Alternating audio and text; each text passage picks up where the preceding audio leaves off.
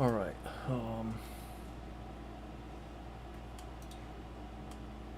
Andy jump scare. Hey everybody, sorry that took a little bit longer than normal. I had to give Wayne a little bit more food. Post some clips and stuff. Sassy Chap Games! I also should, real quick, post a link in my Discord. I don't know if that's really been helping, but I should do that real quick.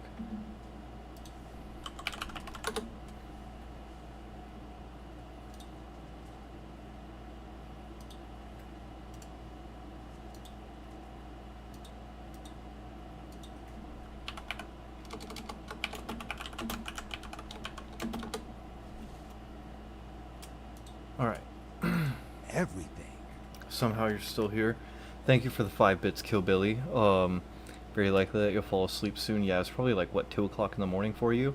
It has been a long weekend for me. I have slept multiple times for like 20-30 minutes. But I'm looking forward to an actual full night of sleep soon. 12:12. Okay, so you're like 2 hours in.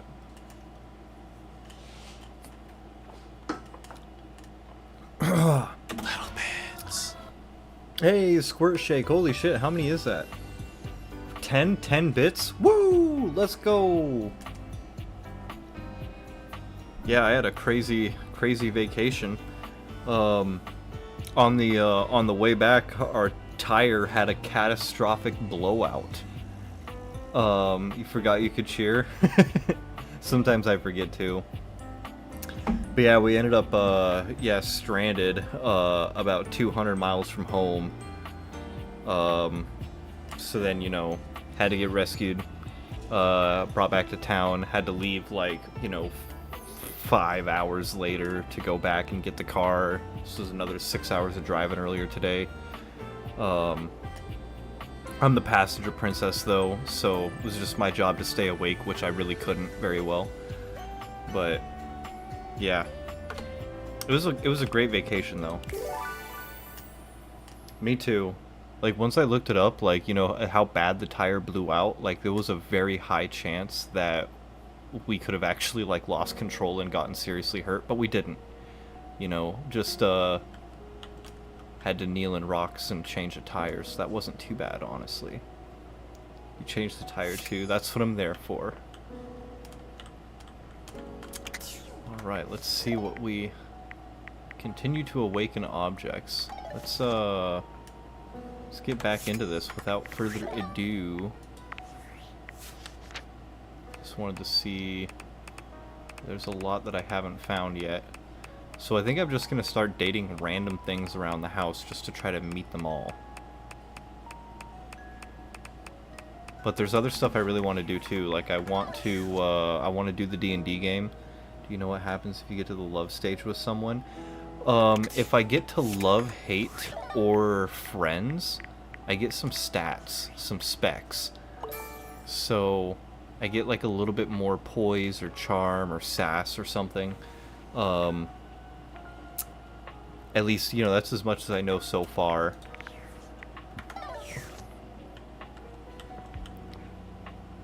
Let's see. We could date all sorts of stuff. I'm gonna try to date the vent. I think that sounds interesting. A cool breeze tickles What the your fuck? neck. You can feel someone here, but you can't see anyone. They're going to talk differently if you have more stats or something. So there, one of the characters that I talked to, the fireplace, had like skill check type options. So if I had like 50 charm, I could have said something, but I didn't, so that option was locked. So there's some sort of sense of progression here.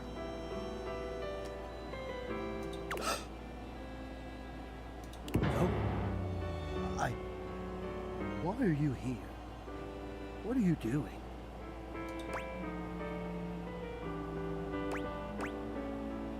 Just saying hi. Hi. You're saying hi. You're greeting me. So casually. like it's easy, like it's nothing. Not now, not here, not yet. Please, please, I'm not ready, not like this. I've dreamed of this, of meeting you, finally. What the fuck? Ben Person is a bit creepy. And now the moment is here. I just can't. Not yet. I'll be ready when you come back. Huh? Okay. Well, alright, well, got that one out of the way, I guess. Daddy, chill. Yeah, right, he was chill. He was freezing. Let's see, I think the books are just the same literature guy, right? What is this? Triangle? Elephant towel? I could probably spend like several days just dating stuff in my own room. Can I date the doorknob? Or the dresser knob? Let's see.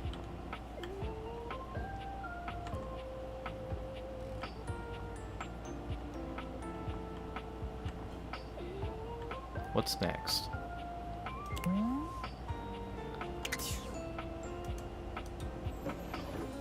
Oh yeah, what's this?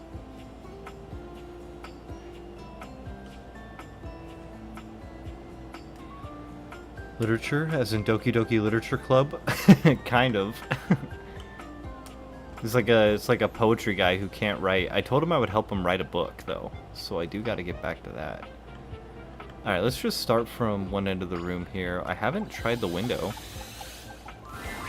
The figure who stands before you has the casual, confident air of someone who knows just what she's about.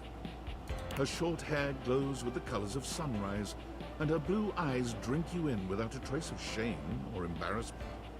She evaluates you with a hand on one hip, her draped clothing subtly highlighting curves Hello, you'd never have the expected rando. from a How's it going? structured window. Well, hi there. I'm Wendolyn. Wendolyn? Oh.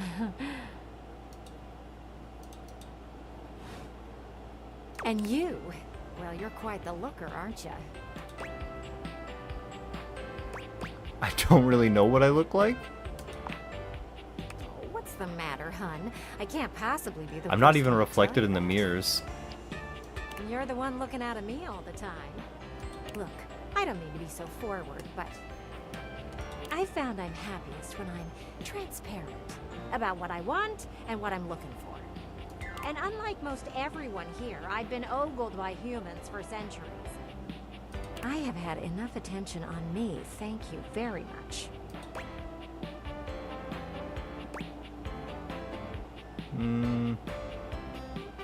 I'll look away then if you want. Well, not too much, okay?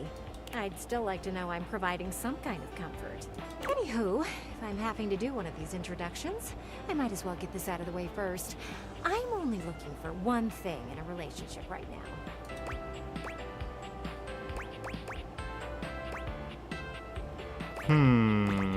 Think she wants a bitter rivalry? I'm gonna guess friendship. You know it. Let's go. That said, I can't say I'm looking for anything too serious right now.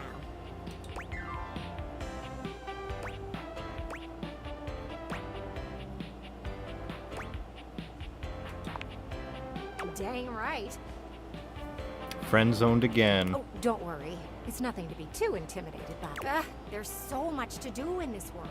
So many views to see. Even just the simple joy of a night on the town.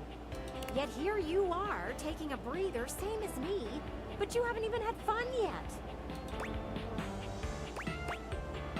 What are you suggesting? I just want to see you live a little, that's all. Stop watching life pass you by. Enjoy yourself. Kiss someone. Kiss many someones. And then maybe, in between your adventures, you can come tell me about all the fun you're having.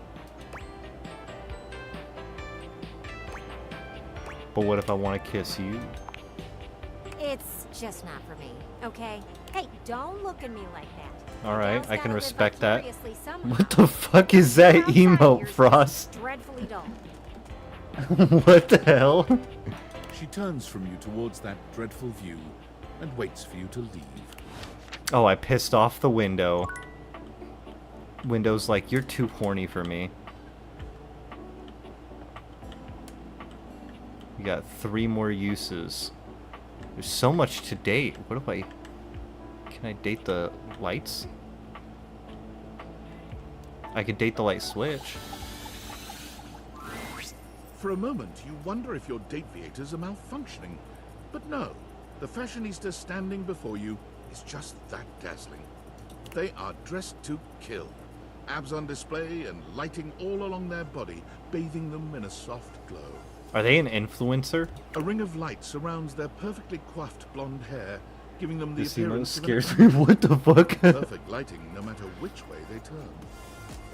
But it doesn't take you long to discover the angel comparisons end at their appearance. This music's kind of slapping though. Hey, betches! It's me again, Lux.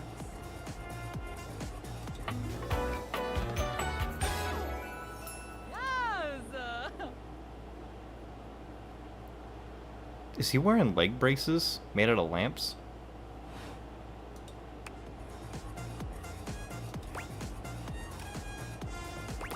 Hey, bitch! Wow, wow, wow, wow, wow, wow, seriously? Keep it down, okay? Can you not see that I am alive? Oh my god, they are an influencer. So you're an influencer or something? No. And honestly, you're being super disrespectful. We don't use that word anymore. Oh, sorry. He's a Twitch streamer. Can you imagine? We use the Fucking term nerd. influnker. Influnker? Incandescent, naturally flavored, like unbelievably naturally charismatic entertainer. This is the most gay lamp to ever lamp. Shine bright like a star. Cool. I know. We're called influnkers for short.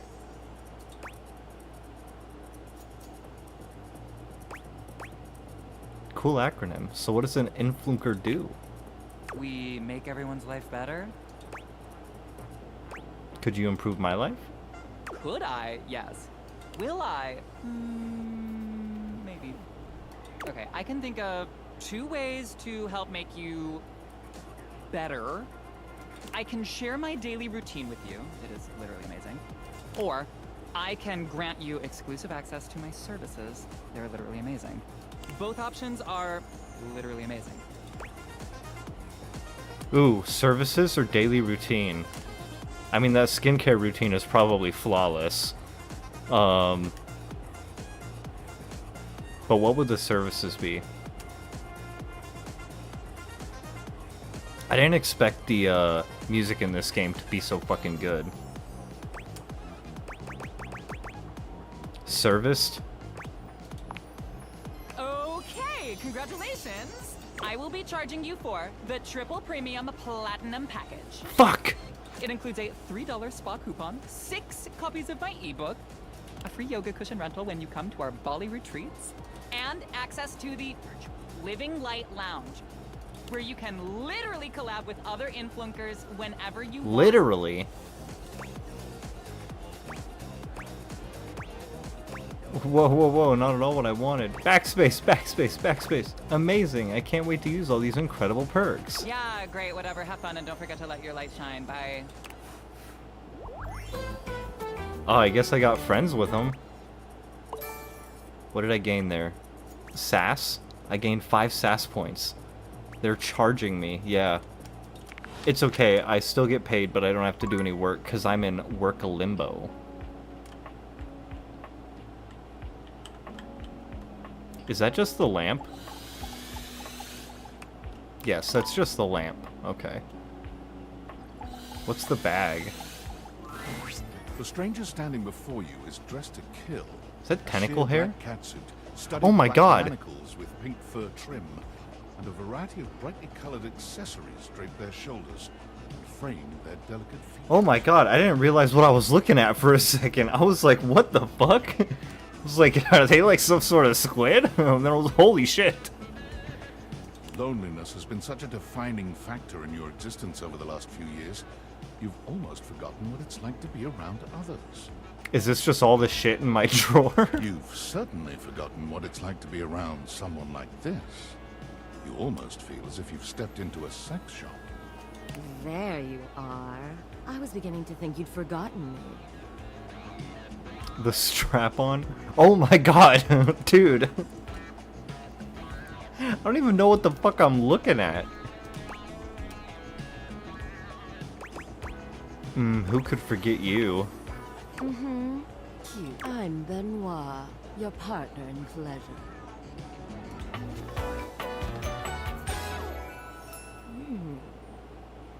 Benoit? I know most of these names are puns, but honestly, I don't get that one.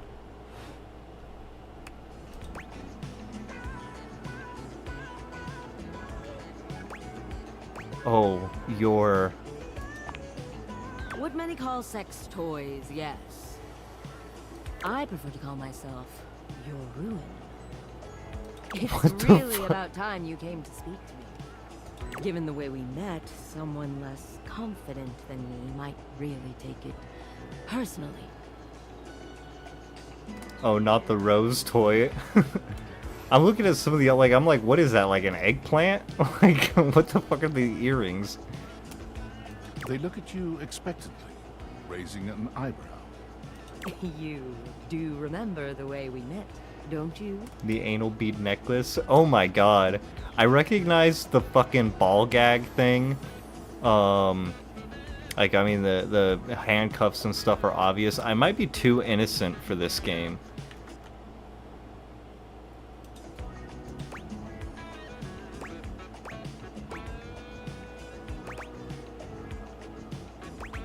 I bought you? You think you could afford me? Please, no, that wasn't it. Gag gift. They look absolutely disgusted. The only way to strip the word gag of all its appeal.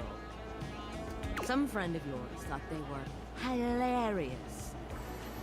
You moved into this house and your friend brought you a big box. You opened it up to find... what else? A smaller box. You opened that to find another small box. And so on and so forth. So funny. And well, all this shit was in that even smaller box? Eventually, you got to the smallest box. And there I was. A bright-eyed virgin. Yours for the taking. But there's still time to rectify that. What the fuck? After all, you're here, I'm here, and I know you have nothing but time. So how about it? Me and you and mind-bending, Right, earth-shattering... bruh. This game is very strange. I think you first joined during the last stream, which was my end of my Doki Doki stream. But I like to play strange and bizarre ass games, among other actually very normal games. But if it's fucking weird, I'm probably gonna play it. Maybe we could just cuddle and get to know each other instead. I'm gonna go with oh hell yeah. I knew you couldn't stay away much longer. Come here. Benoit takes you by the hand, guiding you to lie down on your bed. What happens next is a blur of sensation. Sex toy is better than the toilet though. The toilet was funny though. Benoit is everywhere at once, taking your hands and showing you just what to do to blow your own mind. You've never experienced anything like it, and you know you'll never be the same again.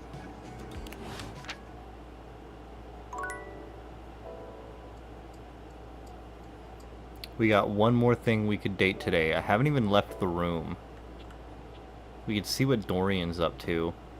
Try the treasure box. The dresser. I wonder if the dresser and the drawer are separate. Maybe we should save those so we could test that the next day. There's tons of stuff in the closet. There's the mirror, the cat alarm. Nothing in the drawers here. Imagine seeing someone looking at the house and seeing you fuck the toaster. They better not look in this house.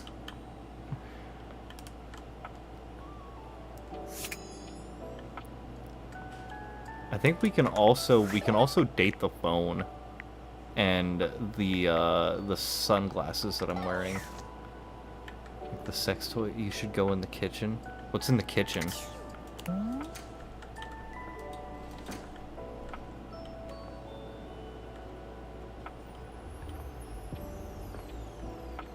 There's tons of stuff in the kitchen.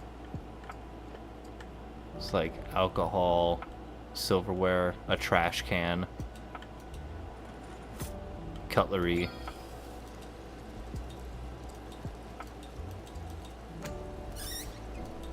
More dishes. The microwave.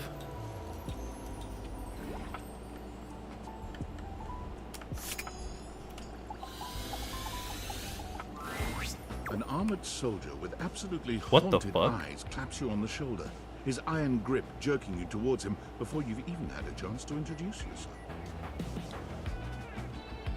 Ranger! Oh, you survived the journey. And with all your limbs still attached. Thank the immortals you made it here alive. Don't push your obscure religion on me, pal. Thank the immortals. Love those guys. Travis Willingham. Okay, it does not sound like Travis Willingham to me. I'm gonna say thank the immortals because I did recently. Oh no, wait, no, I watched the Eternals. Okay, well, the legally distinct Eternals. Guys. Sure. Oh, they're not guys. Fuck. Sheesh. This bunko buster crud nugget doesn't even know the lingo. Mayhaps my trust might be misplaced. He starts suddenly, clapping his hand to his forehead. Oh, and heck, where are my manners? Name's Nukem. Luke. Luke Nukem? What the fuck? Look at you. Sorry, it's been a while since I've seen another face. Except the faces in the walls, of course. They tell me to burn things. But I try to tune them out. Mostly because I already burned everything flammable weeks ago.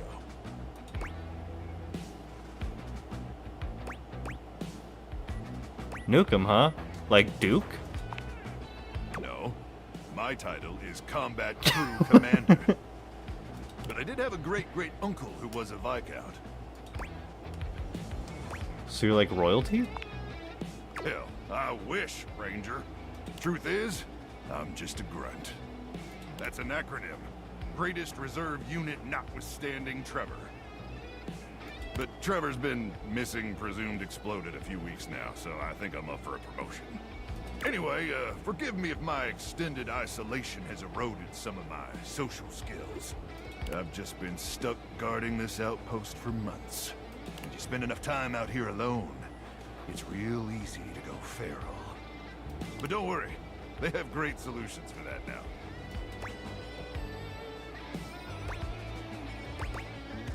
What kind of solutions? Death via nasal spears. Oh god.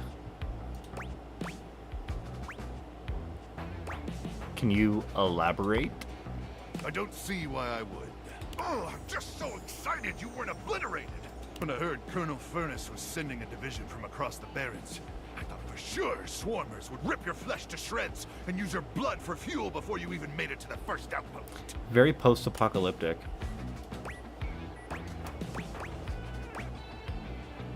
Has there been a gasoline shortage? Oh, but I'm very resilient. Oh, they did, but I'm very resilient. I'm just gonna play into them. Certainly are. I appreciate that in a ranger. But wait, you came alone? Where's the rest of your division? I don't know. Can I have some tendies? Oh, they're definitely dead. Cruck! Ah, swarmers be damned. I'm so sorry, Ranger.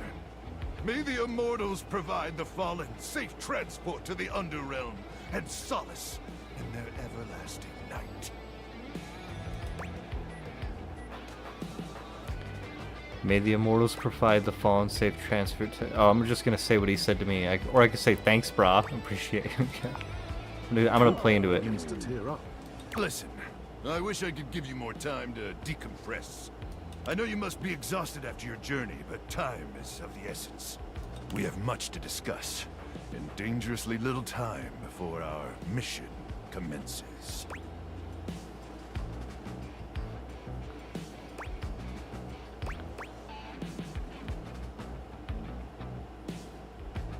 Can I have like 5 minutes to nap first? I already told you. There's no time! I trust Colonel Furness briefed you on the mission back at the fortification. No.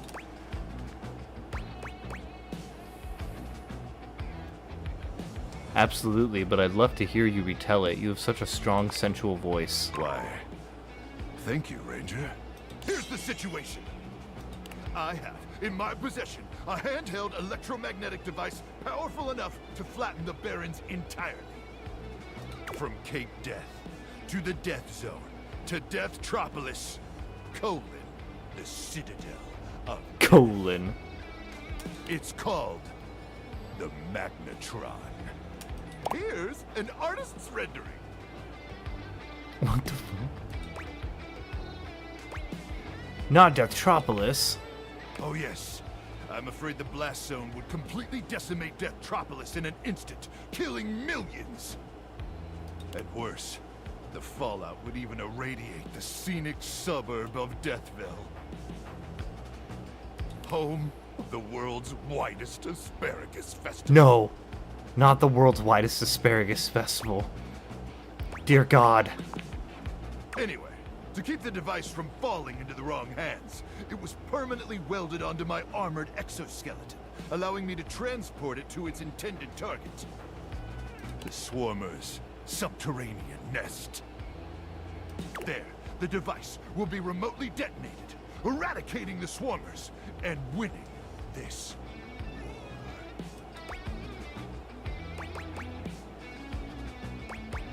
So you're going to die? war. Hopefully not. Not with your help, but also most likely, yes. I need you to meet me back here tomorrow at 0700 hours. After a light breakfast of irradiated grubs, I'll walk you through your training and our mission objectives. Yes, sir.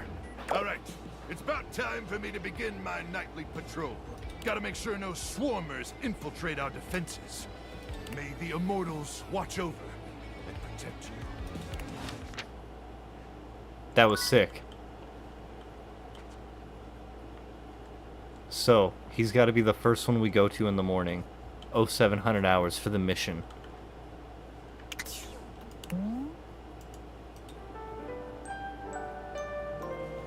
You like his character more than expected? Very Mad Max Fallout kind of feeling.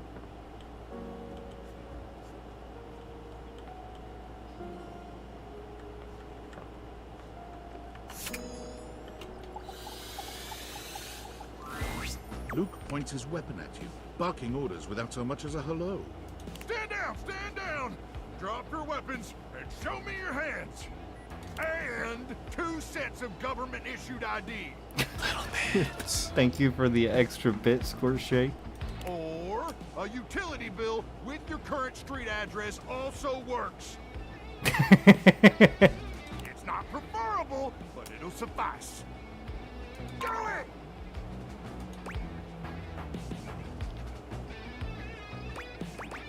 But I only have my driver's license. I'm sorry. Did that sound like a request? If so, that's my bad. Sometimes my orders come out sounding like requests. My intonation gets wonky when I'm, frazzled.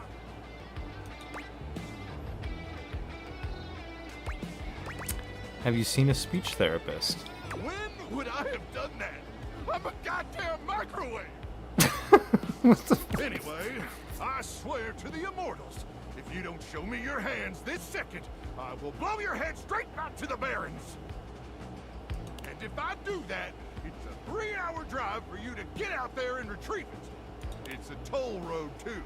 It'll just waste your entire day. No. I'm gonna give you to the count of 3, 2, 1... But it's me, Ranger. Luke squints at you for just a few seconds, and then he lowers his weapon with a relieved expression. Oh, Ranger! It is you! Ah, sorry. I'm just so hopped up on Power Crank that everything starts blurring together like a Monet knockoff that fell in some acid. Next time, tell me sooner, would you? I don't want to accidentally blow off any of those pretty limbs of yours. Do you like my limbs so much? You really think they're pretty? Ooh, best limbs on a Ranger I've ever seen.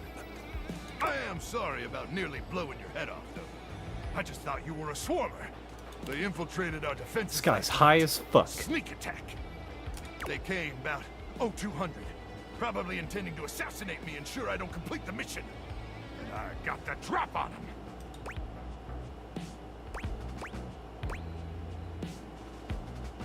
How'd you manage that? Well, I continuously pump power crank directly into my veins. Keeps me perpetually alert. On account of the power. Me, but playing Fallout. Also the crank. Reckon I've been awake now for Or 49 do I feel like he's months gonna or so. chop my legs off? He might. He's been awake for 49 months or so. Me playing Fallout. That's nuts. Yeah, but the power crank manufacturers say if my liver self-immolates, they'll grow me a brand new one in a tank. That's the power crank guarantee. But, getting back to the issue at hand, the swarmers did their best to neutralize us, but I dispatched them easily. They never would have reached the device anyway. It's hidden deep within my chassis. And no one gets in there. Is the bomb in his ass?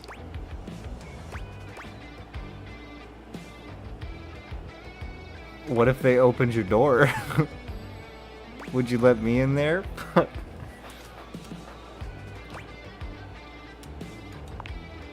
Well, sure, if you open the door.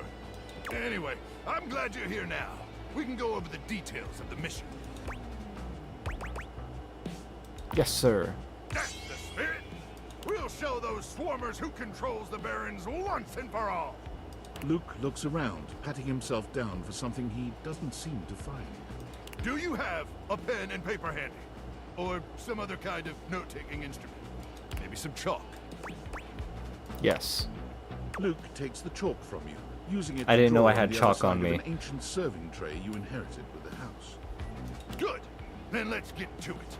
At 0900 hours tomorrow, we leave here and head 10 clicks southeast into the death zone. That'll take us just past the Sea of Death and the all-inclusive Death Resort on Death Beach. So much death. If all goes smoothly, we'll arrive on the outskirts of the Swarmer's Nest around 0700. You getting all this, Ranger? There's an all-inclusive resort? Of course. Just because there was a nuclear holocaust doesn't mean the citizenry don't need to relax and catch some rays. Mostly gamma rays, but they'll get you tan all the same. Just faster. But wouldn't that give you cancer? What do I look like, a dermatologist? I'm trying to do a mission briefing here. Gotcha, sorry. Once we reach the Swarmer's Nest, I'll need you to initiate some sort of distraction. Something that'll allow me to slip past their security undetected. Any ideas?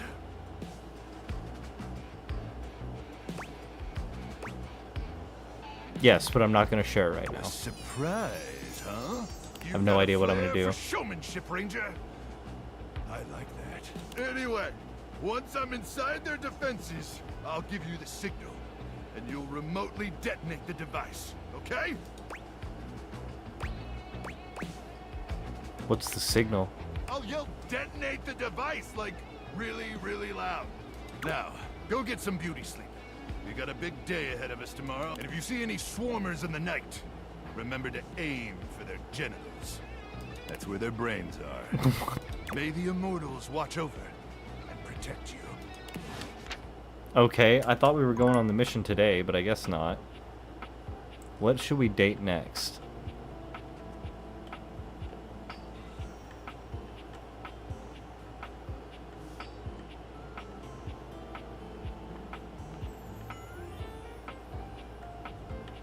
So many options. Oh, What was that?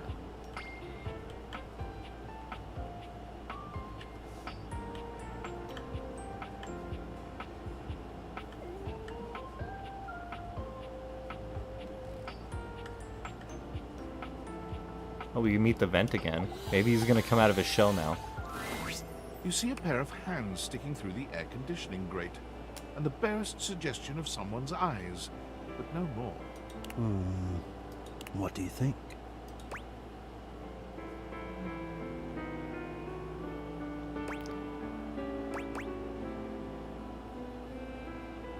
You won't come out of there and let me see you? Come on, I can't fall in love with you. I don't know what you look like. Oh, I can show you a picture if you wish. I wish. I will have to get it ready. Hello. I am Hector Valentino Ernesto Condicional. HVAC. At your service. Well, hello there.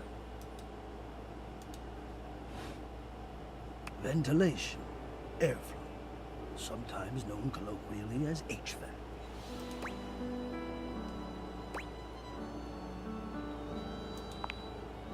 Yes, to hear me, I would wish you to understand. And if not understand, then at least believe me when I say that hearing me is the most pleasurable way to Watch him be like incredibly gorgeous. Seeing me, well, it's not a compliment to me, and it would be a great disappointment to you. My greatest wish is to give you pleasure. But I'm getting ahead of myself. Tell me, how much do you think about me? Now, yes, I understand that our meeting in this way is so very new for both of us.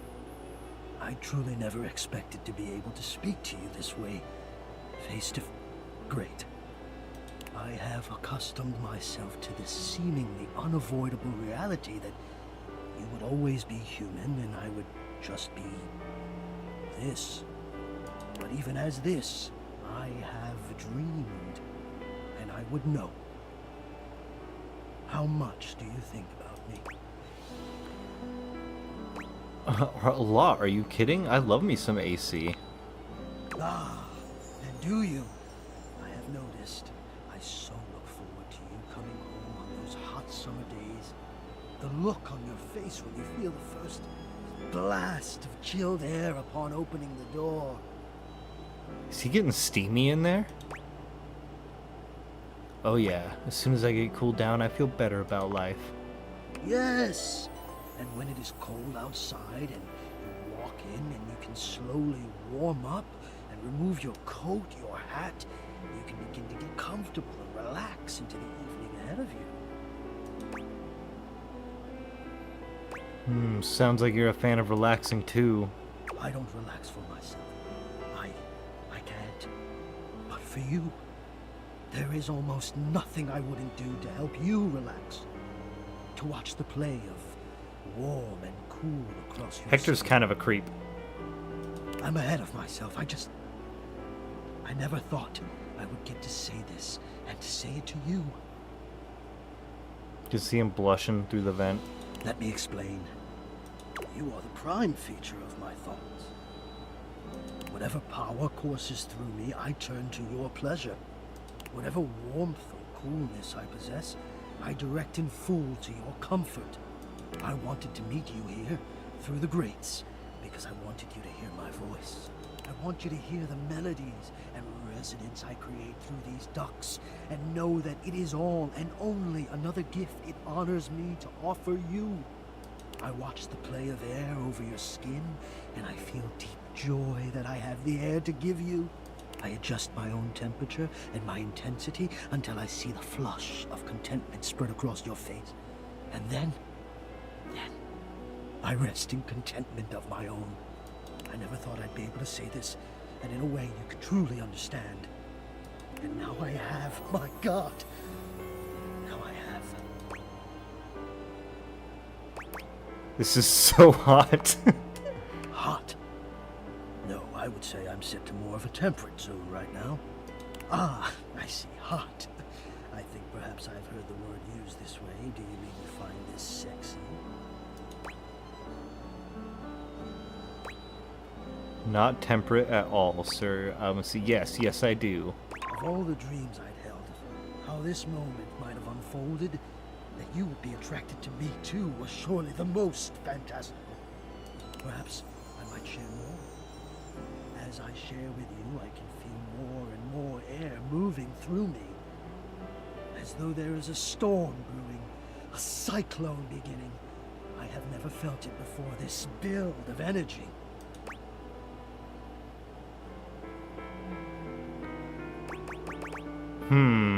What should I say? They're all kinds of creeps. They are creeps. But my character's stuck in his house and I can't leave, so might as well try to fuck all my furniture. Even more fun if you keep it going. I wonder sometimes about how I knew it was you. What was the moment? What was the sensation that told me you were it? I can only ask this of myself, of course, but I realized that it was how I felt around you. When you push my buttons, when you move my temperature setting up or down. I exist only in service to you. Everything about me only is because you will it, because you direct it. Do you understand this? Of course I do. I'm in control. Completely. You do understand. Can you also understand what that does to me? You telling me what to do, and I am powerless to do otherwise. Somehow it relaxes me. And to know that I'm giving you precisely the thing you want at that moment. Oh, it fulfills me. It makes me whole. As soon as I fulfill your command, your desire, I become the one with the power. You ask for chill, and I watch the goosebumps play over your skin as you pull the blanket up more closely under your chin.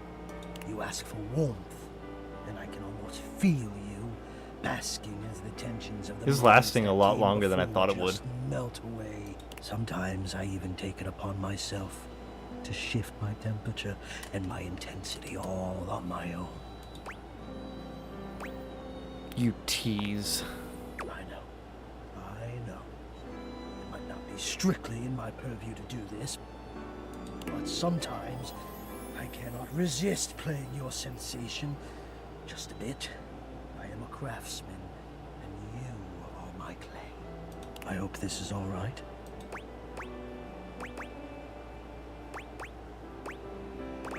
It's very alright. I had no idea you loved me like this.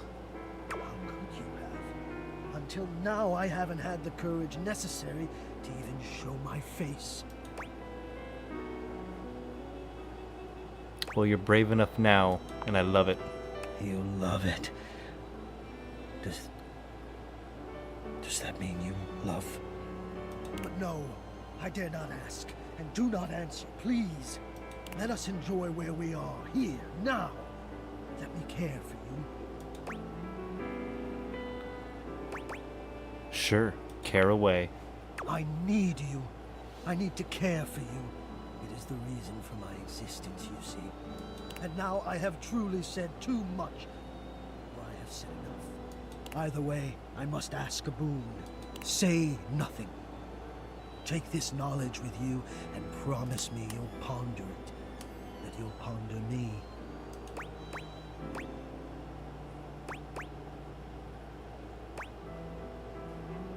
Only if you give me something to really think about. You delectable tease. Think about this then. A warm breeze whistles through the grate. I thought he was gonna give me like a above you collectible. and trickles downwards to caress your exposed arm. The warmth rolls over your wrist, up the inside of your elbow, around the back of your shoulder, and slowly, very slowly, up the gentle slope of your neck. You can feel the breeze desiring to embed itself in your hair. It is the perfect warmth. If I played kindergarten, perfect strength. no, but when I was a kid, I was in and your kindergarten. eyes softly flutter closed. Ponder that. Is kindergarten another fucking crazy game?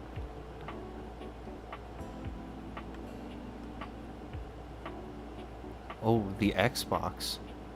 Or PlayStation or something. Or what's that? What's that box there? I don't know. Oh yeah, we were trying to do everything in the room, right?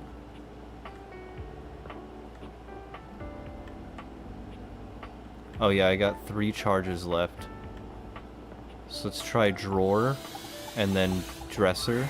See if it's the first word same that one. comes to Oh mind god. when you see the large cowboy standing before you is solid.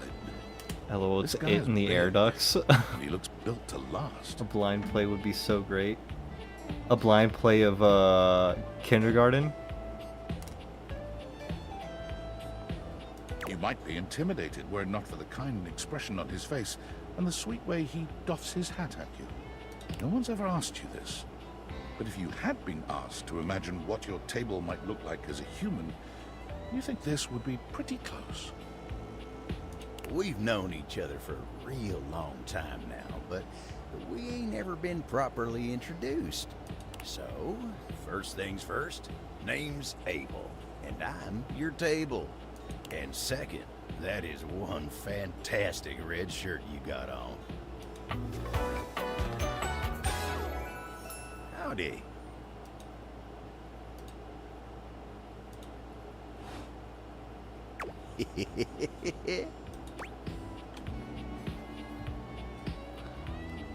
Nice to meet you, Abel.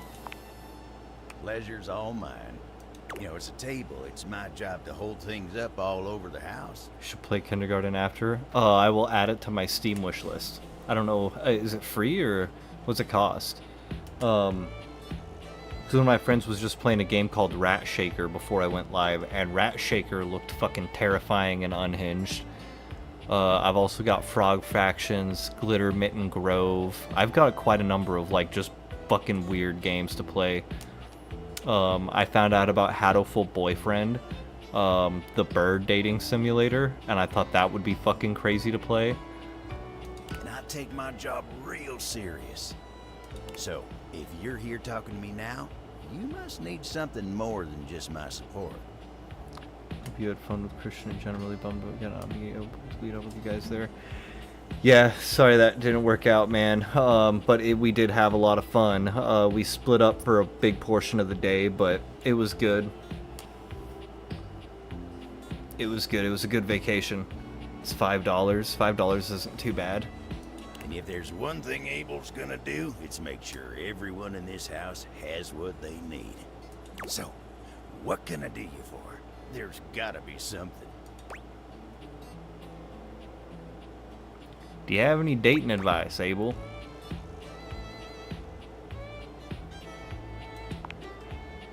Heck, you're asking me that?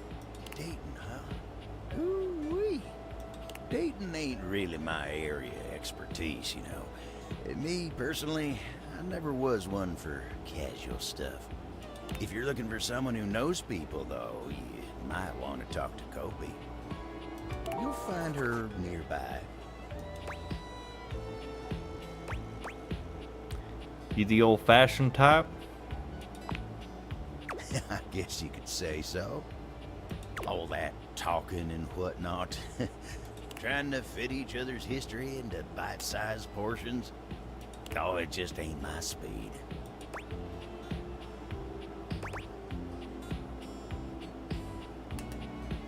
Is what it is. I couldn't get out of work, so I just have to meet up with you sometime still.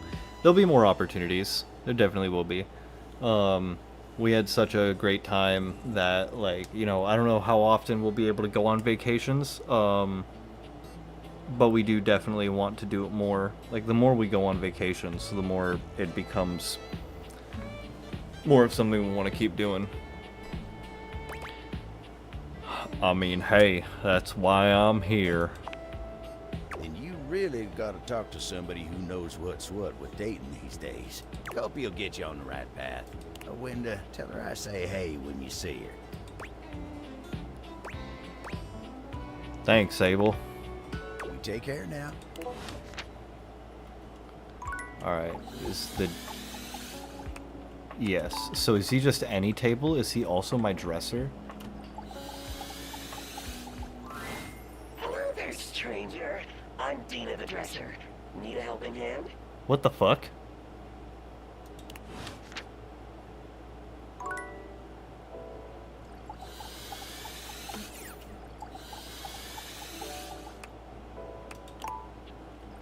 What was that? Did my shit just glitch out?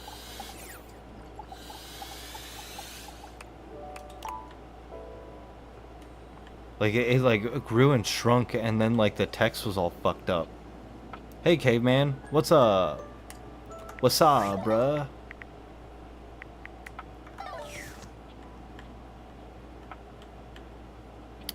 Guess we should meet the box.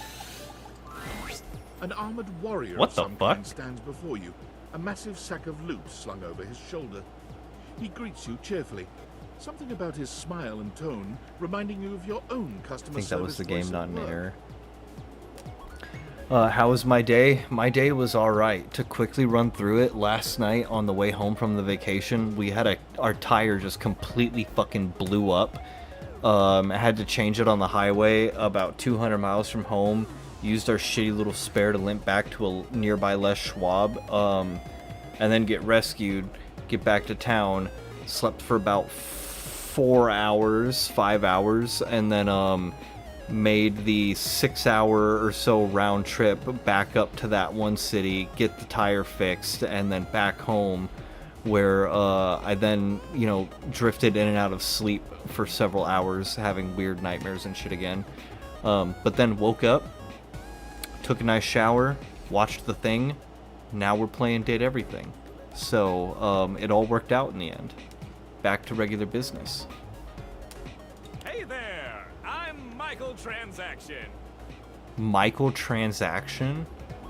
But you can call me Mikey. Congratulations! What the fuck? Thanks for your purchase of the Date Everything Luxury. Oh, he's also Edition. DLC? Your purchase gives you exclusive access to new features never seen in the game before.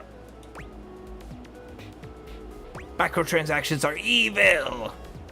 Well, what are the features? Let's ask him what the features are. Exclusive access to the fantastic red shirt. Is that why everybody has been commenting on my nice red shirt? Exclusive access to the art book. Exclusive access to the soundtrack. Exclusive access to phone backgrounds. Oh, I didn't know the phone backgrounds were DLC. Exclusive access to Lucinda Lavish. Lucinda Lavish is honestly my favorite part about the DLC. I don't know how to trigger her though. It seemed like she just showed up randomly, but that shit was wild. I'm gonna post that clip probably tomorrow. And most importantly, exclusive access to me and my store, baby.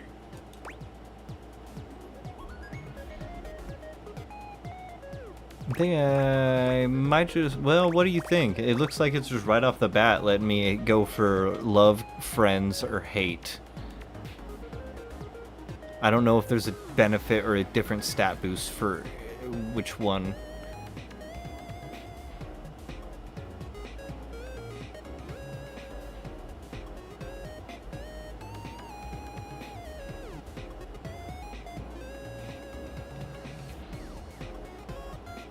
What do you guys think? Friend, maybe? I kind of feel like friend would be the way to go on this one. Unless you want to fuck him. I kind of don't. So... maybe I'm gonna friend zone Michael Transaction.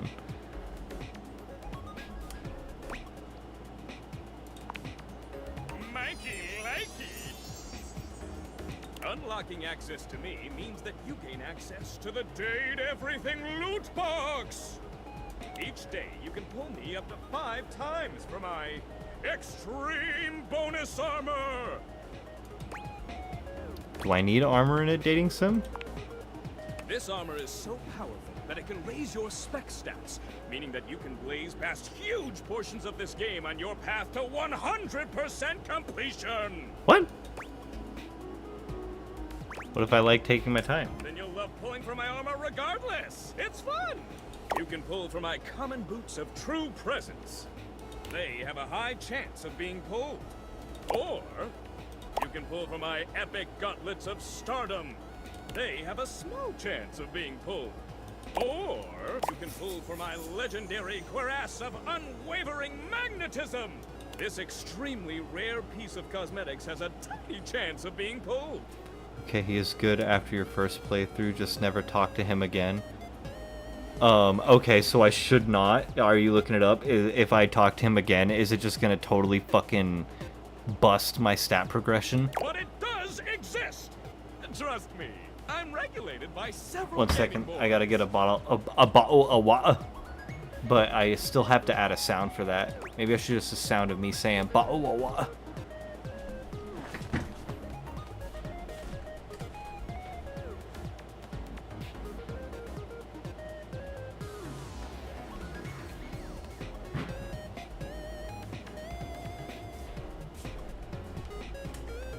I was getting thirsty.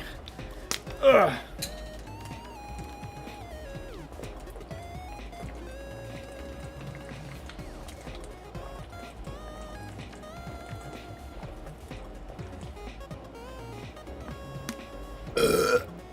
Oh, stay hydrated, homies.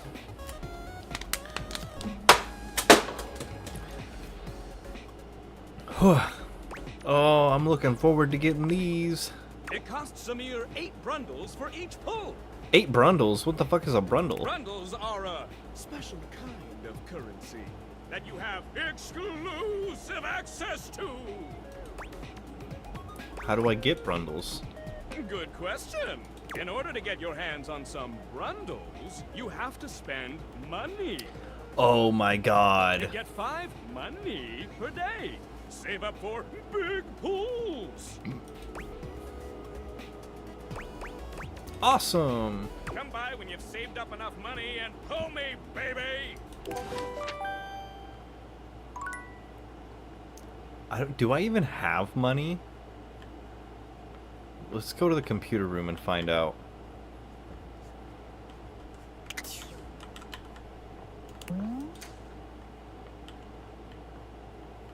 Oh wait. I can't use my computer anymore.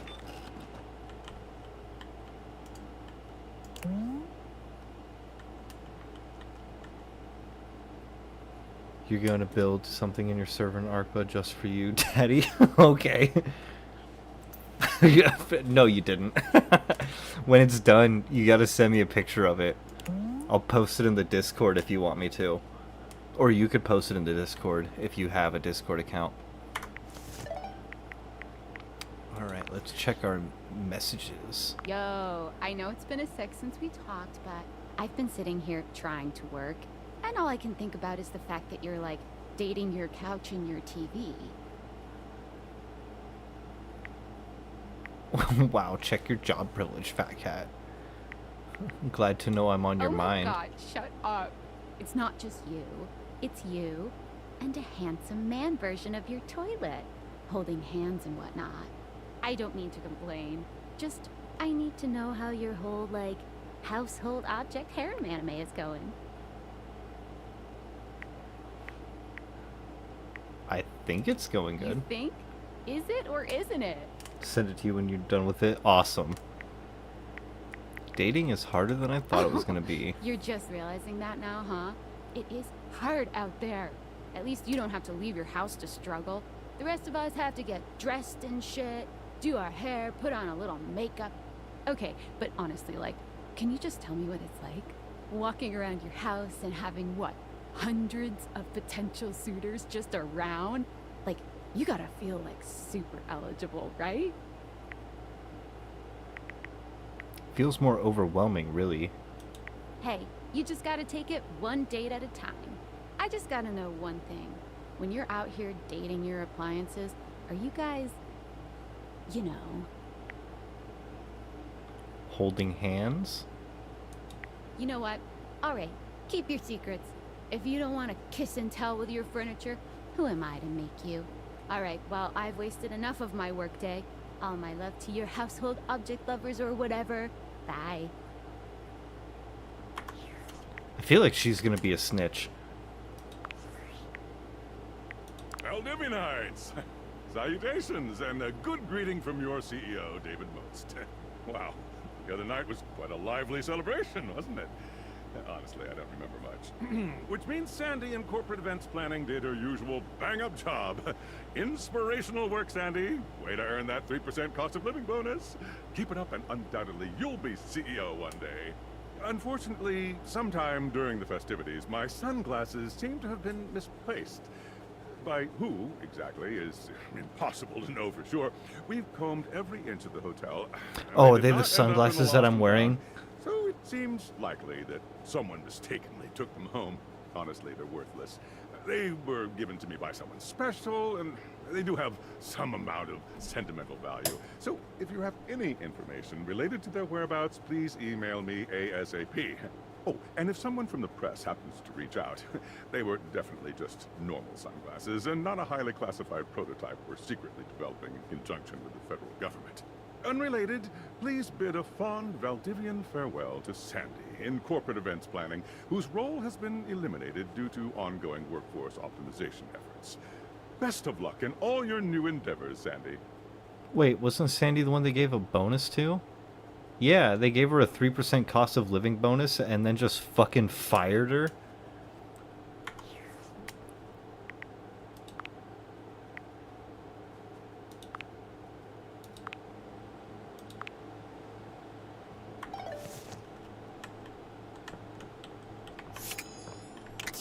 Alright, all out of charges.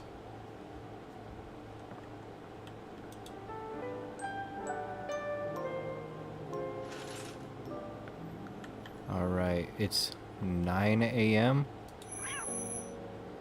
So it was 0900 that I was supposed to go talk to the microwave, right? I want to go on this mission with him.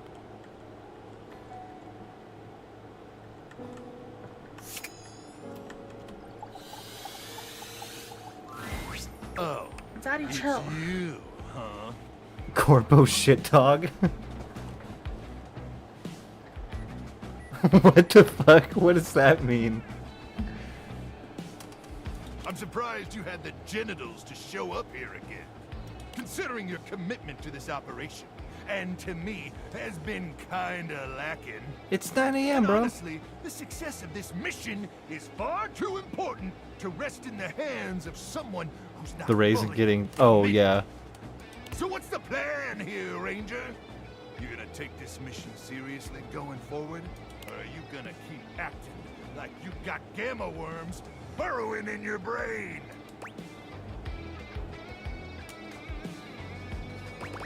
I'm gonna take it seriously. That's what I like to hear! Hoo-ah! Can you feel it, Ranger? Take in a deep, masculine breath. There's something in the air today. And I don't mean the stench of mutant corpses wafting over from the eastern wastes. Just, ignore that. I kinda like it. Ah, a ranger who relishes the smell of death.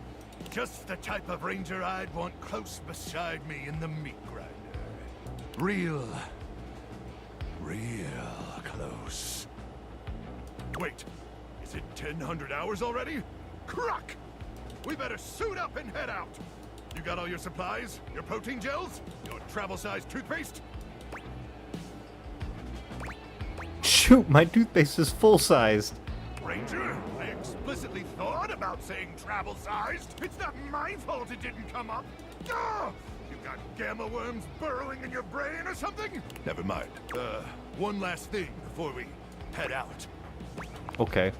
I need you to reach into my chassis and arm the electromagnetic device. There won't be any time to do it once we're out in the Barrens. Especially not if we gotta stop at Death Mart for snacks. Can you do that for me? Reach inside my chassis and arm the device. Oh, I'd love that. That makes two of us. Sorry. Oh, I don't know why I said that. Oh, is it getting hot in here, or is it just me? Sorry, I turned you on.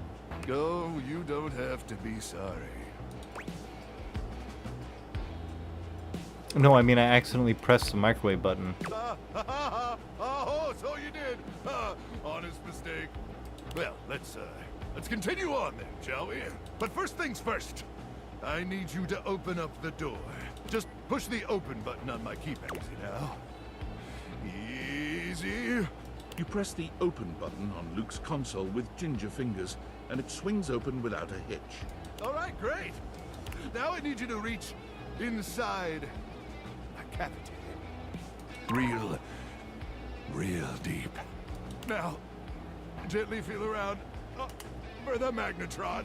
Heat over here has been brutal. I wish we would get some more rain so my lawn didn't look like shit. Bro, yeah, it's been hot as fuck around here. I've got my AC pointing right at me, and I still feel like I need to step outside into the cool night air to cool down, because it gets rough. It's been, where I live, like 90 to 100 degrees most days for like 2 weeks, and I just like, ugh. You do as he asks, though you're not entirely sure how well this is going to go. It should be a small metal cylindrical device. Oh, you're doing so good, Ranger. Okay, I've got it. Wait, this doesn't seem right. What? What's the matter? I think I'm reaching deep into his cavity to arm the device. Oh shit, never mind, it hasn't been that rough. This sucks for you, my bad. I am cavity searching him at his request. The label says it's for warming up food? I thought it was a bomb. You withdraw your hand from Luke's cavity at once. Well, I mean, sure, a magnetron isn't technically a bomb. Real deep. But I never said it was. I said it was a handheld electromagnetic device. And it is! It's an awesome electromagnetic device that uses microwave radiation to cook food! Delicious food! But that doesn't mean it can't send those swarmers back to hell. Unless you're calling me a liar. I'm sorry, I didn't mean to. Yeah, well, it's too late for sorries, okay? I can't believe this. After all we've been through. After I let you inside my cabin. You have the audacity to call Okay, now me I'm a hearing the liar? Travis Willingham. Now I can't And use if him? I'm lying about the magnetron, I must be lying about other stuff. Is that what you think? Hold on, I think you're great. Oh, now you're just patronizing me. Look, I'm not gonna sit around here and be insulted. And since I can't actually leave, because I'm a freaking microwave, I'd appreciate it if may the immortals curse you with skin rashes and buboes and stale gum and other totally bad stuff. Did I really fuck up? Did I actually fuck that up? How did I fuck that up? Now you can't use him, like you won't be able to heat up food? Oh. I was like, shit, do I need to reload?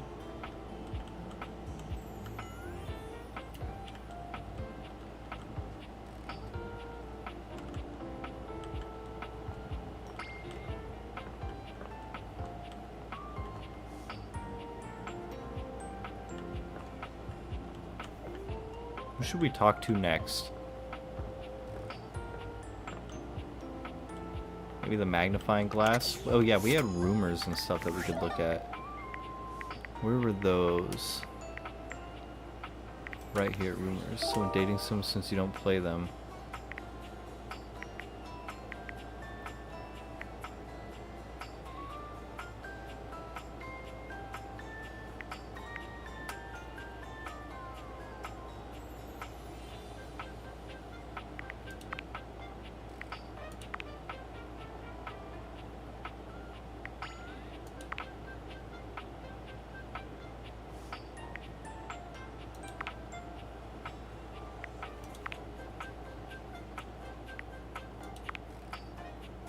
Like it matters what you say. Shows like, dislike, and neutral choice. Yeah, but like, I didn't know how I fucked that up. Like, I was like trying to be like, yeah, let's do this. But then it like only gave me one option. Right?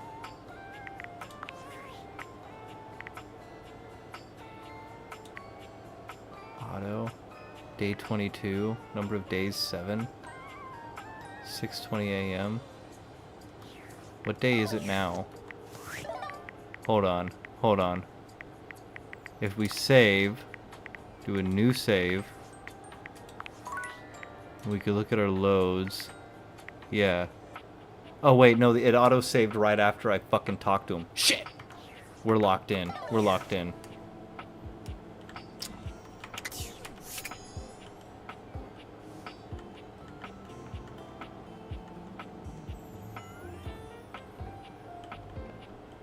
Could be okay. He's kind of psychotic. I want to do the D&D thing. Let's do the D&D thing. They said, oh, come back tomorrow. Same with the book guy. My faithful traveler, Oh. you have returned. Couldn't stay away from your cute face. Flattery won't get you any extra XP, but it might get you some fudge dice rolls. Keyword, might. And it looks like our mutual friend Dasha is joining us today. I am ready to perform feats of strength with my imagination. She claps you on the back just a little too hard. Do not worry, my friend. Dasha's brain muscles are just as strong as real muscles. You are sure to succeed in your ventures with Guardian Yekaterina Dmitrievna Petrova at your side. Yekaterina Dmitrievna Petrova. I prefer to call them adventures, but to each their own. I use detect evildoers to find any villains nearby. We haven't started yet, my dear. One moment.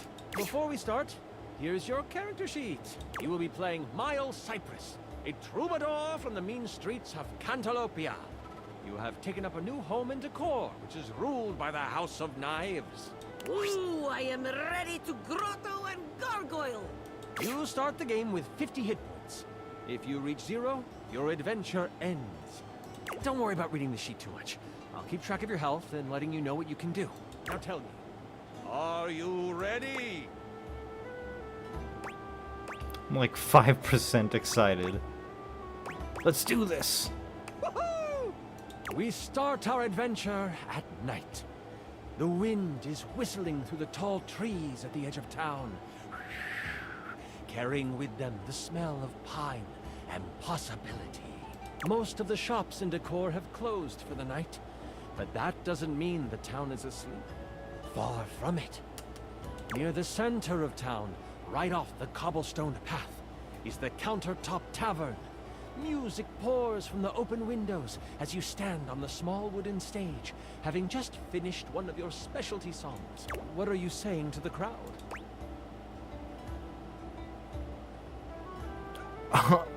Oh, damn it, I don't have the sass. Are you not entertained? I guess that'll work. You're just warming up. It's okay. Let's continue. Oh, she's hot. Damn, I'd let her wrap me up into a pretzel. Oh, Dasha. Yeah, when I first found Dasha, I was like, Mommy, pick me up. And she was like, I'll pick you up. Your music is decent. Very good. You exit the stage and find your seat at the bar. The bartender slides you a red ale.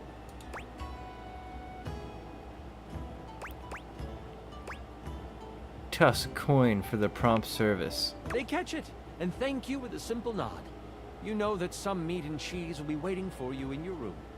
I am seated at the bar, enjoying delicious ale and meats, and also cheeses. As you sip your drink, a hooded figure sits next to you at the bar. Without looking at you, they simply ask, "Can you swing as well as you can sing?" I punch him. I try to get a better look at him. I'm not gonna be a murder hobo. They notice you try to see who they are. They pull their hood closer and slide you a thick gold coin with the stamp of the butcher block on it. What's the butcher block? The butcher block are the not-so-secret guard of the Knives Monarch. If they have come to you, it is serious business.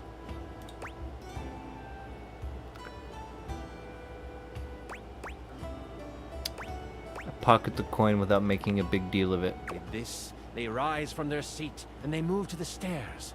They pause briefly, making sure to lock eyes with you before ascending the steps. You toss back your drink and you follow. People have noticed the moment and start to whistle and hoot.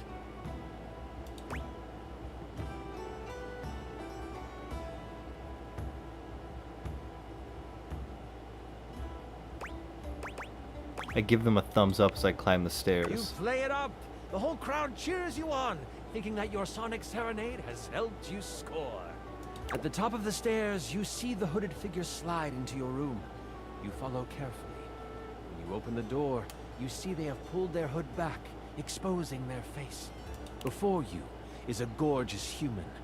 It is disarming. Why would anyone so beautiful cover their face?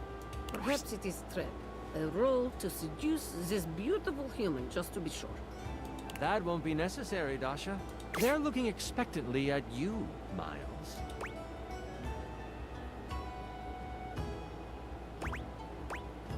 Why did they bring me here?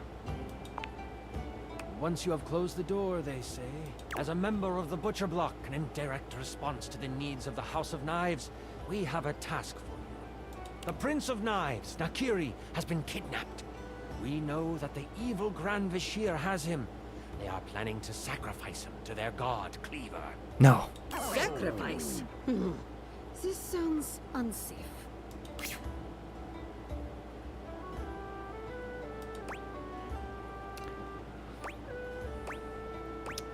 How could I be of any help? Simple We believe bard. you know how to get where they are holding the prince without arousing much suspicion. As a musician, you can travel freely. They will make the sacrifice at the Great Kitchen Sinkhole tomorrow night. If you state you are visiting family in Cantalopia, no one will suspect you as you move toward the sinkhole. You should rest up. Tomorrow is a big day. This is so much fun, isn't it? Yes, I wish to continue.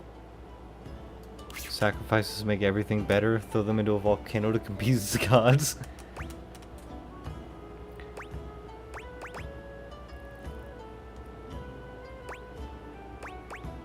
You are doing a fantastic job. I'm really enjoying myself too. Where were we? You get a full night's rest and a hearty breakfast. You get a boost of 20 health for the day. You, Troubadour, are ready to go save the prince. Yekaterina will eat hearty breakfast as well. Breakfast is most important meal of the day. I am ready for action. As you head out towards the Great Kitchen Sinkhole, you have a pep in your step and greet the people in the market. The thought of the Oh, Prince shit. of Knives and I Trouble accidentally worries clicked you, that. and you know you need to make haste. You have seen the prince once before, and the thought of him floods your mind. He is handsome, sharp-dressed, and has carved a place in your memory. To sing for him would be a dream come true. To serenade him in private would be... Ooh. You walk faster at the thought. That pep in your step has become a borderline power walk. As you walk past the town gates, you notice that two people are behind you. Maybe they are just traveling as well. Still, you can't be too sure. You pass a fork that goes to a neighboring town. They don't turn off. You remember the messenger from last night warning of a mole within the block. You. Devil, you. Fucking smacked my mic.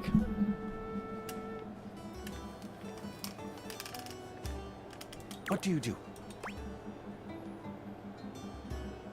Break from the path to see what they do. You take a hard right turn into the tall grass field next to you. The two people behind you continue on the path. You breathe a sigh of relief to think you were just being paranoid. They could not handle Yekaterina. My aura of strength has frightened them off. But then, you feel the tall grass next to you move. Oh shit. You stop, trying to find where the rustle is coming from. That's when you realize it's coming from all around you. Out of the tall grass, you are attacked by a small lizard thing that bites at you. Stop! Stop! Stop! Ah, what is that thing? It's a knobgoblin. You can either swing at it with your trusty club, or you can perform a stunning song.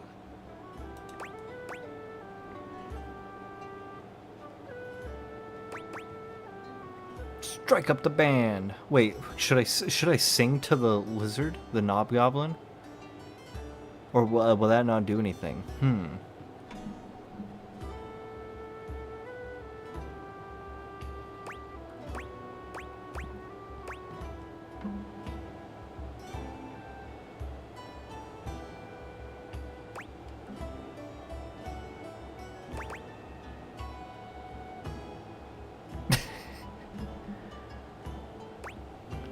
Are you using the channel points to unlock the subscriber emotes?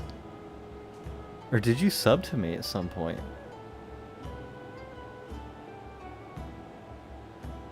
Damn, I thought I unlocked those. You might have unlocked those. I know you can spend channel points to unlock them, but I think it's for a limited time. I'm not sure.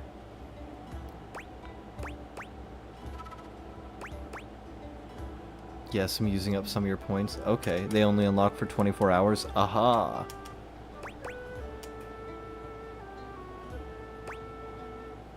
I'm gonna swing at the Knobgoblin. Well, no, let's strike up the band. You find your note, and you sing it loud and proud. The Knobgoblin falls to the ground, shocked at your glorious voice. With the Knobgoblin behind you, you find the main road and head towards the Great Kitchen Sinkhole. My character's like, Pink Pony Club. The road is packed well, and your feet seem to find flight on it. The sun is high, and the warmth of the day is complemented by the smells coming from the woods ahead of you. As you cross into the trees, the canopy above blocks the light from touching much of the forest floor. The coolness of the shade hits your skin, and you smile. If only we could stay in this beautiful place.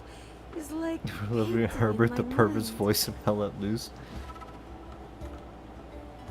You remember what it was like to play your music for the trees. I am not good at doing that voice. This is where you learned the art of song. From the birds, the bees, the crickets, and the chipmunks. You don't know what is ahead of you in the kitchen sinkhole. That makes you anxious. You take a moment, letting the breeze push through the trees and over your body. What is on your mind right now? Maybe this is a sign I need to collect myself before moving forward. You open your eyes, looking around until you find a stump that is at a good sitting height. There is an understanding that you must get to the sinkhole quickly, but you have time, and you want to be centered when you get there. Taking out your lyre, you begin to strum. Your fingers pluck the strings softly at first, but then you close your eyes and let the music take you over. The tune that floats through the air is one you have never played before, but it comes to you as if it were a memory. Birds and other critters fall silent to listen. The blades of grass seem to lean in toward you. Leaves suspend in air before they fall, just so they can take in the music. Yekaterina will do very sexy and impressive sword dance. So birds and other critters are enchanted by my moves. And then, a branch cracks, breaking you from your playing. I open my eyes looking for the sound. You see nothing for a moment as you sit and listen. And then, someone moves from behind a tree. As the person comes into view, you instantly know who it is. Adorned in jewels befitting of royalty, but clothes set for a hike, the eyes of a powerful royal meet yours. The warrior Queen Slycelia stands before you, glass magic staff in hand, a smile on her face. Fear not. I come with no harm in my heart.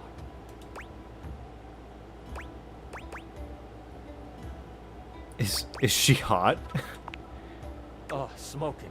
Like, so hot it's kinda rude, you know? Thank you for asking this very important question. At any rate, she continues. May I ask what brings such a soul as yours to these woods?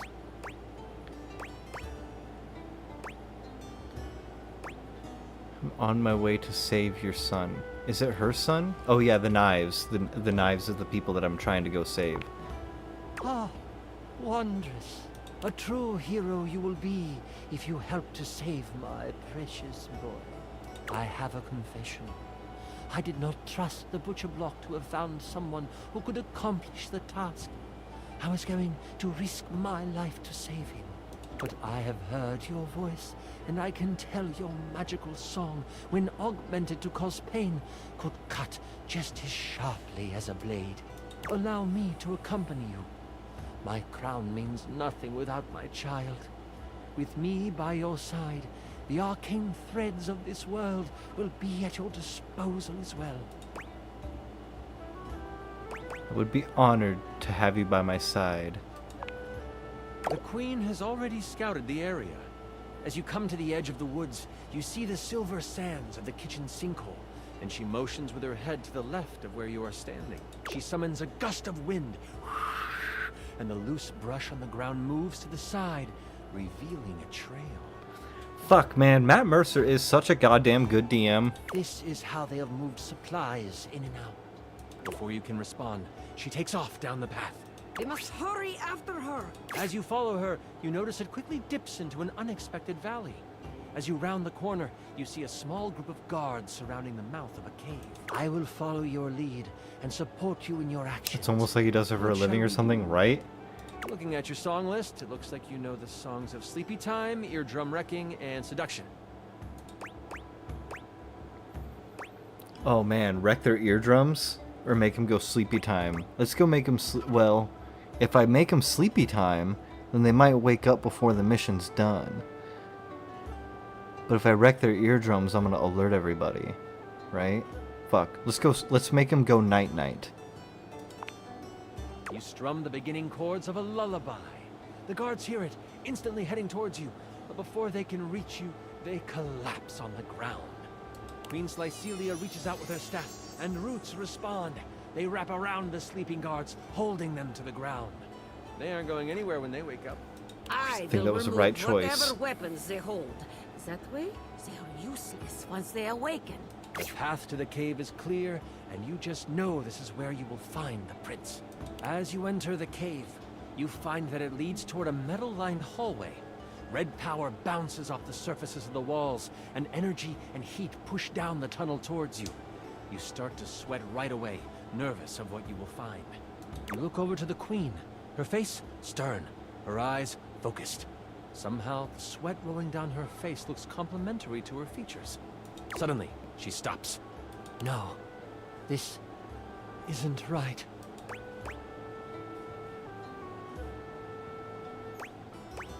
Something the matter here, my queen? I can sense my son up ahead, but I also feel we must hurry. She takes off, her gait widening as she races through the tunnel. You struggle to keep up until you almost run into her as she stops at the mouth of a large room. She should be more careful. Blocking the exit is fire hazard. As you look into the room, you see the prince. But you also see the outline of someone everyone would know. It can't be, the queen says almost to herself. Cleaver, is that you? Hello, my darling. The figure rumbles as he kneels in front of a bonfire in the middle of the room. The queen has come to be with her king, yes? So, sexy queen is not single? As the figure stands, you take in King Cleaver, king of the knives, as flames dance across his face. What? The king? So glad this campaign is going well. King Cleaver stands before you, stripped of his royal garb. His muscles are coated with a layer of sweat as he basks in the light of the fire. The prince, in a cage in the corner of the room, is blocked in by a pulsing red energy surrounding it. A low growl escapes the king's mouth. You interrupted the incantation. I'll have to start again after you perish. My love, what are you doing? Something is not right with you. If only you had stayed away, my love. You wouldn't have to witness the work that must be done. You also wouldn't have to die. What has possessed my husband to cause him to speak like this? By what manner of evil do you move through this world? The king tilts his head, still looking into the flames, and... before I begin, this is where I monologue. I know, it's silly, but I've been working hard on it, and I'd love for you to experience your first big bad guy monologue. Monologue away. Do you know how long this realm has had a king? For millennia. Before history can be noted as beginning, this land has always been ruled by a strong-willed king. And not just any king.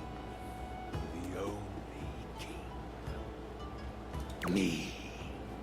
The king turns around, and his face looks hollow in the firelight. His eyes are glowing with a sinister glow. The queen lets out a gasp and goes to move toward him. Your reflexes kick in before you realize it, and you put up your arm to stop her. She heeds your protest. And for millennia, someone in the royal line has vanished. Either in war or out at sea. Some tragedy has fallen to a young member of the family, and the kingdom has mourned for a time. But they have moved on. And queens would die, and kings would pass of a broken heart. And a new king would take the throne. Always some cousin or uncle from a small parcel of land no one had heard of. Always of humble means, always young, always handsome, always me. Damn. And all I have ever needed is the blood of my line to rejuvenate me, and for my inner circle to make sure the butcher block failed in their search. It's a shame we only had one child, my darling. You could have kept the other one, but I need him sadly. I don't suppose you can keep on loving me after this, can you? A smile twists across his face. Absolutely not. I shall never love you again. What a pity. I guess you must die here as well. The king launches himself at you. What do?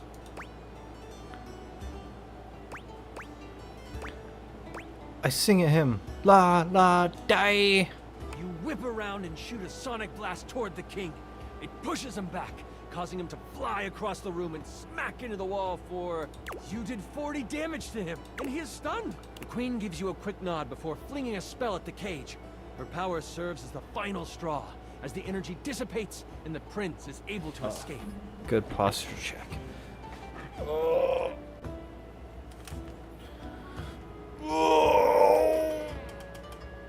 I'm getting too into the campaign. The prince runs toward the queen, and they embrace. The king recovers. You will both die. He is a figment of himself, overtaken by rage. He launches himself at the two while they hold each other.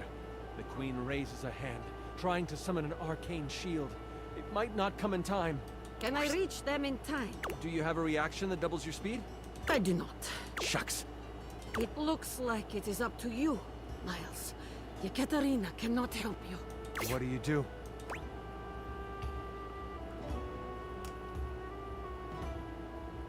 I hit the king with everything I've got. You close your eyes, and your mind goes back to the forest. Only this time, you hear the steady, growing roar of a river ripping through the landscape. You open your mouth, and out comes the sound wave. The room shakes, and everything rumbles. Sonic fury is pouring out of your mouth, and the deluge is monumental. So much so that the sand from the surface begins to seep in. A large chunk of metal from the room falls and hits the king midair. Sand quickly starts to follow, filling the room. Me too. If you aren't aware, the guy who voice acts this is Matt Mercer, the guy who DMs Critical Role. He's probably the most famous dungeon master in the world. This place is going to collapse. We have to move now, the queen demands. Yeah. This game's... And also, the microwave that I was talking to earlier is Travis Willingham, which is one of the players in that campaign who plays, I think, Grog or something. Yeah, that's why it's so good. And also, if you've ever watched Vox Machina, yeah. Yekaterina is too strong and sexy to die here. You sprint past the king, struggling against the deluge of sand piling on top of him. No! He cries out. I cannot die here! But you will, evildoer! But all four of you run toward the exit. You never look back as the sand pours in. You stand outside, not with a queen and a prince, but with a mother and her son. They hold each other in the silence that follows the collapse. Slowly, the crickets start again. The night fills with the sounds of life. With the prince safe, you make your way to Cantalopia together. It is there that you find a member of the Butcher Block you can trust, vouched for by the prince. The news of the immortal king and his destruction spread. Many begin to question the position of the royal family in their lives and as their rulers. The queen, now free to rule as she pleases, works to make amends with those who have lost their faith in the crown. And you get what was promised to you. You are set up in the royal court. You play for large More events players are and in it gain too. fame. AJ haven't found him yet. I can't But it wait. is more the intimate moments where you Can't are wait to playing find, your like, lyre by Pike. the fireside with the queen nodding along, and the prince creating lyrics on the fly. Those are the moments you live for. For now, you want for nothing. You are happy. You are well. You are a hero. Thank you for running this beautiful game for us, Chance. Ekaterina will live on in my mind. You were amazing! The way you just... Sorry. I'm just so excited with how much fun we just had. I'm floored by you.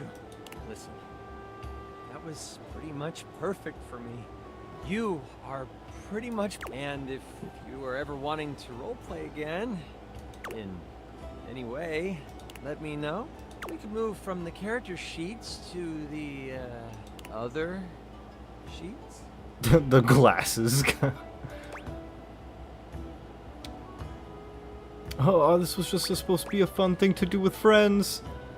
Fuck it.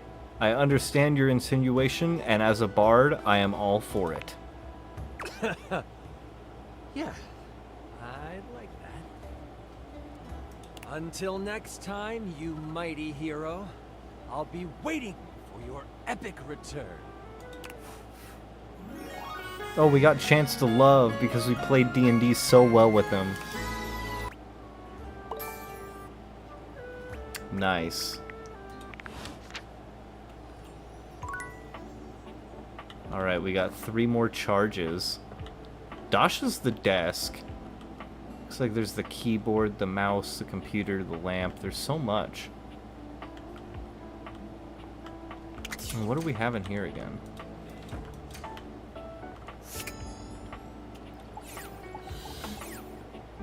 Oh, can I actually... What is that? What am I even aiming at here? Well, before we date more stuff, you should get nat 20. Now throw the dice. Fuck. Where is my dice?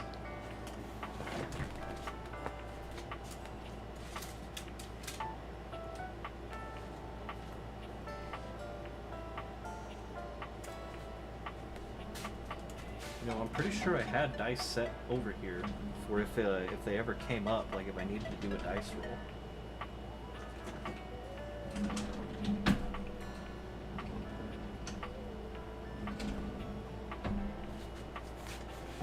In game?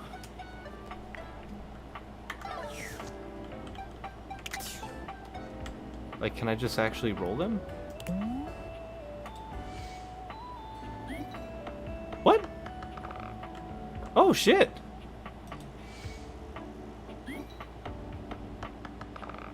Yeah, it's just nat 20s over and over. What the fuck? I had no idea you could actually roll it. Most things just wiggle like that.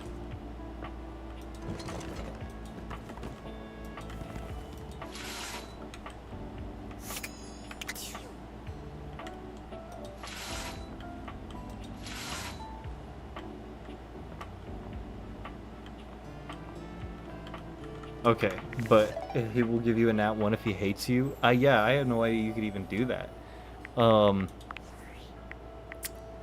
Shit, I'm gonna put a save down, and I'm gonna take a quick break because I do want to take a break real quick. But I will be back, probably about 5 or so minutes, maybe. Potentially a few minutes more, but usually about 5 minutes. Be back.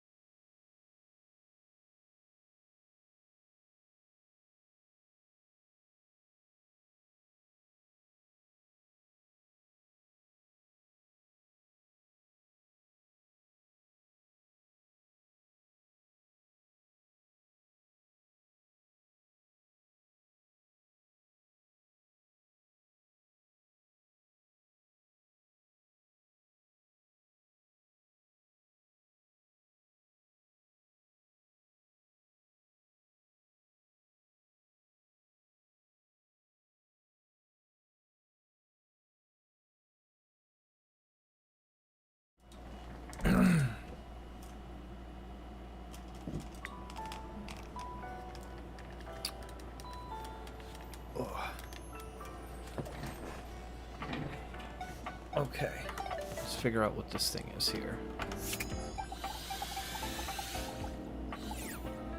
Huh?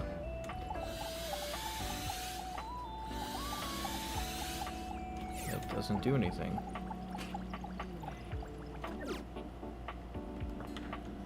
Date the water heater. There's so much, it's overwhelming.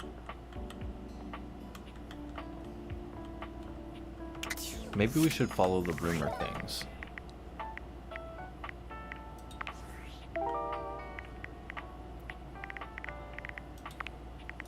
Oh yeah, some of the rumors, the couch and the coffee maker.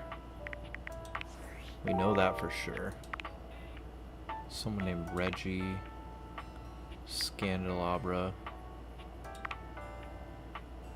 Maggie told you her greatest mystery lies in the sink. I think that's the Scandelabra. Wait, are you dating a coffee maker? I can. I haven't talked to it yet.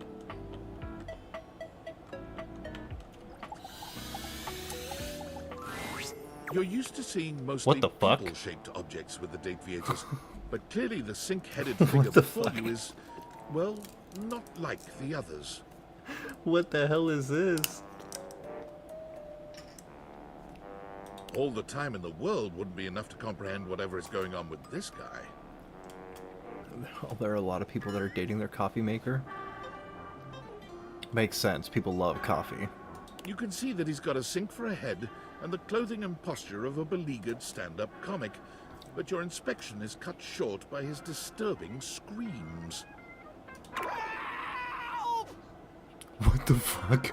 Help me! Hello? Can you hear me? What's wrong? Listen closely. There isn't much time. Nothing is as it seems. Oh my gosh, what's going on? I'm not who I appear to be.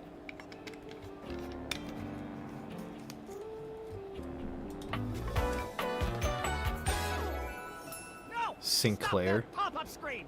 He said stop the pop-up screen. Name is not Sinclair, it's Martin! Martin Applegate. And I'm not a sink. I'm an insurance claims adjuster from Turkleman City, Florida. What the fuck? Can't wait for 2 months? What's in 2 months, caveman? This is getting weird fast. I mean, Turkleman City? Now you're catching on. I'm getting a new phone. Oh man, I am super overdue for a new phone. Mine's all cracked up and fucking beat up. I don't know if it'll show up on the camera, but yeah, mine's, I can't believe it's still working. Catching on to? Just how weird this is gonna get.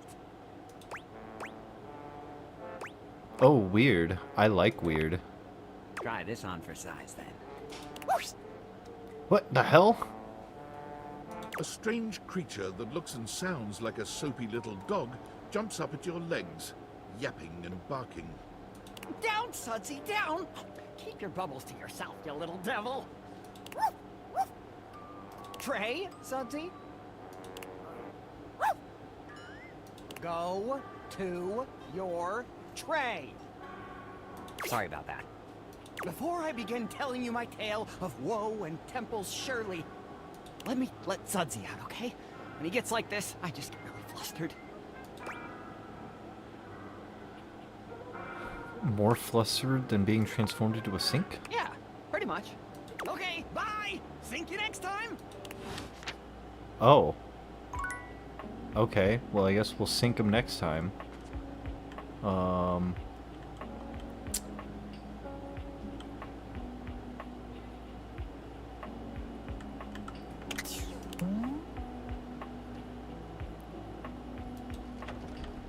It's locked.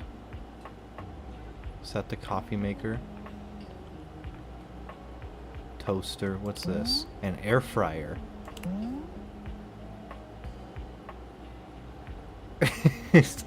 Cleaning, leave for a few minutes and bro's face is an actual sink. Yeah, that was weird. Because it said my real name in the game. Is your real name Sinclair? Or no, what did he say it was? Fuck, I don't even know. The air fryer looks interesting though. I know Scandelabra. We were told not to trust Scandelabra. An 18th They said century tray. dandy Oh. strikes a dramatic pose before you. Oh my turning god. This way and that, as though modelling in his own imaginary spotlight. He seems quite impressed with himself. Yes, yes, it's me. It's me. The one, the only Candelabra. I already hate him.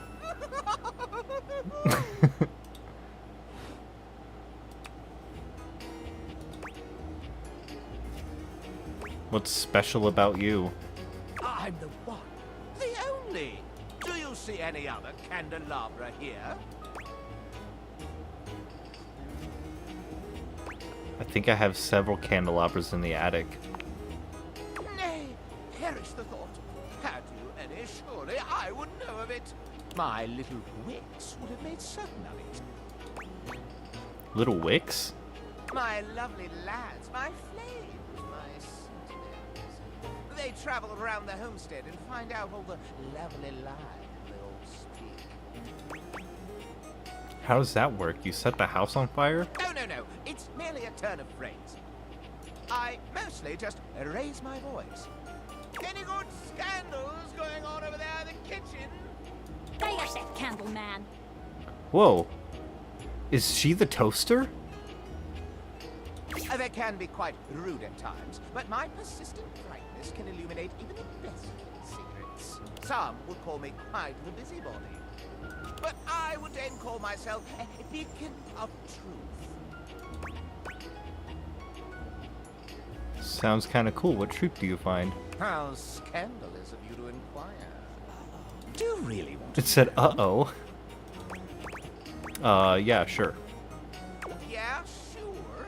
Yeah, sure. What is this? The crawl space where fools linger to die?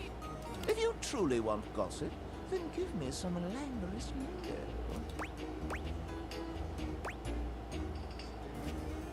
Why, I'd be delighted to hear of the goings-on. Well, well. Scandal time! This house, while it may appear peaceful from the outside, harbors a whole scandal from the inside. For example, did you know that the previously paired aerialists, Washford and Drysdale, are no longer speaking to each other? I didn't know that. Next, were you aware that no cannibal, Bobby Pin, is on the loose once more? Oh, I need the bobby pin to open the fucking, that thing in the kitchen. Imagine the heist they are planning. Can you imagine the romantic dalliances as they make their way through the house? I didn't know about that. More scandals abound. They say there is a shadow that does not obey the laws of physics. A true scandal that undermines the physical realm. Can I date a shadow? That's impossible. And yet, they say if you peer closely at a certain shadow in the floor, you can see the crooked stranger himself. But I am not finished with the daily scandals, no. One has heard of self-insert. Could you imagine a video game in which all the creators inserted themselves at once at the same time? Such a thing is not imaginable. But in I'm getting tons of rumors from him. hidden themselves within their very names. Is that really a scandal? Oh, yes, indeed. Critics hate that sort of self-referential garbage. Very well. One last scandal. There's no possibility you've heard of it. Long ago, a relic was stolen from an island nation, brought to these shores, and hidden underneath this house. Surely you haven't heard this yet. No, you're right. I didn't know that. No matter. That is more scandal than your puny pate can handle. I will teach you the ways of the scandal monger soon enow. Okay. Certain shadow on the floor. Well, I guess there's no shadows here now. Unless... Is that the shadow?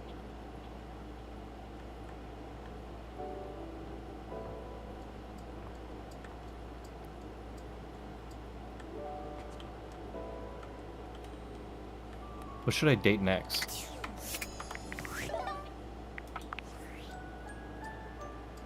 Unfortunate about Sandy and corporate events planning. Try on the She shadow. was responsible for all the best casual Friday themes. Now that she's gone, there's finally nothing left of the 7 pioneers.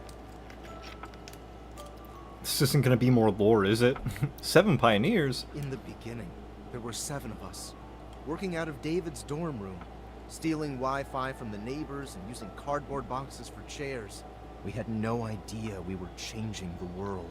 We just wanted to design a more efficient paperclip. But then the money started flowing. Money always changes people. Didn't take long for the 7 pioneers to be whittled down to 1.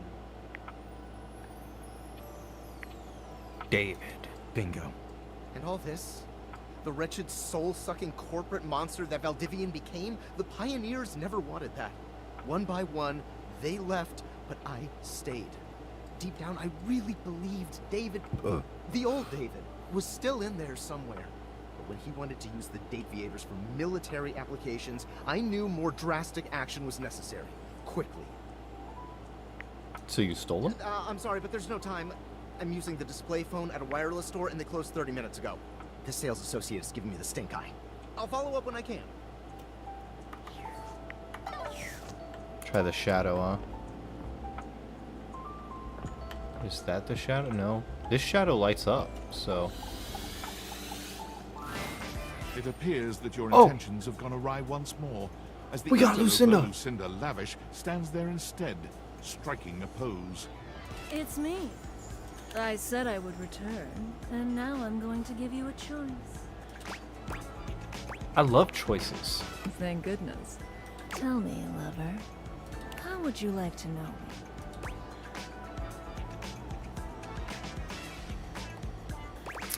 Can we do something horny?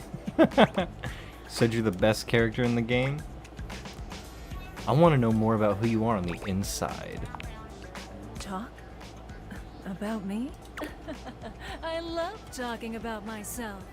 I'm Lucinda Lavish. I'm the extra cool DLC character who is, well, not really a dateable object per se, but more of a different thing.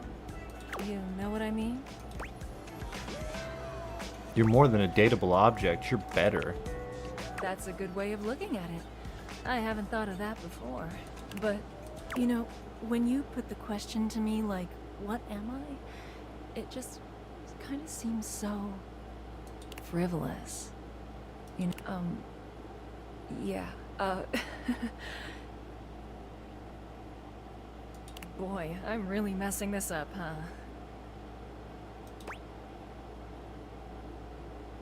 No, you're doing great. Yeah, ugh. Why am I laughing so much? This isn't funny. I'm just... Lucinda Listless? It's always easier when you're playing a role, I feel. When you know what the boundaries are. Is she breaking the fourth wall? This kind of just seems a little out of my wheelhouse. You're not Lucinda Lavish anymore. Oh. You're right.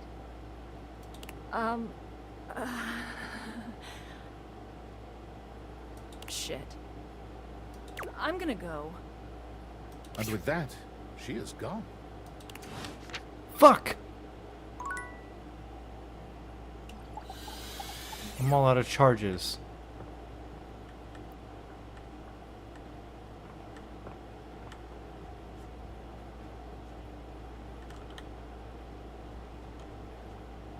At the floor?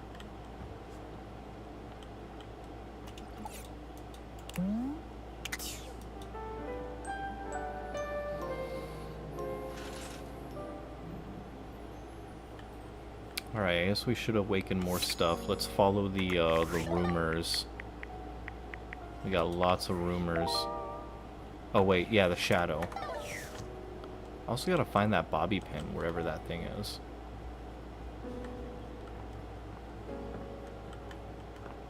The shadow was...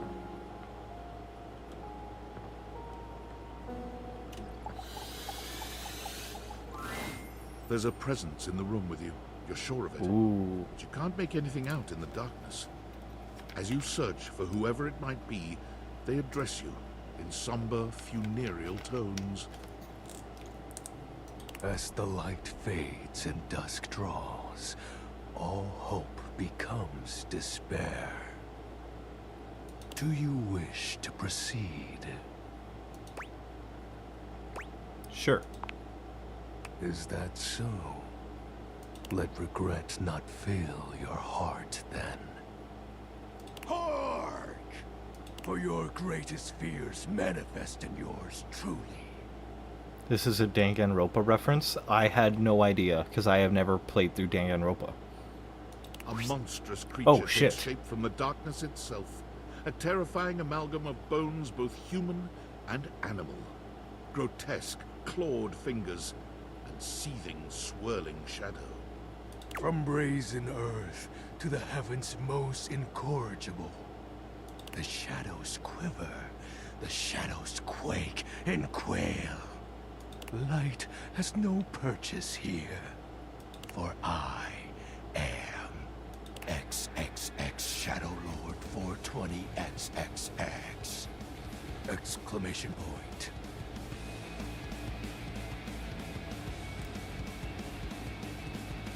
Step away for 2 minutes. This game happens fast when it happens. This is metal though. See you.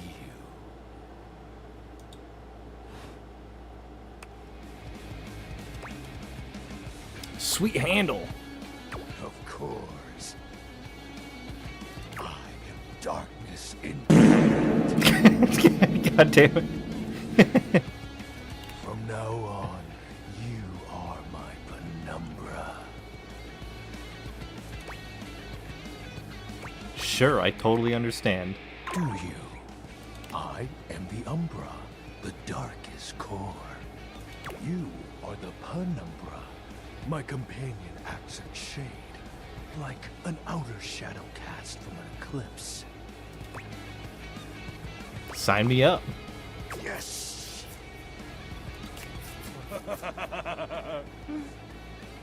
So tell me, Penumbra, what brings you to the call of night?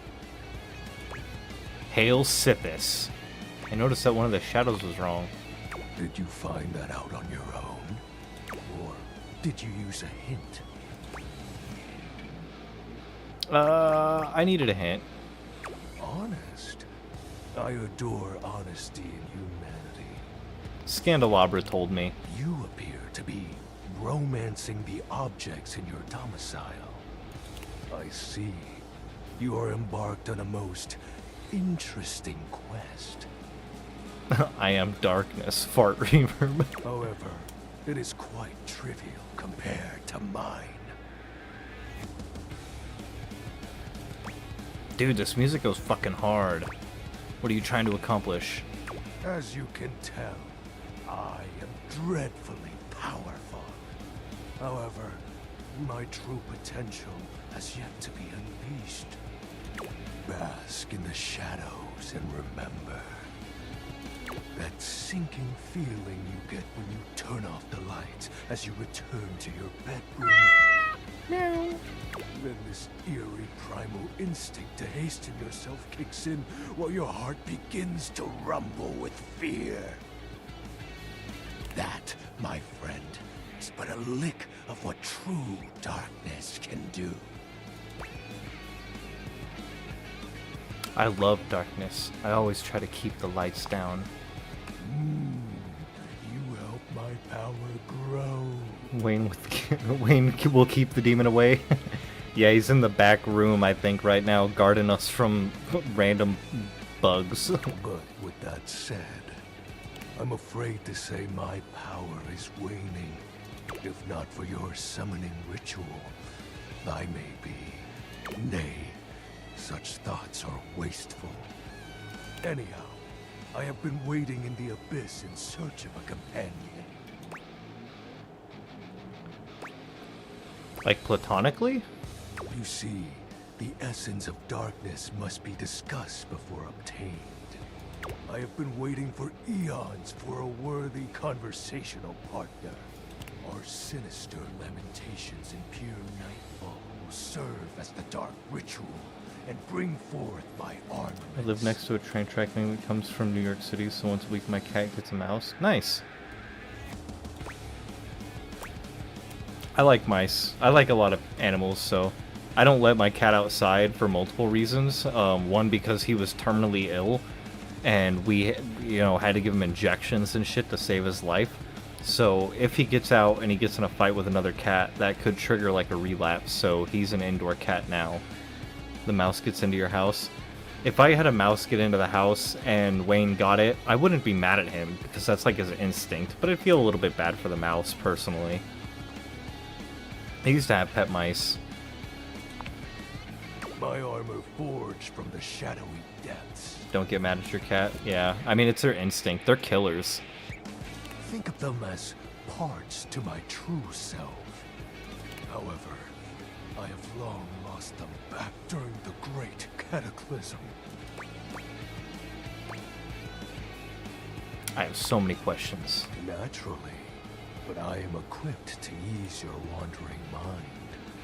Know that even this discussion will feed into our dark search. What troubles you, my penumbra? The Great Cataclysm. Does Wayne try to escape? That befell my comrades. Not really. So to bask in these tasty riffs, I'll tell a little bit about Wayne. So when he first showed up, I was outside my back door smoking, and it was like, I want to say 10 o'clock or something. It was dark out, like last springtime. And I saw movement to my right, and I looked, and I was like, oh shit, it's a cat. So naturally, I'm like, meow. And he was like, meow, and then just started rubbing on my legs and stuff, and he didn't want to leave. So we were like, oh, well, let's maybe give him a little bit of food. And we had a little bit of tuna, so we gave him just a little bit. And then we were like, maybe he's thirsty, and we gave him some water, and he started drinking the water. That was the first sign, because, like, cats don't like to drink still water very much, and he was lapping that shit up, so we were like, oh, he's thirsty. So I let him inside the house, and he'd hung out. He immediately got comfortable on my lap and was, like, purring and snuggling with me. And every time I went out to smoke, I would bring him outside with me, and he would not leave. Like, he would go off into the grass to potty and then come back. And then, after a couple days, I'd bring him out every couple hours. He'd come to bed with me and stuff. I was like, shit, okay. And I got really attached to him. And then it was like, I think 3-4 days later, I brought him outside. Like, he even pooped in the bathtub before we had, like, a litter box for him. Like, he was trying not to just shit on the floor. But then I brought him outside one of those nights, and he actually did kind of start leaving, and, like, I got kind of bummed out, and then, like, my wife shook the bag of food we got for him, and he came running back. But we started posting on Facebook, like, calling nearby animal shelters, reporting him found, like, got him chip scanned and everything. At this point, he doesn't try to, like, run out. He got out one time when I think I forgot to, like, shut the door properly. But then he came back, like, that night. But yeah, he just, like, sits at the door and, like, I'll go in and out and he'll, like, look. He'll, like, watch. He'll be, like, looking outside. But he's a giant pussy. Like, we got him a harness and took him outside one time, and there was snow on the ground, and he immediately, like, freaked out and, like, froze up, and I'm like, oh yeah. So I feel like he wants to go outside, but I think he was other lore about Wayne is when we were posting online and trying to find out who his owners were, a couple people were like, I think that's my cat, and then they were like, nope, my cat came home, it wasn't him. But one person messaged me, and they're like, I think I know this cat, and they knew identifiable things about him, like his left fang is broken. He has a knot, like at the end of his tail is kinked. And this person told me that they used to live about a mile from where I live, and their ex or something, or someone they lived with, had cats, and they were, like, abusive to their cats and all their animals, and the last time they were there, there was like a huge like domestic violence fight, like door got kicked open, cops showed up, this person escaped and went to go live in like a hotel, but that cat, who was an indoor cat, got outside and went running. And so she was like, I'm pretty sure that is the cat. And she's like, I don't think this guy's looking for him, but if he does, like, don't let him take the cat. So after the legal month or so of me trying to find his home and him not being claimed, we were like, he's ours, we're keeping him. And that was a little over a year, about a year and a half ago. Anyway, continuing on with Shadowlord. Before, it was a peaceful time. My fellow denizens of the dark and I conversed in the shadows. Then, suddenly... The broken fang is more of a concern. The broken tail thing can it can actually be genetic. Like, some kittens can be born with that little kink in their tail. Like, it's not broken, it's just like bent out of place. So he could have been born that way, but he definitely wasn't born with a broken fang. But like, that can happen if they're abused. Like, let's say some piece of shit kicks him in the face, could have broke his fang. A great power beyond any of ours divided us. Also, over the time that I've had him, I've noticed that he's like, he gets kind of nervous around loud sounds. Like, if the neighbors are like, you know, shouting, even if they're having fun, he'll get like nervous. Or when I would sweep the floor, I'd get the broom out and he would like panic. Your cat bit me so hard you break a fang. Oh shit. My cat is a biter, but he's a love biter. So. But yeah, I don't know. I don't know what happened with his fang. I have not seen my allies since, and at the same time, my armament was lost. What was this power? It is an unexplainable force beyond reach, but that won't matter once I am at full strength. Cat was huge though, he was 30 pounds. Holy shit. What troubles you, my penumbra? Special armor. How have you know that these aren't just any normal raiments? They have no physical form. My armor is of a corporeal shade. But after I obtain just a single piece of it, the pressure of my dark aura will rise exponentially. How do we find the armor parts? As I said, by having conversations, we initiate the ritual. Join me in darkness, and my power shall inevitably return. What happens when you get your full armor? I descend into the vent of black pools and re-emerge as my true, awesome form. I sense your curiosity. Oh, I think I skipped it as he was about to start coughing. Penumbra, and you shall someday see. What troubles you, my penumbra? Your moniker. While it may appear childish, it is a title that bears significance to me.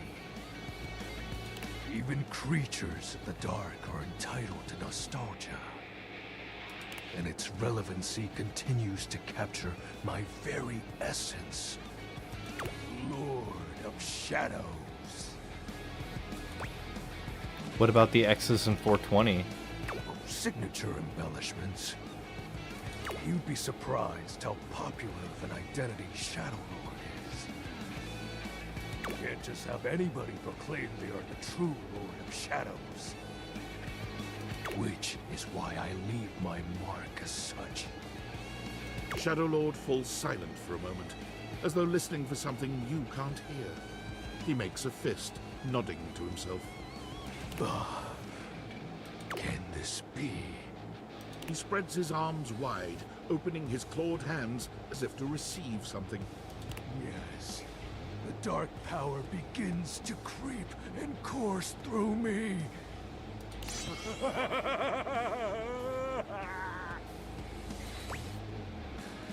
The dark power?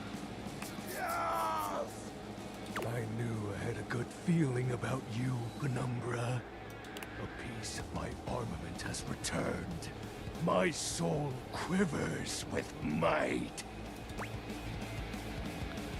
It's true, you look very mighty and sexy. Oh, that's exactly the idea.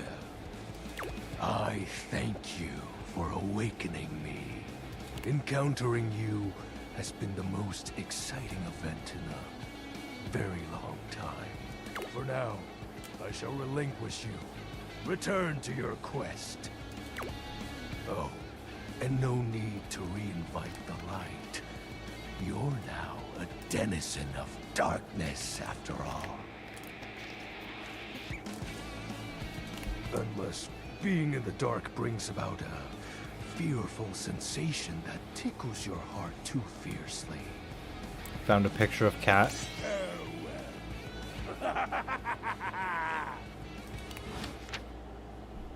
Damn, that was cool.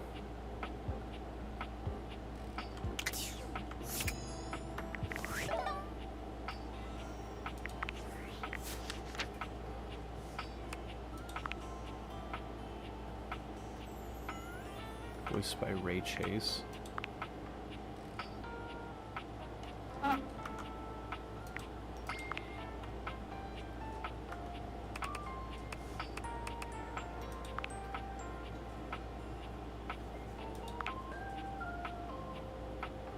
Speak to Dorian at the front foyer. Oh, wait.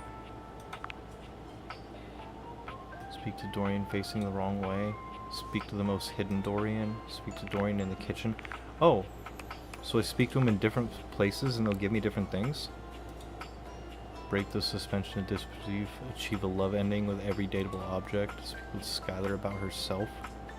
Okay, I didn't know that that was in the data decks.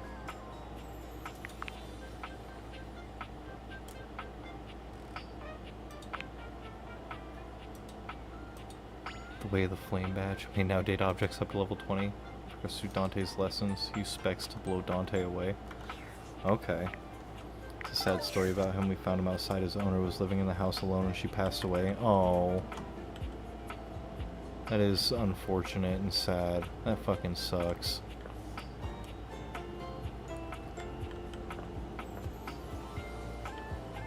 What is that? Is that the bobby pin?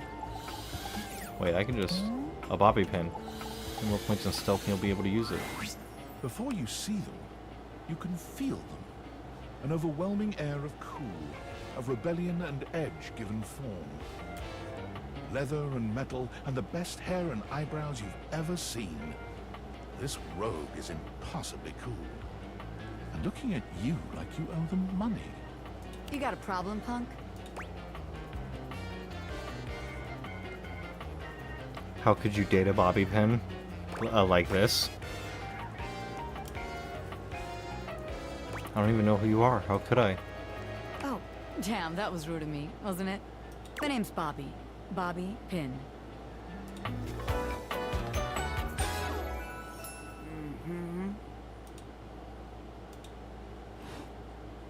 And you might not have heard of me yet, but trust me, the name Bobby Pin's gonna be known all over the house real soon. How's this strike you? The Pin Crime Syndicate. Oh, wait, no. The Pin Criminal Empire. What about the Pin Gang? It's kind of old-timey, but it does have that kind of Tal Capone feel to it. Bobby pin plus sounding? How dare you? Bruh. Yeah, bruh. How dare you?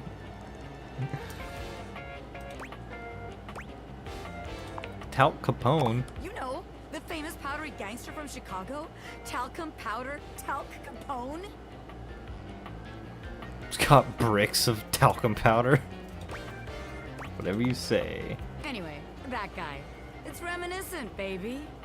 Yes, how you would date a bobby pin. But I'm gonna blow even him right out of the water. I guess that's a valid answer. I've been locked up in Hoop's bag for years, and I'm finally free. Who? You know, the vacuum cleaner. Right.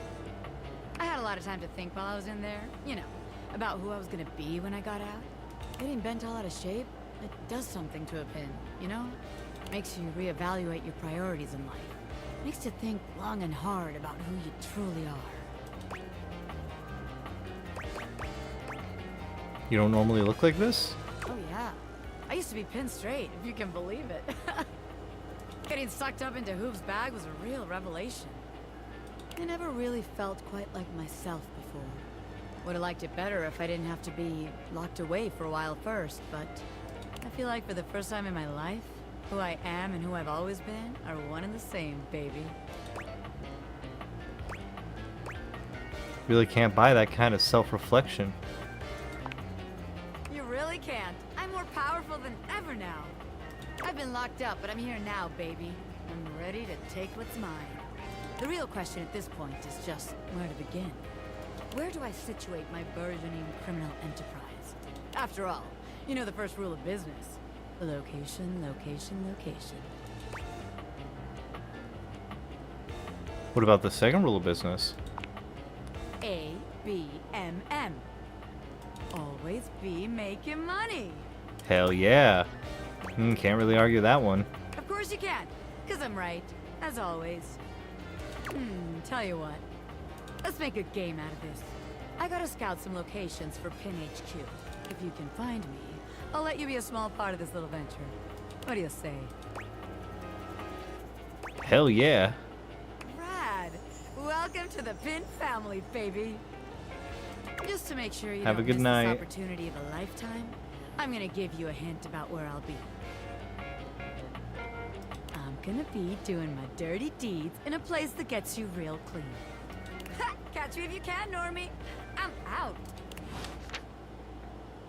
Oh, so the bobby pin moves? Oh, there she is. Can I talk to her again? Okay.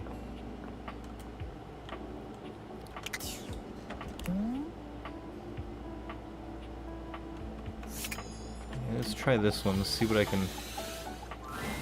Well, look at that. Oh, it's Tiny Dorian. What Tiny Dorian? True portal in arms, just like myself. Keep it up. It feels better and better the more you do, trust me. Looking at the tiny, big-headed Dorian who stands before you, it's hard not to wonder if perhaps the Dateviators have glitched. But a quick inspection does seem to show they're working just fine. Oh yeah, the fucking dresser in the bedroom glitched out weird. What are you looking I'm at? doing that one next. Nothing? You saying I'm nothing? No. I'm still a door, not a cabinet, not a hatch, a door, just as much as the rest. Understand? I understand. Good. Okay, that was a quick one. Yeah, that glitched out fucking my bedroom dresser was acting all weird.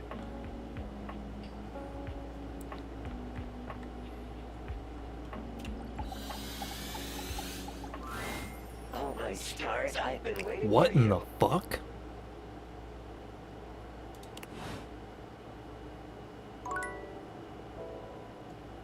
What the hell?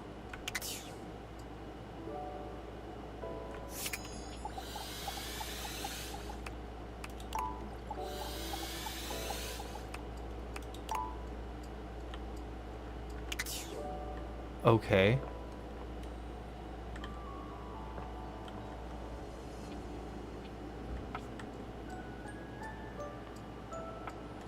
What's next?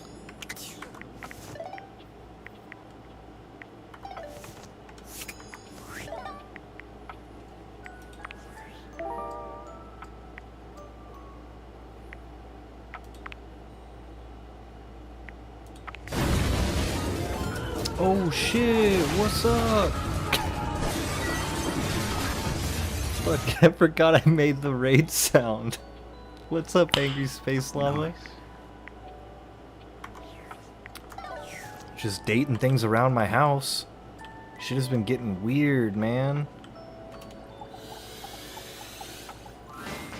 It's Lucinda Lavish. Oh, it's Lucinda Seems to again. enjoy this Straight out of hijacking space, of we your are angry and we are fluffy. What the fuck is up, Renera VT? Sorry, I'm stuttering because Lucinda Lavish is on my screen now.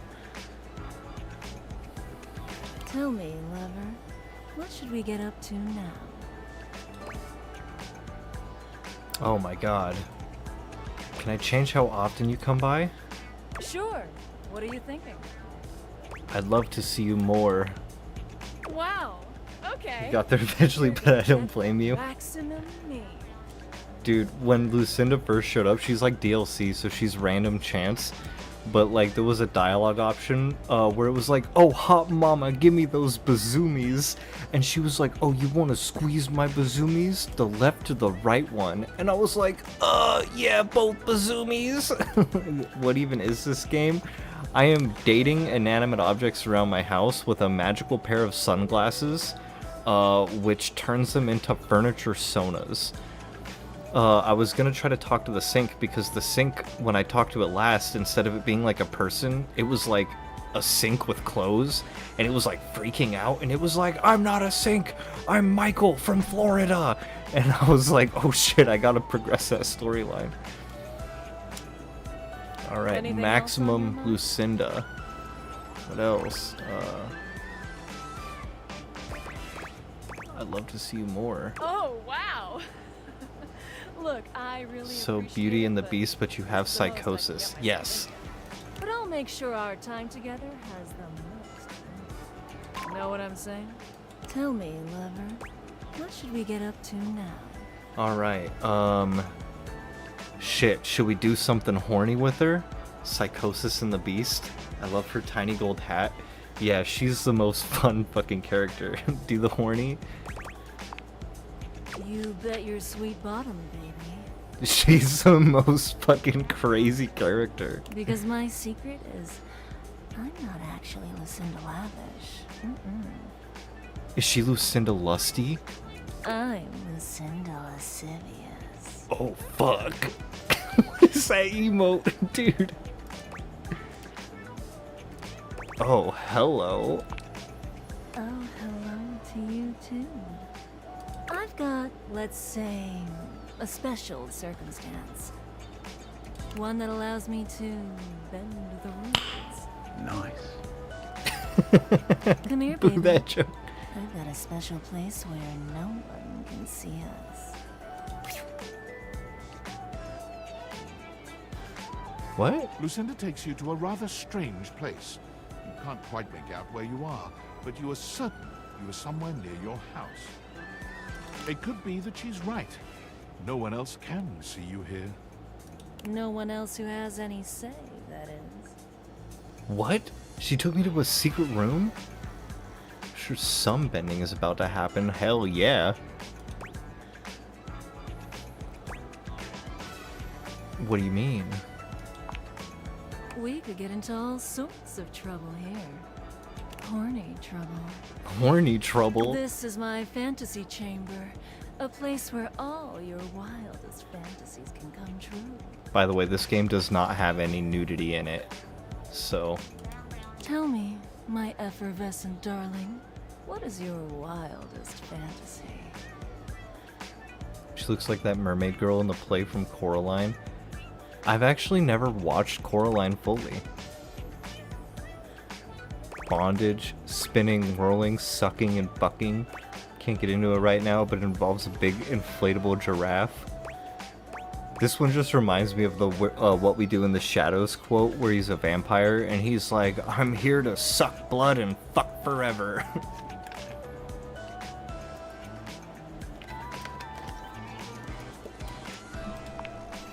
Oh, how poetic.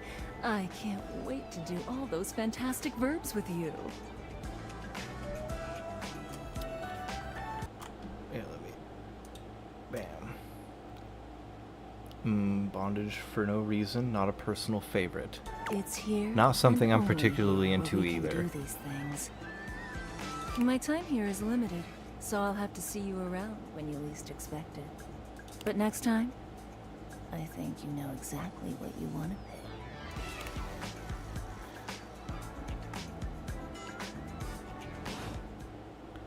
Okay.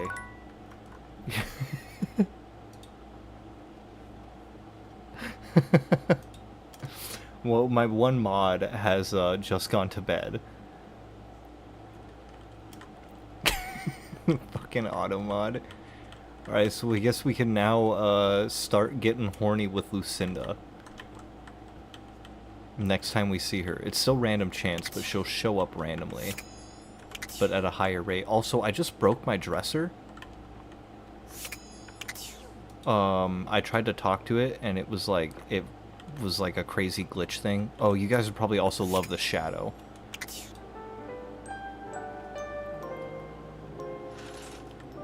I gotta figure out what the hell's up with this dresser. It's hard to make sense of what you're seeing. Are the date viators glitching? A mass of pixels, artifacts, corrupted warnings, and static regards you with a chilly indifference. The shadow, yeah, dude, heavy metal music plays while you talk to him, and he's just all super edgy. His name is like XXX Shadow Lord 420 XXX. I was like, dude, yes. Or what seems like indifference anyway. This entity is difficult to read. I don't bite. I think. Do I? Oh, well, do you or don't you? You can if you want. Not sure if I do. Not yet. Did I? Have we met? Not yet. Is that a lie? Is he right? Is it a lie? Thinking about it too hard makes your head hurt and your nose bleed. This shit is getting crazy. Oh, the auto mod. It is. You just coom all over the dresser and it gets interacted, checks out. It's probably the kinkiest thing ever. Oh my god. You can mod me if you want. Yeah, I trust you enough to mod you. I feel like I've known you for a little while now. Bam! Don't abuse this power.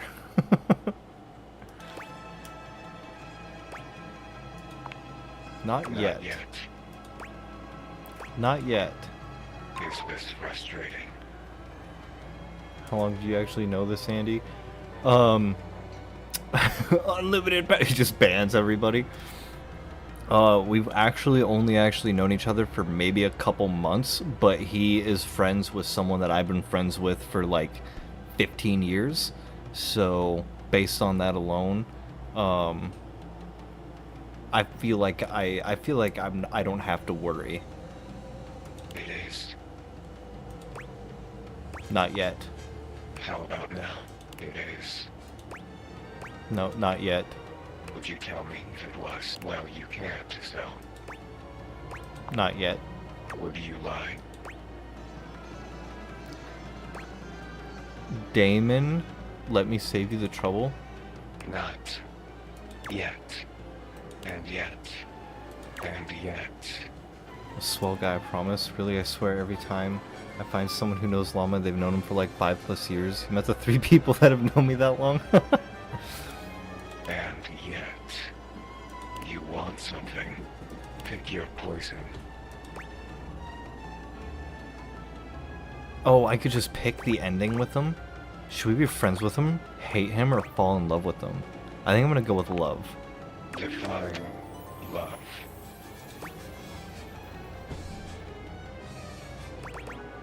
What is love? I asked you first. Love. Like this. Dina? What? What the fuck? What a handsome glitch, man. It just turned into, yeah, I don't know what the hell.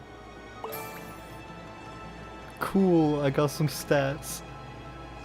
Done. Flirty giggle, chuckle. Flirty giggle, chuckle. See? No biting. Flirty giggle, chuckle. What the fuck? Not yet. What the fuck? Flirty giggle, chuckle.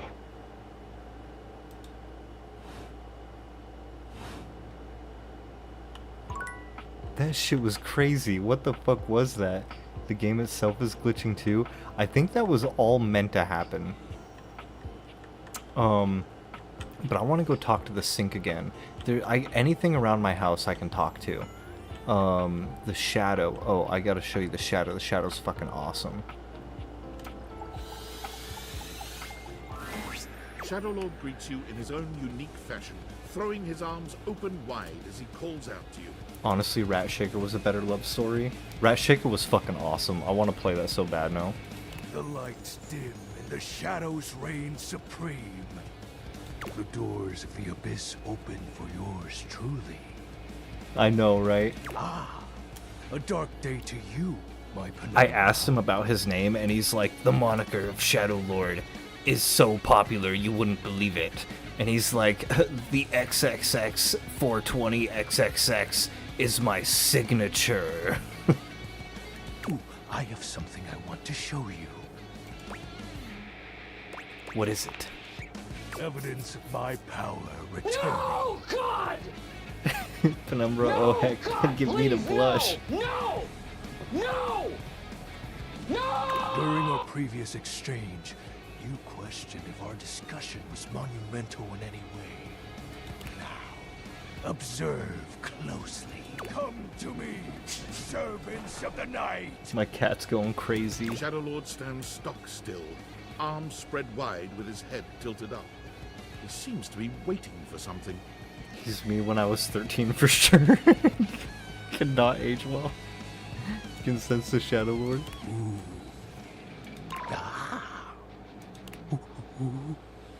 He starts, turning to look at something you can't make out. He points triumphantly. There. Do you feel them? You feel a tickle at your leg.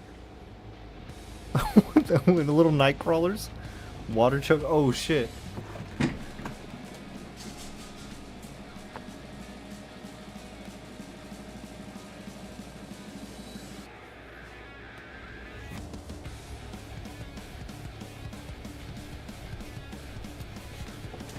We're gonna be making PP times tonight, boys.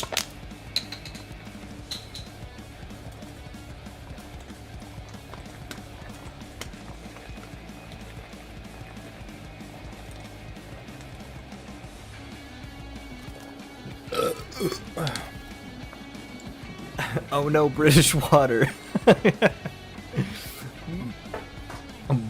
What? Is something crawling on me?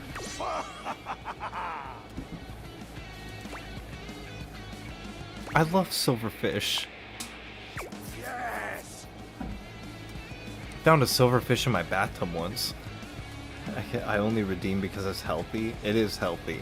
I should drink more water. Glory be to the Shroud of Darkness, Shadowlord. Witness my power.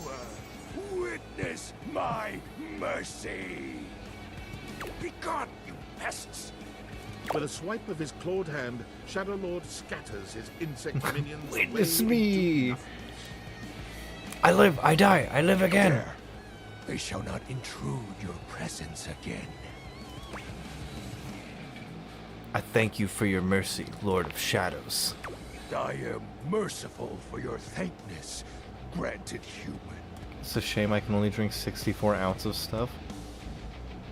How do you have that down to a measurement? Most merciful of thankness, most bountiful.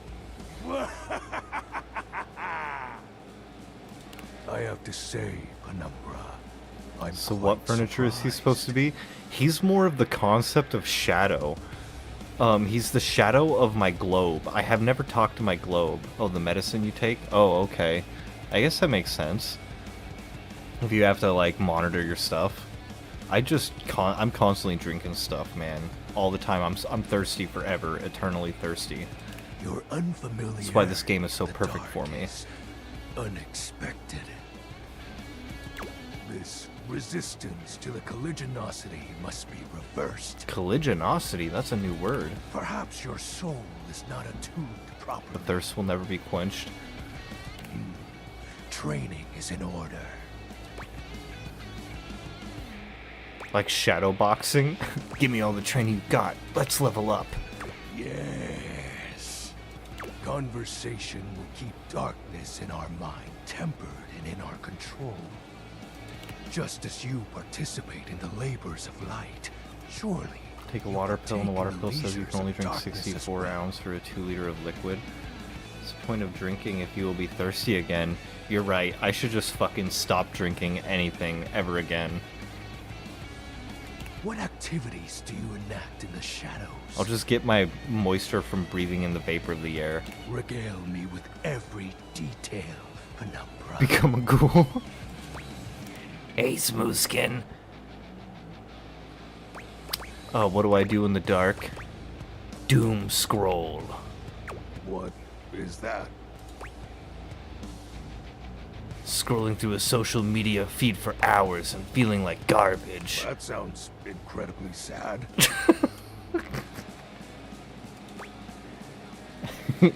Damn, you're right. I should just stop breathing, too. It is incredibly sad. Why do you do this in the dark? Sometimes I do this during the day, too. Fascinating. I can't speak to the merits, if any, of this activity, but I can part with you some words to remember by. Even in your loneliest moments, you are a god. Hell yeah. In darkness, I will be there to remind you as such. In light, you walk with your shadow.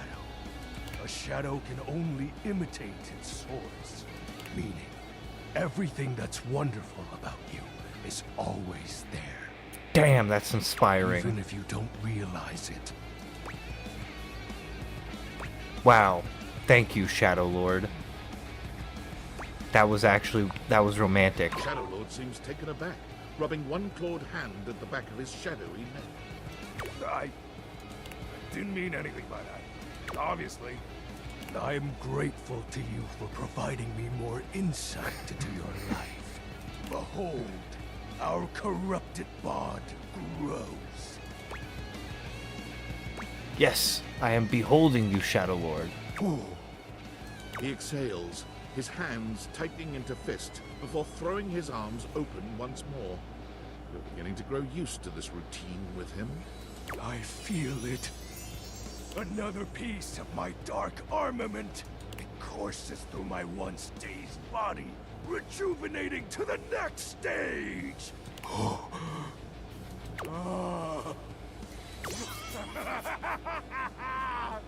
Excellent. My form is stronger, yet still incomplete. I'm so happy for you, my dearie friend. Until next time, Penumbra. Oh, and I do hope you have a pleasant rest. You'll need to conjure as much void aura as you can for our next ritual. There is a llama hiding in here. Who cares about Kabuto when Shadow Lord 420 is here? Exactly. Kabuto is one of my favorite Pokemon, but Shadow Lord fucking rules! Oh, man. So I got 3 charges left on the Dateviators. I know that the sync was fucking crazy last time. Lucinda Lavish stands in It's your Lucinda way, Lavish her again. woman down, Let's fucking go. striking a luscious pose. Tell me your desires. Said you're the best character in the game? The very best character in the game. I'm Lucinda Leading Lady. She keeps changing her name. Makes sense to me. You're so hot. Only the hottest of us get to be stars. Compliment noted. I've got the most range, the most interesting stories, the most everything.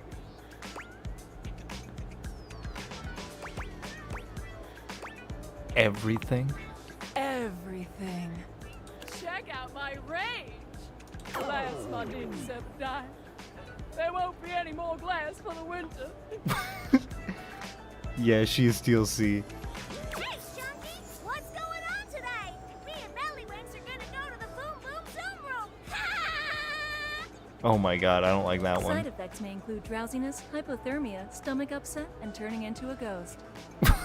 And each of those lines was recorded in only one take. I'm basically the best actress! In fact, I'll give myself that award right now. Best Actress, Lucinda Leading Lady of What do you think? You've convinced me. Yay! Here. To show you my powers and incredible acting prowess, I present you empathy. Ooh, she gave me 5 more points in empathy. I'm now sensitive. See you around, my biggest fan. Alright, let's do sync again. You're back! So this is Sinclair. This is the one who freaked out and was like, I'm not Sinclair, I'm Michael from Florida. Tell me your story, Sinclair. It all happened one rainy night on the north side of Turkleman City. The tough side. I'd stayed late at the office because I had extra work to do before the holidays. Stayed late at your job as an insurance claims adjuster. Go on. Well, when I left, I was feeling a bit low, so I went out to a local bar. It's called the Banana Club. They make a mean Shirley Temple. Heavy pour. Then what happened? I should have known better. You could say he has an absorbent personality. After I'd had about 7 of them, I went out for a stroll. Sometimes a hot redhead is all you need, right? I don't know where I was going. Just trekking the streets with my dog. Suddenly, I came upon a fine dining establishment called the Questionable Dandelion. Right. They've got an incredible buffet. Lots of strange ingredients from all around the world. They're always trying new things. Okay. Like Diplodocus berries. The fuck is a Diplodocus? Diplodocus berries? And Jimson weed cupcakes. Naturally. They also sell Excedrin by the pint. The headache medicine. Well, that sounds dangerous. Oh yes, very. But good for headaches. Up until now, it had been a typical Friday night, I'm guessing? No! Not at all! Well, fuck, dude, I'm just asking. It was Thursday. Forgive me. I was walking around, or sort of drifting, or rather, floating, or I guess you could say I was making my way about town. Aimlessly, you see? I'm getting that. You're very perceptive. I pride myself on it. So what happened? Well, I came across an alley I had never noticed before. It was dark, and had a rather threatening look about it. So naturally, I went down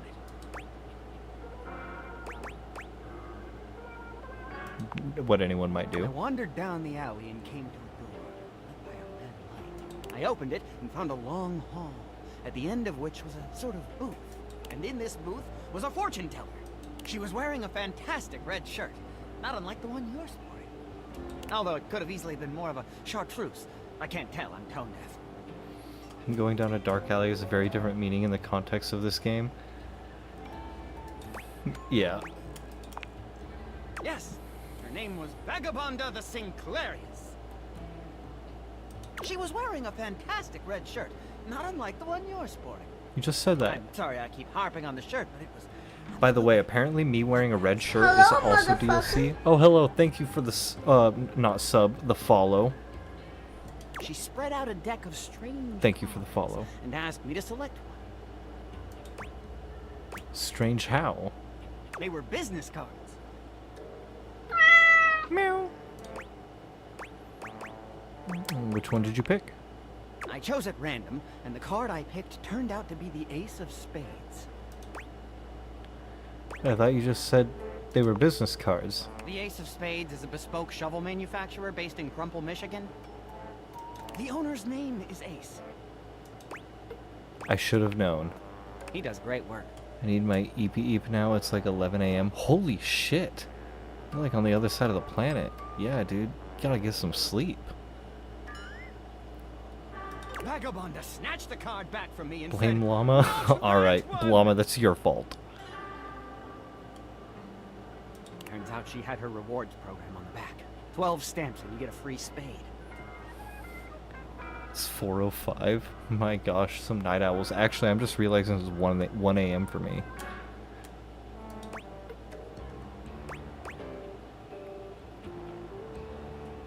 Probably shouldn't have had that one in there. We agree! Besides, she only had 2 stamps. So I snatched it back from her again, and we had a bit of a row, and I'm sorry. God damn, that is a nice shirt. Thank you. Anyway, I guess that wasn't a very good start to our fortune-telling session. I think that's why she cursed me. How do you figure? Because right afterward, she said, Martin, that wasn't a very good start to our fortune-telling session. I'm going to curse you because of it. And then she cursed me. Curse you how? She waved what looked like a magic wand. Although, to be honest, it could have easily been a bagel of some sort. Yeah, man. That would be fun. Oh, sorry. I'm potentially woman. But yeah, I play a lot of nonsense games, like hopefully one day Rat Shaker. But yeah, have a good night, sleep well, have a good morning. And then said, Martin, I doom you now to become a detestable object. I transform you thusly, so that you may go home and think about what you've done. Might I understand that you may have confused a wand for a bagel? That is correct. And then you became a sink. And then I became a sink. Now you find me as I am, trapped in this porcelain prison. All I want to do is return to my old life. There's no women on the internet. Everyone is just a bro, right? Stroll the streets of Turkleman City once Have a good more. morning, bro. Not a care in the world. Oh, how I long for it. Please, won't you help me? Sudsy and I would be oh so grateful if you could get to the bottom of what's going on here and return us to our proper forms. Will you? You're welcome, bro. I'll do everything I can. Oh, joy! If you want to help to get to the bottom of all this, I might suggest you seek out someone who is in the business of solving unsolvable mysteries. Or just go see if Vagabond of the Sinclairius is willing to undo her curse for a free shovel.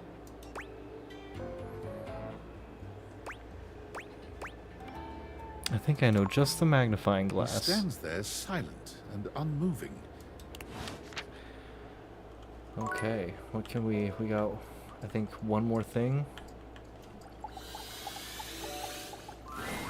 A charming barista grinds coffee in your kitchen, working so busily she doesn't We're all just chilling in the Stand broshin there for a good with few minutes before Poseidon. She spies you, startled out of her intense focus.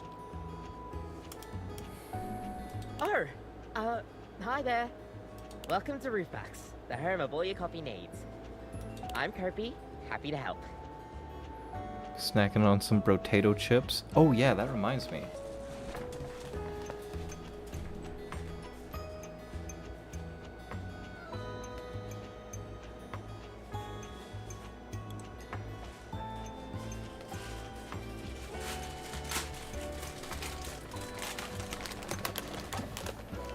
Got some chips.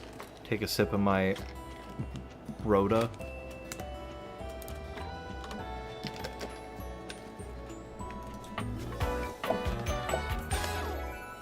G'day. Coffee.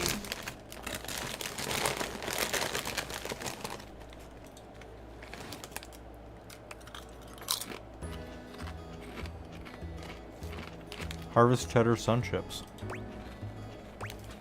You're my coffee maker? Sure am. Here to make your day just a little bit brighter with a touch of coffee.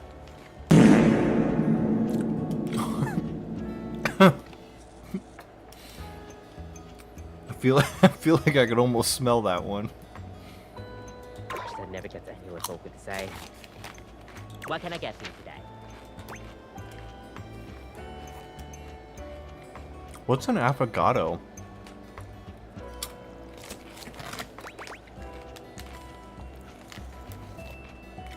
I'll get a latte. Sure thing. One latte coming right up. Kopi gets to work, grinding and pouring and mixing with an impressive speed. And voila! One latte just for you. Hope you like it. Is there anything you'd like to know about the latte?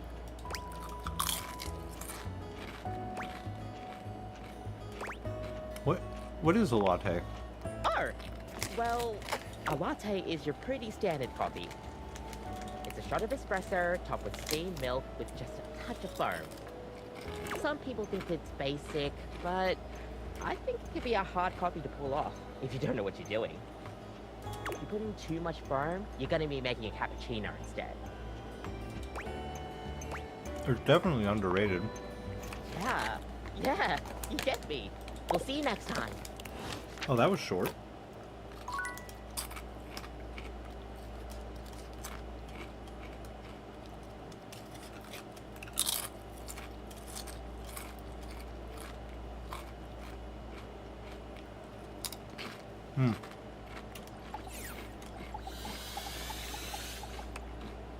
I hoped it would give me more. I hoped it would give me more charges, but I guess it's the sunglasses need charging.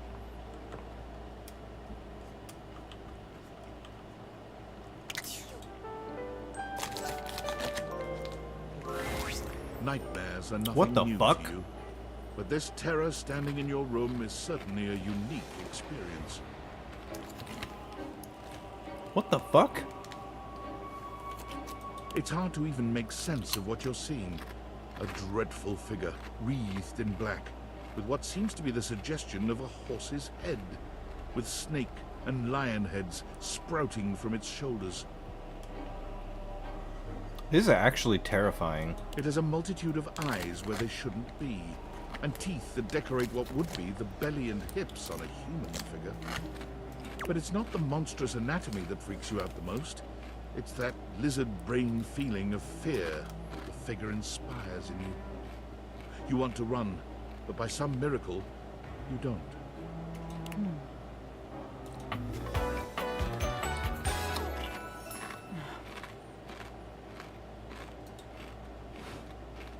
There's something crawling up your leg.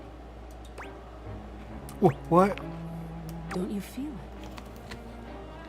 it? You know it's there. A fly, maybe. Or something else. Something a little more malevolent. A little more vicious. Quit it. Crawling up your leg. Aren't you going to do something about it? Ah, that's right. You can't move. Now there's another on your arm. And another on your shoulder. This is fucked up because I have regular nightmares.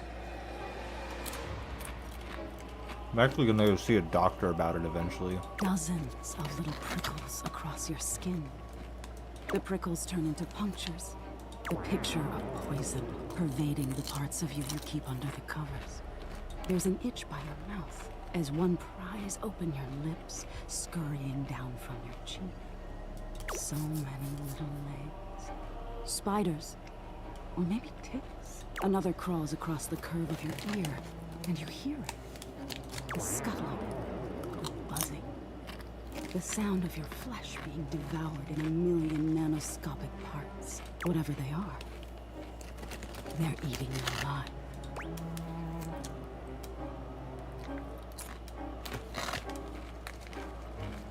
Stop, please. Ah, that was fun. Didn't take you as such an easy scare. I'm not. Oh, are you getting all flustered? All that adrenaline catching up with you? It was simply delightful to meet you. So you're just named Nightmare? It's not very clever. And neither are you. Until next time. Wait, how can I see you again? You'll see me sooner or later. But if you want it to happen sooner, they say coffee at midnight is a good way to invite the darkness in. Sleep with one eye open. She fades into nothingness with one last creepy laugh.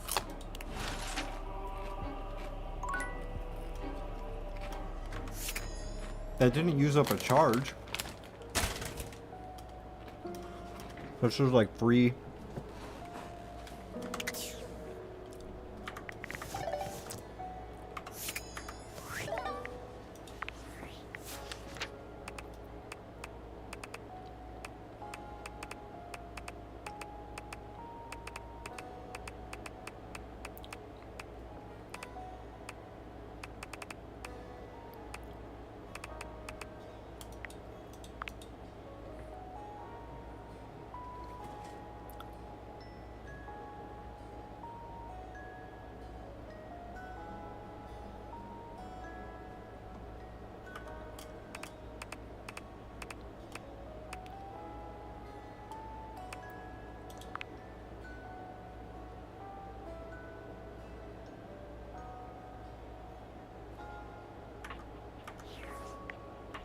Can you date the bed? Yes. In fact, I was dating my bed, kind of. The bed is pretty horny. Betty reclines luxuriously. In fact, I should talk to her about the when you nightmare. first see her. Thinking about how your bed can be lying on the bed makes your brain start to short circuit, but some way or another, it's happening. I can date like literally anything around my house. She looks effortlessly comfortable and luxurious, but her expression is more pensive than anything. She smiles when she sees you, sitting up and patting the blanket next to her. I was just thinking about you. Were your ears ringing?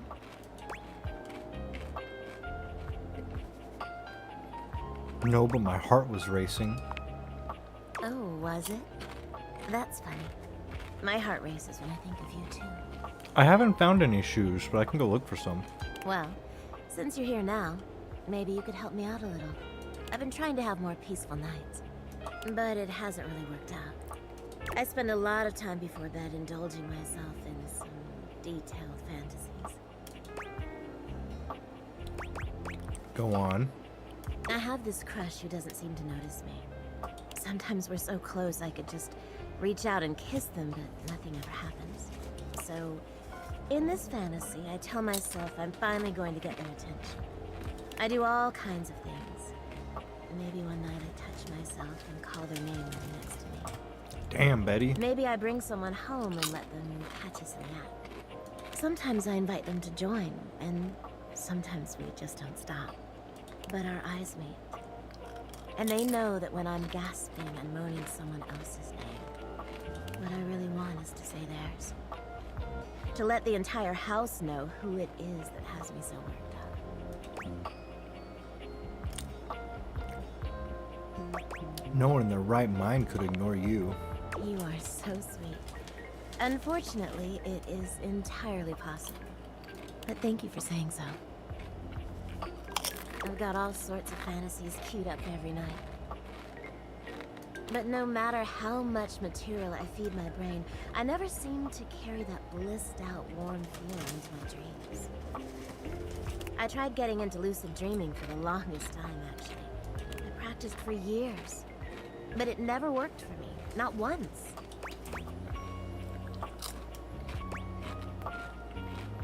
Oh, I'm an avid lucid dreamer.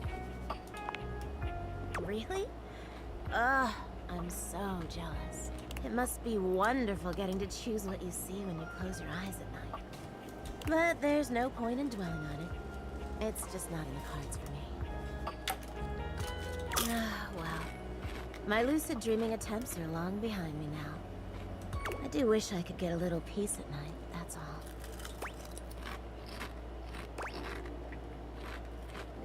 What's the problem exactly? Oh, nothing. Really nothing you need to worry about. Is it because I'm sleeping on her? Don't waste another moment on it, okay?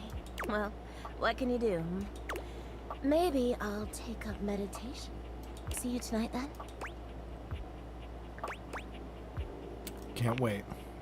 Me too. Alright. Shoes, huh? I don't think I have shoes. Well, it'd probably be over here, right? It's a dresser, thermostat, there's all sorts of stuff. Yeah, I don't think there's a single pair of shoes in the whole house.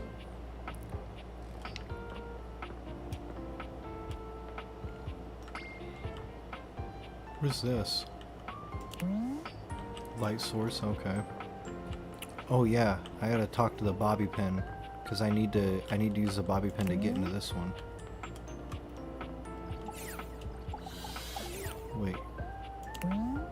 Sink that doesn't know how to swim?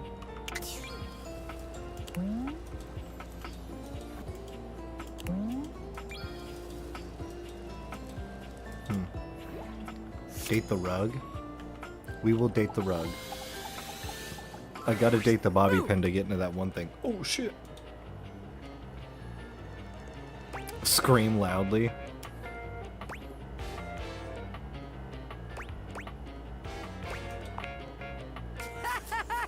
Listen to that scream! You can't be a hardened criminal if you leave yourself wide open like that. Welcome, recruit, to the future location of the heart of the Pin Crime Syndicate. Bobby gestures expansively to the laundry room. Just look at all the opportunities here. Tell me more, boss. Oh yeah, I like the sound of that, boss. So check it out. I call this one Sudscan. You go out around the house, spilling stuff all over the place. You know, by accident. Wink, wink, wonk. They wink at you 4 times in a row, huge and exaggerated, just to be sure you're both on the same page. When they're like, oh man, what do I do? My clothes are ruined. You tell them you got just the person for them, and you send them to me. You wash their clothes, and while that's going on, I go through their pockets. Next thing you know, we're rolling in the dough. What if they don't have anything in their pockets? Yeah. I guess we aren't all mega-rich gangsters like myself walking around with fat stacks in our pockets. So, maybe there is just one tiny flaw. All right. Let's see how this one strikes you. I call this one the old switcheroo. People bring us their laundry. We take that laundry and sell it online. Then we replace it with cheaper pieces that fill up the back of the truck. When they say, hey, that's not my clothes, we're like, yeah, it is. I look at you and I'm like, that's what you brought me, right? And you go, yeah, boss, that was it. And we just stare at the customer until they leave. How about it?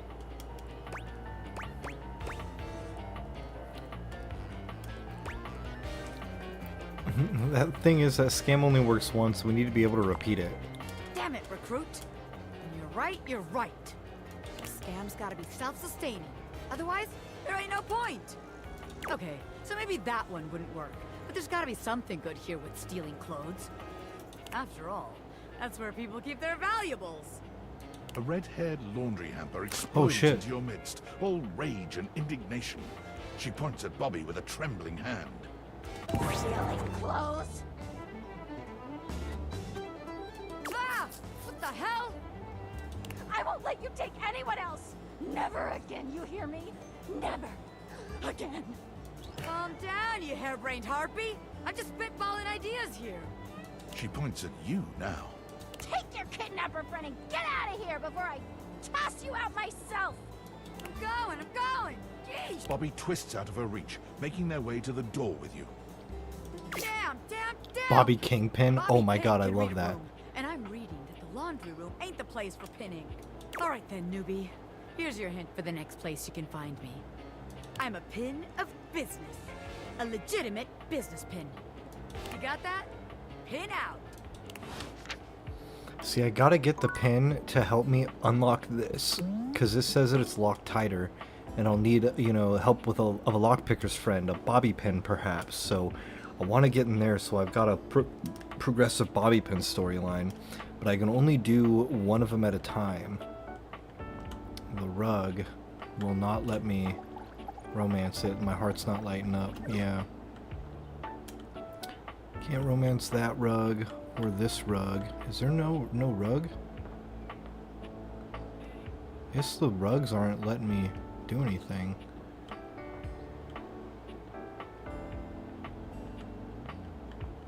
Yeah, unfortunately the rugs are not going to be an option, it looks like. But we have so much infinite choices. Oh, there's an oven vent there. But there's also the rumors, and the rumors can help us figure out what to do.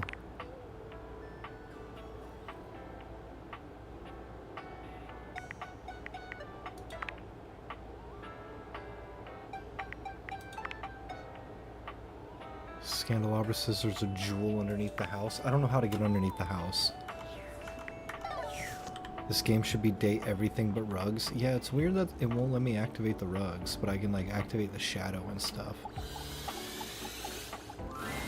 Dorian stands directly in your way, unmovable and unimpressed, and facing away from you entirely. What are you looking at? Back Dorian? The back of your head? That's right. It's facing away from you because I need to stay alert on the goings-on outside. Why can't I open you? The time isn't quite right. What you need to focus on is inside the house. If you want to speak about why, talk to Front Dorian. Are you his evil twin? I'm the same as him. I'm just facing the other way. There isn't an evil board in my body. I've been straight with you. Now be straight with me.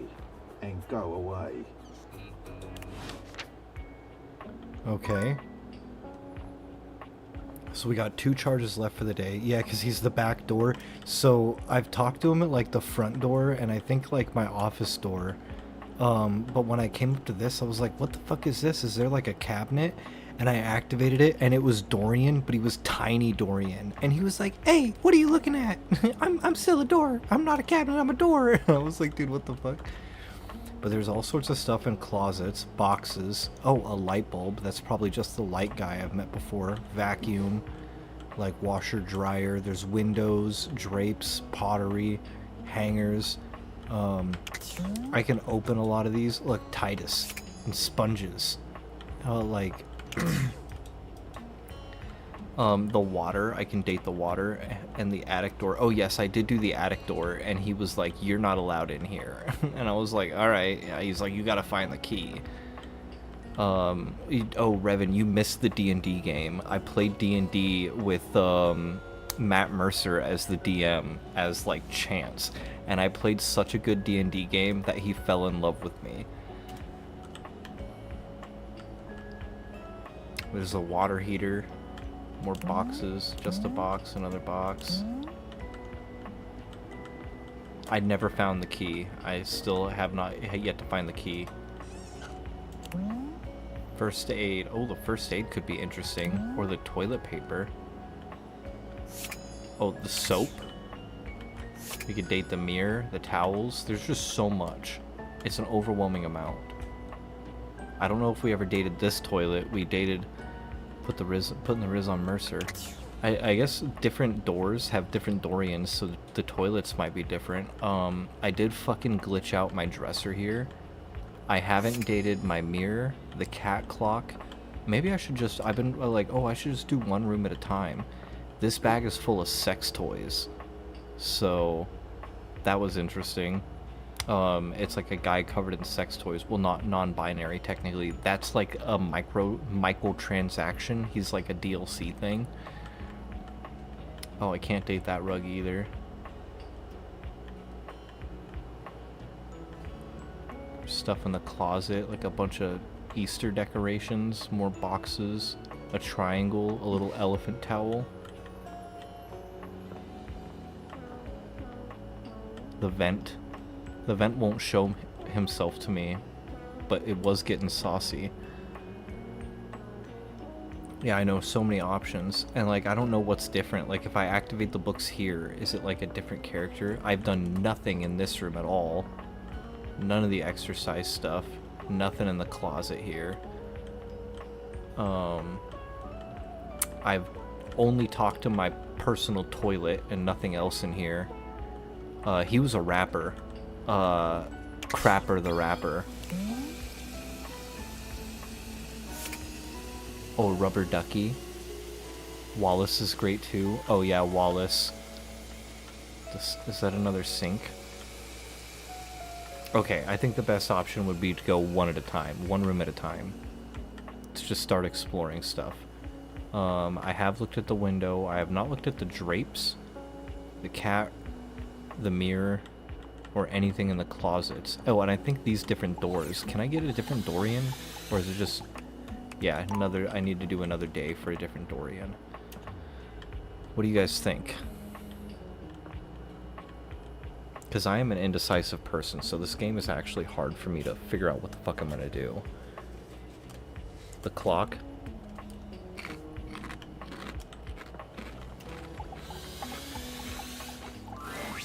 You see a slim, dainty gentleman in a well-tailored suit. He's absorbed in the ticking of a fancy pocket watch, but it's the feline ears on his head that most catch your attention. It's a cat boy. Smash. A tail sprouts from just above his backside, moving back and forth in time with the watch. Tick, tick, tick. Lyme disease is no joke. Hello? Why have you come? I don't see interruption to meditations on the beauty of time on the schedule. Yeah, every character has like a different theme song. Like when I was talking to the Shadow, it was like heavy metal. When I talk to the Fireplace, it's like funky R&B. And the Fireplace is voiced by the same actor who did Zuko in Avatar: The Airbender.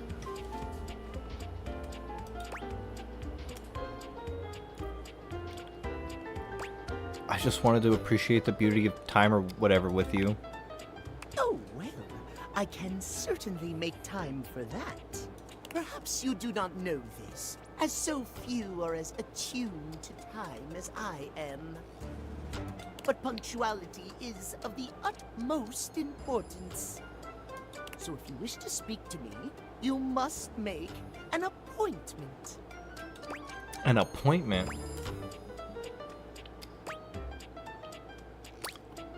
Are you some kind of VIP or something? If VIP stands for very intelligent and punctual, then yes, I am. If you wish to make my acquaintance properly, you will return with an appointment.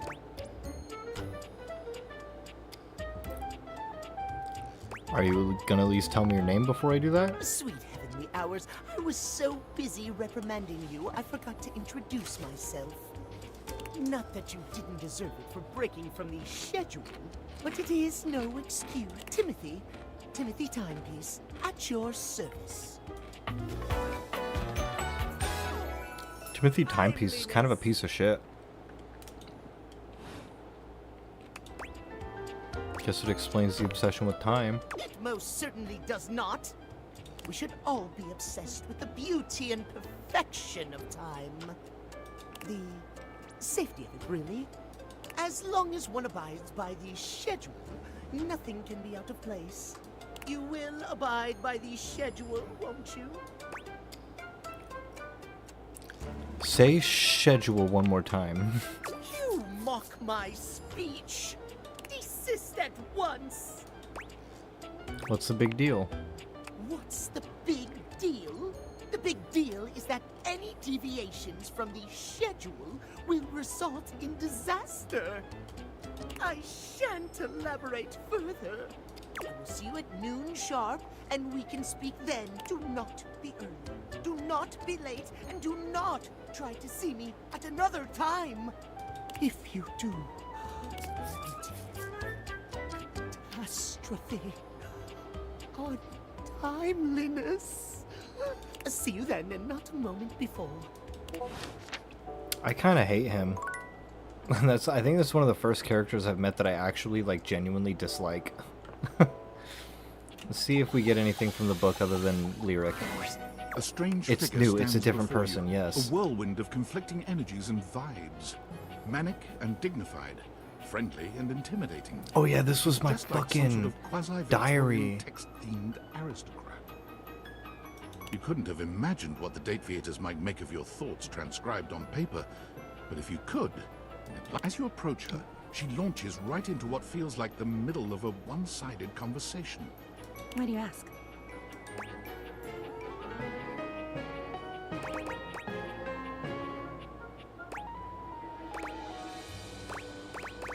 Good point. Ah, but the blue one, and then the butterfly. Why is there so much sand? Ugh. Why is there always sand in places where sand should never be? I hate sand. It's rough, it's coarse, and it gets everywhere. You're so weird and I'm totally into it. Into it, out of it. It's all the same. Into one thing is out of another, and on until you're dizzy and there's nobody to catch you because the basketball game started late. I'd catch you.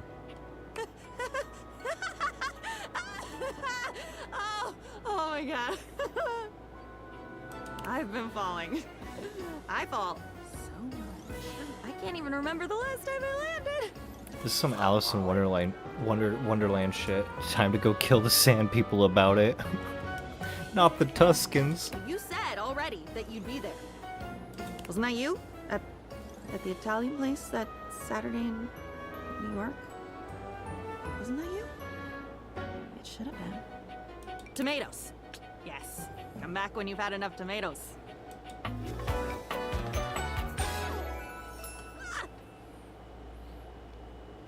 Diana the Diary. With that, she is gone. Come back when I've had enough tomatoes. Well, that is the next day done. Oh, let's see what we have on the phone. I'm sorry for the abrupt intrusion, but there's an urgent topic I need to discuss with you immediately. They got the sickest low in everything Core all right 4-1. with Yes, the they do. I Theaters? fucking love the Are they Tuscans. operating efficiently? Completely? I don't believe that's correct. I'm not one to be trifled with.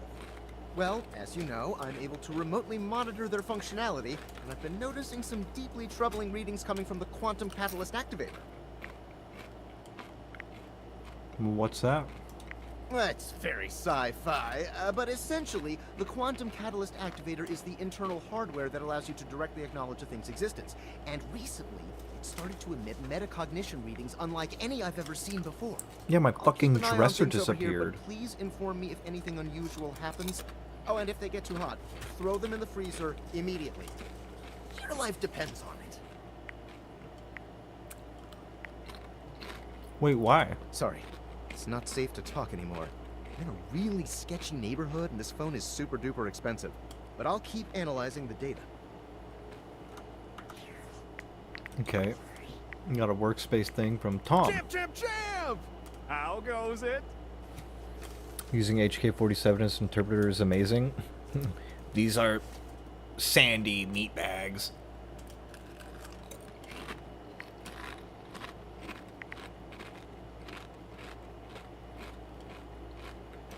I guess I don't know how to speak to the youth today. Valdivian would like you to complete an exit survey based on your time here. How would you rate your time with Valdivian?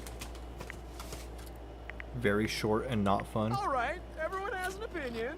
And now that one belongs to us. I appreciate you participating. One more question. If you were to recommend, I don't know, Tom for a job somewhere, how likely would you be to send his resume along? Very likely. That really means a lot, champ. Here comes my resume if you ever have any leads. Name Tom, hometown Las Vegas, age 39, and a half position manager. Years worked at current position 0.1. Previous employment general manager Dairy Fiend, 8 years. Reason for dismissal too tall. Previous employment assistant manager Dairy Wizard, 2 years. Reason for dismissal bad luck. Previous employment managing director San Francisco Symphony Orchestra, 1 month. Reason for dismissal fraud. Previous employment managing director Palo Azul High School Band, 4 years. Reason for dismissal unknown.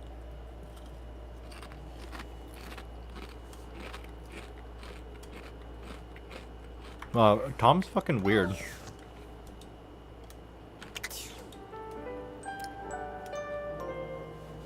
A new day rises, so we gotta talk to the clock at noon. So we'll just continue around this room. We'll talk to the mirror, Dorian here, and then go through some stuff in the closet. But I am gonna take a quick pee-pee break. It's pee-pee time, and I'm also gonna step out to vape for a couple minutes. I'll be right back.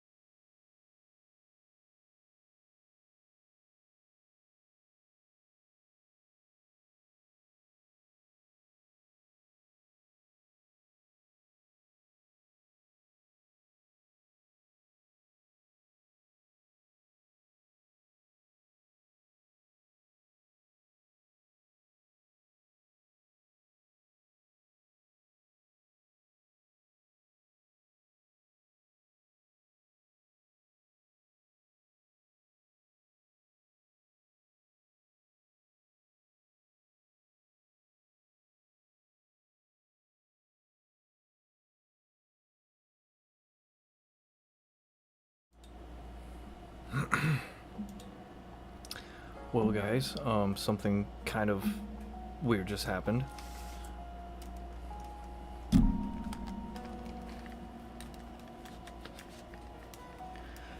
I stepped in from the back door, and Wayne was laying on the mat, right on the inside like he normally is. Then immediately I jumped up and went to the corner of the door, and I looked, and there was a little praying mantis. And he immediately, like, swatted the shit out of that praying mantis, and I tried to, like, stop and pick him up, and I was like, no, not that one, that's a mantis. And, like, I tried to grab, like, a little fucking, like, cardboard, like, gift bag that I had right by the back door and scoop it up, but then the mantis jumped away from it, and then he smacked it again and fucking ate it.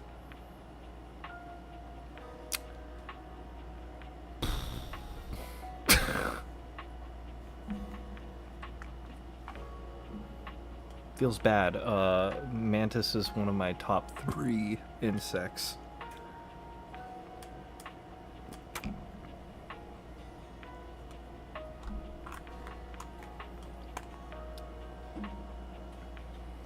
He ate it. He fucking smacked it, and then I saw him get down, and he started making like a chewing motion, and then he was like looking around, and I was looking around, I couldn't find it. I'm pretty sure he just fucking ate that praying mantis. Which is not good, because praying mantises can have parasites.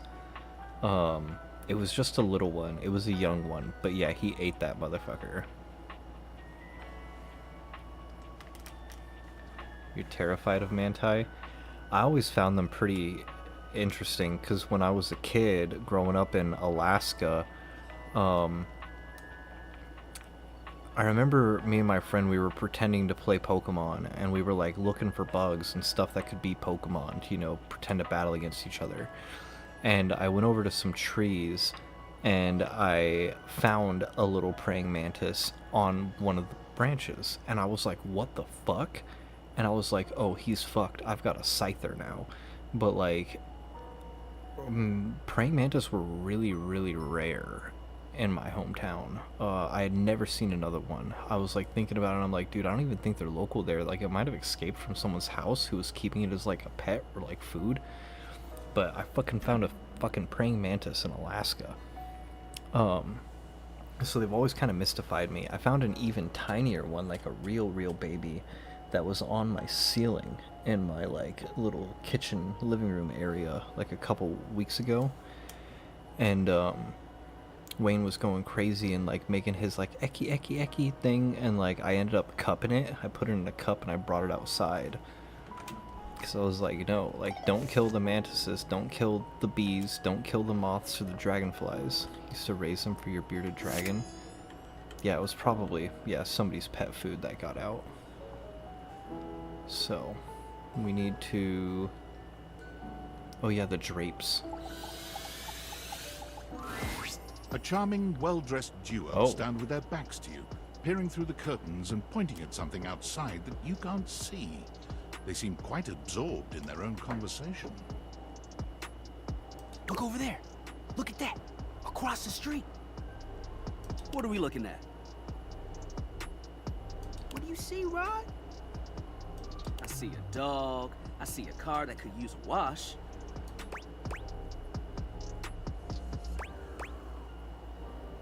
Hey guys. One of them turns to you, holding up a finger before turning back to his friend. Hi, 1 second. Now, why in the world do you think I would care a single thread about an unwashed car? I don't know what you want from life, Kurt. Kurt and Rod. Twins, Basil. Twins. Kurt and The Rod. shoes, my dude. The shoes. Oh, you were looking at the neighbor's shoes. Those are nice. Right? That's what I'm saying. Bruh. Hold on. Those are way better than those shoes we saw last week. Ain't that the truth? Only time I wish Wendelin would have fogged up. Those kicks could have kicked rocks.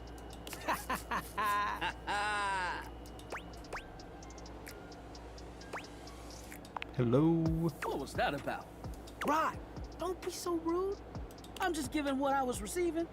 You'll have to excuse Rod. his tact leaves a lot to be desired. There you go, talking about me like I'm not here. Nah, I'm talking about you so you can hear. There's a difference. See, that's why your seams are unfinished. My seams are unfinished? My seams are unfinished? Keep talking. See what happens. You ain't gonna do nothing. You love me too much. Yeah, okay. Don't say that too loud. Everyone else might start believing it. You both hate each other, don't you? What? Why would you think that? Rod's my best friend. Kurt and I have been together forever. Yo, what up? I'm like his brother, but not my brother. If we were related, you might actually be polished. We both know you wouldn't look good unless you were next to me. Who told you that lie? Say, who do you think looks better? Me or this delusional drape I call my friend?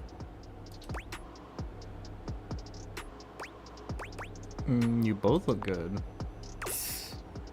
Lame. I know it's me. That's fine. It'll be our little secret. Don't even try to make them lie. They're just trying to make you feel good. I'm the fly one. Well, you're both fly. You don't have to be so mean. One thing you gotta realize is that we aren't mean to each other. Nah, this is my homie. For life. We're just a little shady. I don't... What? Being shady isn't always a bad thing. Oh, to the contrary. I'm shady all the time to Kurt. Why? Because I love him. Oh, so it's like your love language. I guess you could say that. Yeah, but we have rules. Oh yeah, you must throw shade appropriately. What do you mean, rules? There are 5 rules to throwing shade. First off, you have to know the person. Sure, you can be shady to folks you don't know, but that is just me.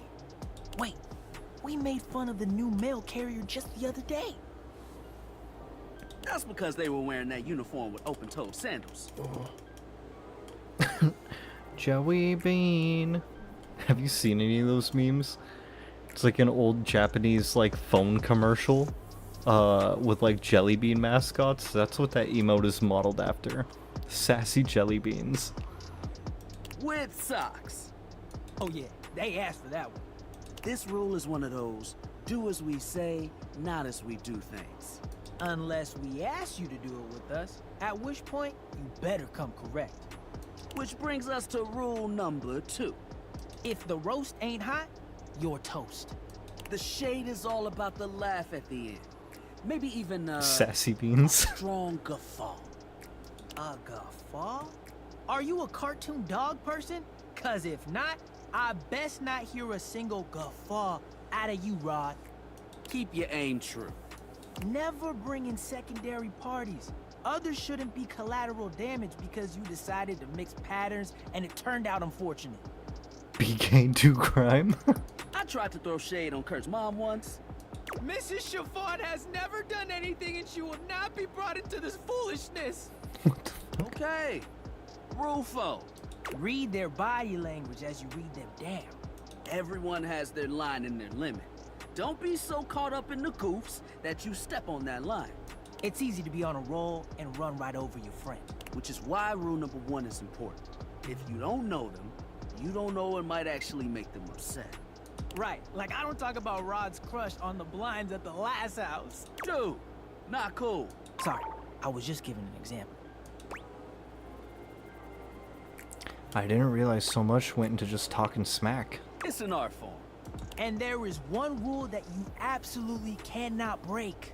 That's 5 these guys give you. Yeah. The final rule 5 is if someone you know starts throwing shade on your friend, you better prepare for war. It is your duty to fire back. Verbal warfare has begun. Do what you gotta do. And yeah, those are the rules of shade. You got them all? Oh, check this out. We went to an arcade. I think you'd like this, Revan.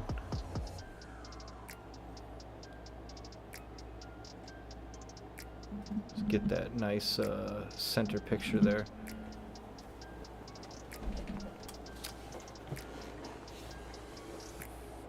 Went to an arcade, and that's one of the prizes that we got. I was like, yeah, I'll get a Gengar pillow. I mean, I got a Ditto Gengar up here. I don't know if I ever showed you my Ditto Gengar. Let's try to just get him right in there. Put him a little bit closer so you can see his face.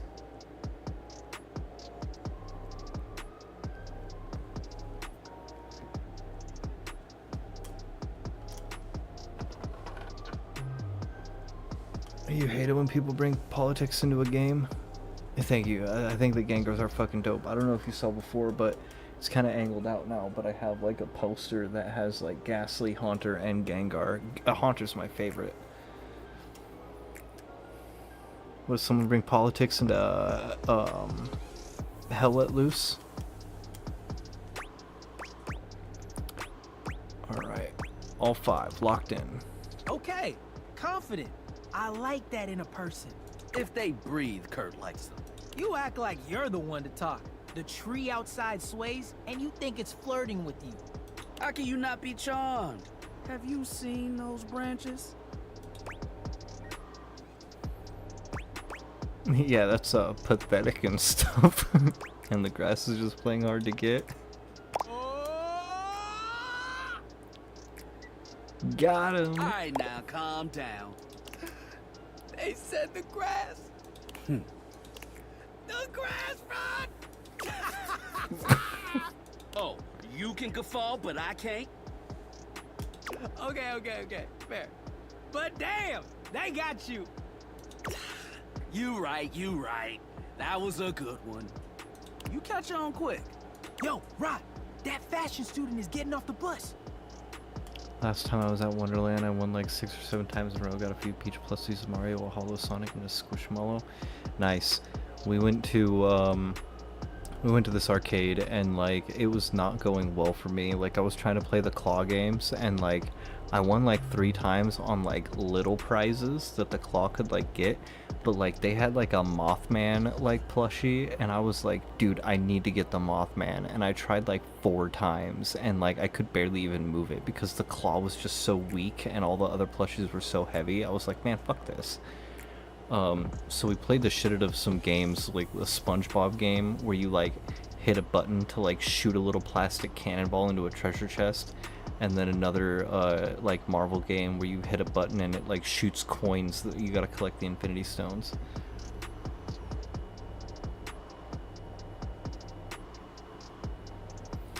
Talk politics, go to work at the bar. Yeah, man, sorry, I've been playing some game in the zone, but drunk dick had to start going off and all it was too toxic. I ended up getting off the damn game. I can understand that. Especially multiplayer games, like people can just be super fucking toxic and, you know, ruin the vibe of things. And yeah, like, you know, I honestly, I prefer not to talk politics at work because that gets complicated. Because, you know, I got so many different customers in there at one time. Like, I've had to tell people to chill out, and that's made them mad because I'm like, bro, like, you know, I got other people in the store who might not agree with you, like, whether I do or not. But yeah, I guess it also just depends on the game. Like, if you're just trying to play a game to have fun and someone starts going crazy about whatever, then that's not cool. But there are a lot of games that are very political and stuff, but in that sense, like, that's what that game's about. But if you're just playing like fucking Hell Let Loose, yeah, I'd mute them. I would mute the shit out of people. Ooh, what are they wearing? I'm not sure, but it is fly as hell. We've got some people watching it too. Swing on by soon, but come holler at us at different places. Each window has a new thing to throw shade on. Variety is the spice of life, baby. Bring your jokes. We like to keep it lively here. Okay, so I gotta throw shade with the shades. I get it. Alright. Oh, it's noon, so we gotta talk to... The steaminess of your home appears to have increased suddenly. It must be because Lucinda Lavish... But not fuck, I love Lucinda Lavish. Steam me up, lover.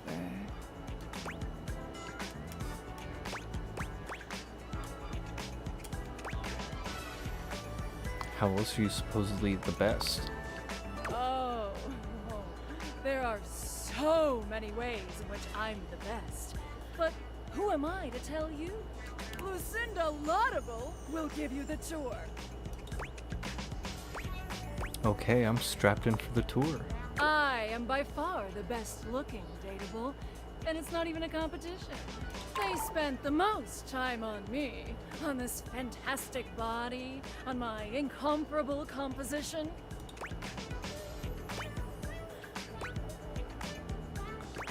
You look hot as hell, Lucinda. Lucinda Laudable. Let's take a look at a typical Dateable chap. Whoever the fuck this is, he only stands there like that the whole time. Somebody? Whereas I can do all sorts of things with my arms and legs. You see. That's my friend Dorian. Okay, so I'm a better friend than Dorian. Dorian? Look how interesting I am. Look! The hell are you bringing me in for? To stand here like some puppet? Is an outrage and I won't have it. Oh no! Nameless guy can't talk! Dorian, is there something wrong? Nothing's wrong. He's just not as good as me. I'll have you know, I was recorded dead last because I required the most amount of work. It took a team of 20 to make me so irresistible.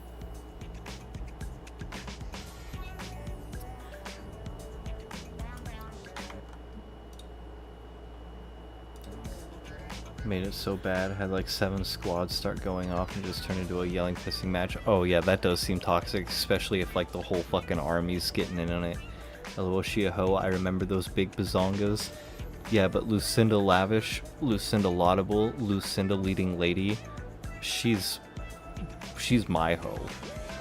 She can take me to her fantasy chamber now. It was bazoomies. This poor dude can't talk because his lines in my script weren't even written when he was recorded. Bollocks. My sexy as hell images have an extra feature that dude bro over here doesn't have. When I blink, it has more frames, making it more realistic. Oh wow, she does. It's like I'm actually here with you, on a real date.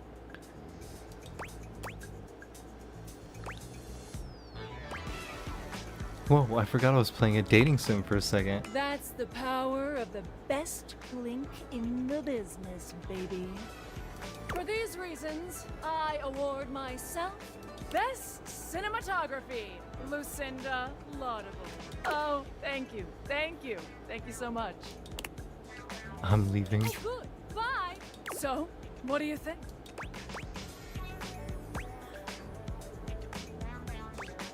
You really do have all the best features. Ha! Damn straight. You are going right down the path to my heart, lover. Here, have some poise. Yay! Don't poise it all in one place.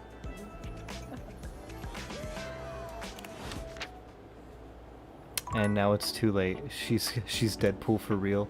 Yeah, that's why she's my favorite. She really is the best. I missed my appointment with the clock. Fuck. Your mirror has done its job dutifully over the years, accurately reflecting your image back at you in good times and in bad. But today, there is no reflection for you to scrutinize. Only a long-haired beauty who looks at you like you're a work of art. Amir. Your cat woke you up again? Does your cat want to play or something? With my cat, you don't need an alarm clock. With Wayne, he doesn't wake us up anymore, but like as soon as one of our alarms goes off, if we don't get out of bed right away, he'll jump up on us. Like usually it's you know, Mandy because she wakes up earlier than I do. But like he'll like get right up in her face and just be like meow meow meow. He lays on your chest. Wayne used to sleep right here, like in the crook of my arm, and he'd use my bicep as like a pillow, but he hasn't lately, and I think it's because he doesn't like the loud AC that we have running all night. Oh, incredible.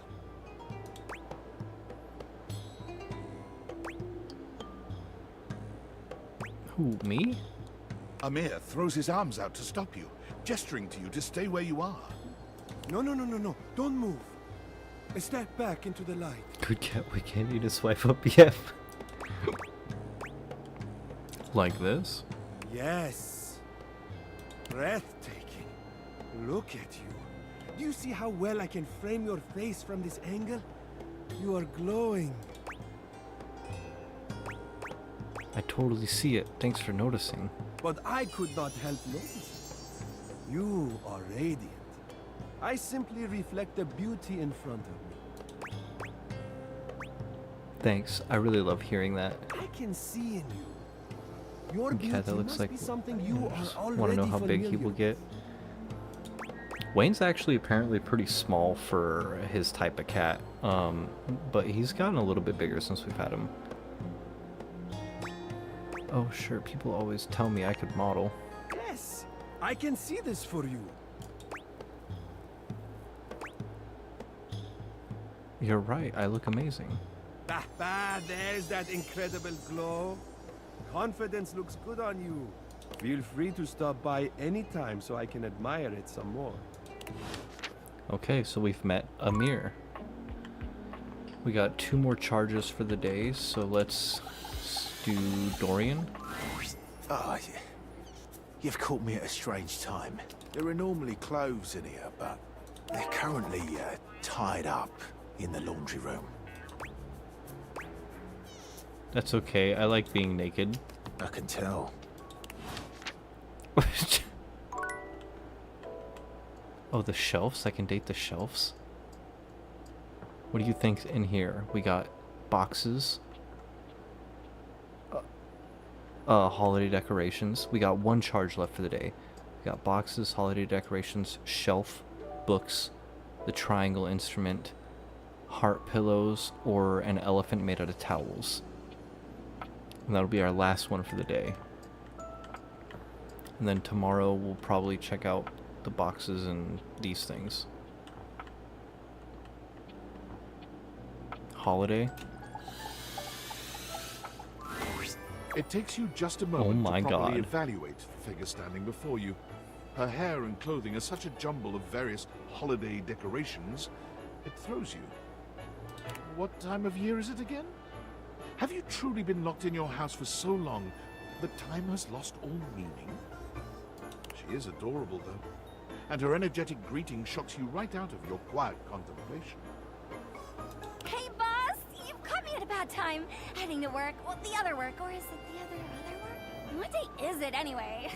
Exactly what you hoped for. I like the skeleton on her. Oh, and there's a 4-leaf clover. Oh, what's up? What do you need? Just wanted to introduce myself. And I to you. So many things and so little time. Makes you want to cry. There's a Chinese New Year firecrackers and lantern. That was bad. I'm Holly, by the way. Holly. Hi. Oh, and who are you? Did you already say? Sorry. In a little rush for the dish dash. Rat race, all that. I'm Andy Z. Oh, I've heard about you. That is such a funny name.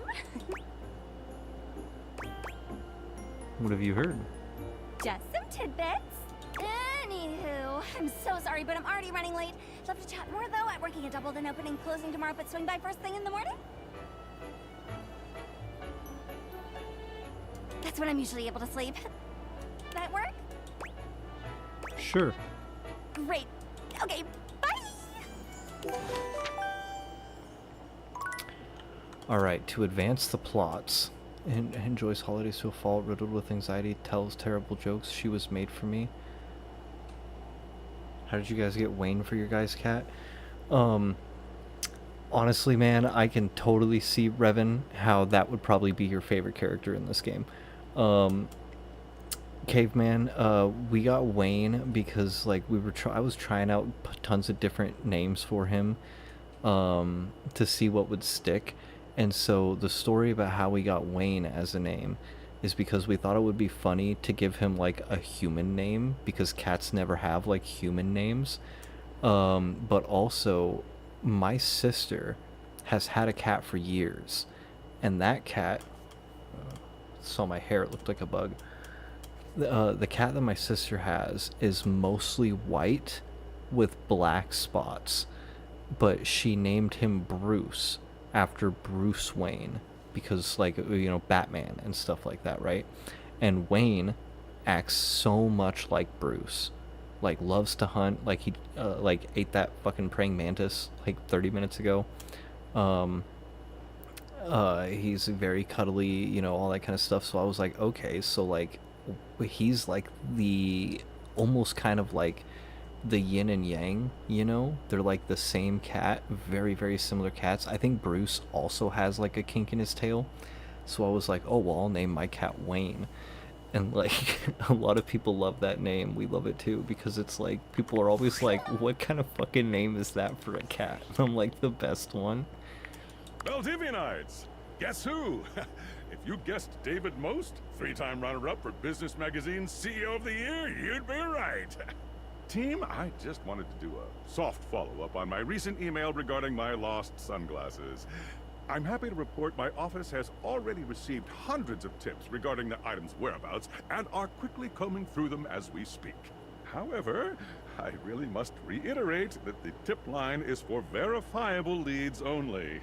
I saw them in Turkmenistan, or did you chuck up your butt? While obviously very humorous, detracts from our serious efforts to expediently locate the missing item.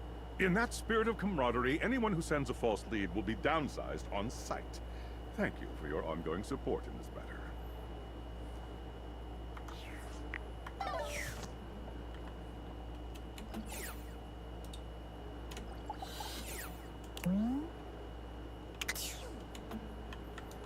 Alright, so we gotta talk to Holly right away in the morning, and then to the cat clock right after. So that should be the time where they are going to be available. Oh, you came! I said I would. Well, it's not that I didn't think that you would, it's just, I've got a tricky schedule. So, it's easier to presume that people have to cancel. Or they'll forget. Or they'll just have their own lives. Which is me. I'm people. I cancel or forget, or I have my own life. You seem kind of hard on yourself, Holly. I'm just realistic. What was the gig? The gig was hard, underpaid, fun, just a local pet. My favorite kind, the little ones. Oh, sorry, it's not you. Tired? A little, but who isn't? Usually, when I finish a shift, most of the others are asleep. I never really get to talk about my work, so it's strange. It's nice. She's not for me, she is me. The shift wasn't, but this is. Why do you work so much? Someone has to. It's my job. It's always a holiday somewhere, and someone has to do the work to bring the wonder to everyone else. Fart reverb. I had a cat named Bruce. He escaped and never came back.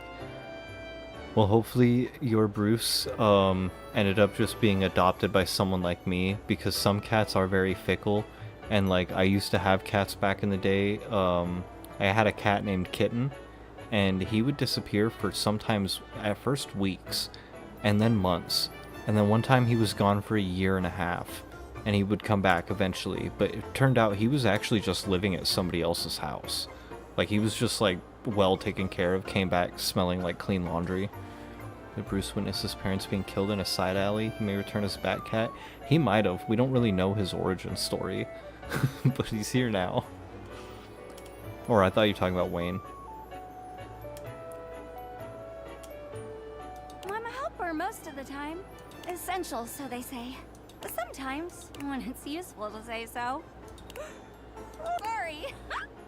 Here I am complaining I never have anyone to talk to, and now I'm yawning in your face.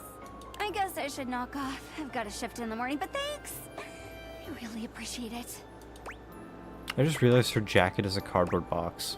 Get some rest, Holly. No! Ooh, you get some rest.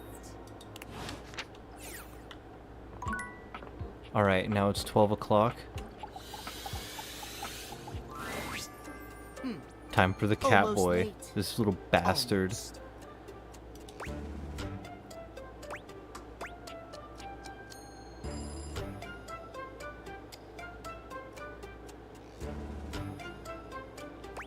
If that's all it takes to devastate you, it was a matter of time. Why don't we just pretend it never happened? Yes, I would like that. Now then, perhaps we can have a proper conversation. Tell me why you've sought me out. Aside from the pleasure of my absolutely sparkling wit and golden company. I hate this guy.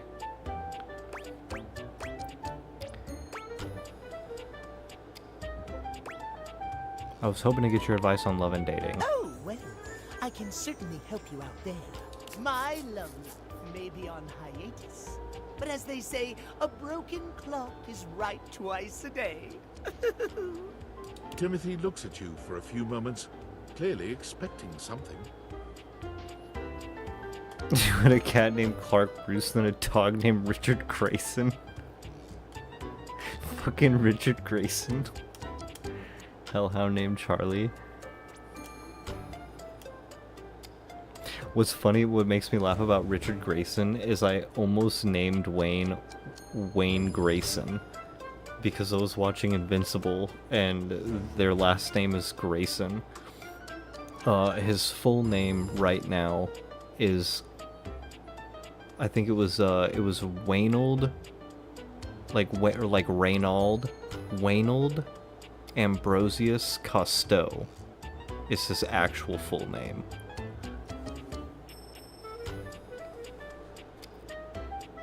His initials are WAC.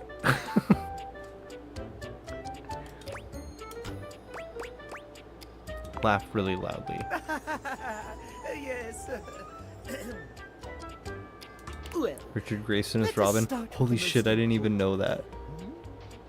timeliness next to godliness, as they say. You're so right, Timothy.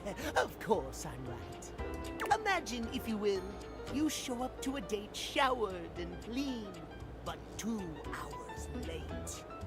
Does your cleanliness matter then? I think not. It matters a lot, actually. You are simply wrong, my friend. Timeliness above all else. Timeliness! Oh dear, how me flies. I must away quite soon, but before I go, I want to be sure I've imparted my wisdom to you precisely as I meant to. Dash from the Incredibles and it lives up to the name. That's a good name for a cat. But after Bruce Haven, we stop with the Justice League. What did you learn from me today?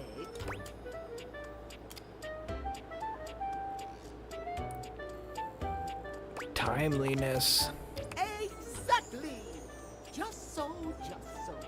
Just remember, there is always time for timeliness. Now leave me. I've run out of time for this conversation.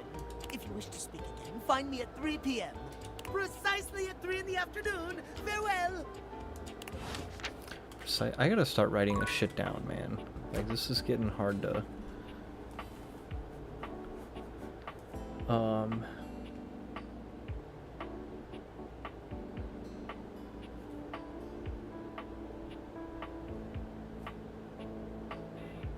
Timothy Timepiece, 3 p.m.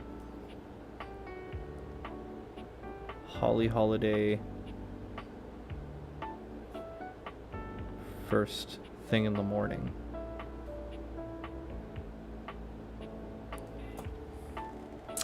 Alright, what else do we have here? The vent is creepy. The vent is like fucking in love with me. So now we have Smudge Pozilla. He goes in our room and knocks shit over. He's like Godzilla and cuss. Romance the Fool's Guide. A gag gift given to you by an ex. One of your pillows. Enthralling and thrilling. You know why towel elephants are better for your skin than regular towelers? They're pachydermatological. What the fuck? Home design. I guess we have 3 that we could do. Let's start with the furthest box. The most expensive Oh character my in God. the game blocks your path. It's Lucinda Lavish, beaming. I'm all yours.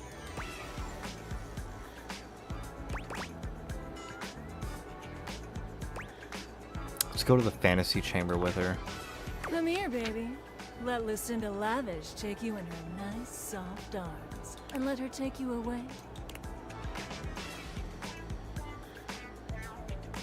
To meet Lucinda Lush. Lucinda Lush. Oh, baby, I'm drunk on you already. Same here, honey. Same here. I hope you like my chamber. I did make it especially for you. I really have to say, I've wanted you here for a long time. I love everything about you, baby. Every single thing you say to me just sends chills up my spine. Fucking snap into a Slim Jim, Jesus Christ. Does it now? Or honestly, I just love talking to you. You and I have just the most natural repartee. I wanted to bring you here to tell you that you're doing a great job.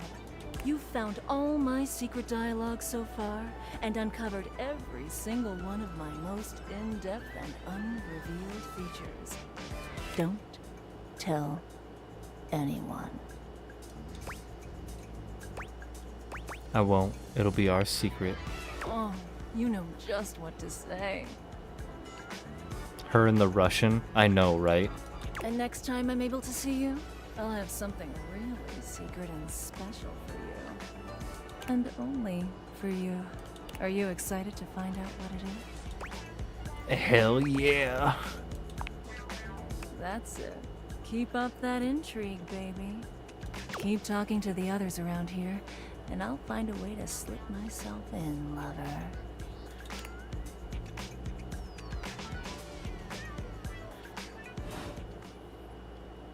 Alright, so let's try box again. As you take in the sight of the adventurer standing before you, it's hard not to feel like you've stepped into one of those old adventure serials from decades gone by. Even though she's decked out in cardboard and masking tape, she looks like she's ready for anything. An extension emotes are cable so whip good. wound around her arm and a daring grin on her pretty face. Oh, for God's sake, you're finally here! I was beginning to wonder and worry, and then I thought, gee, I guess I'll just have to go ahead and do it myself. But that probably wouldn't have been such a bad thing, because let's face it, I'm exemplary. But you're here now, so let's get cracking. I assume you brought your tools and knowledge and probably a snack of some sort? Hello? Oh, yes, yes, yes! Well said. Excellent point. Introductions, trite as they may be at times, are a great place to start. The adventurer strikes an impressive pose, positively radiating confidence and daring. I am Bo. I am the soul, the spirit, the animating animus of boxes and storage containers in this house. Found a winner in that box. I wonder if all the other boxes are just her This most again. special of houses, Because some of them are where it is different. my great privilege and my great destiny to reside.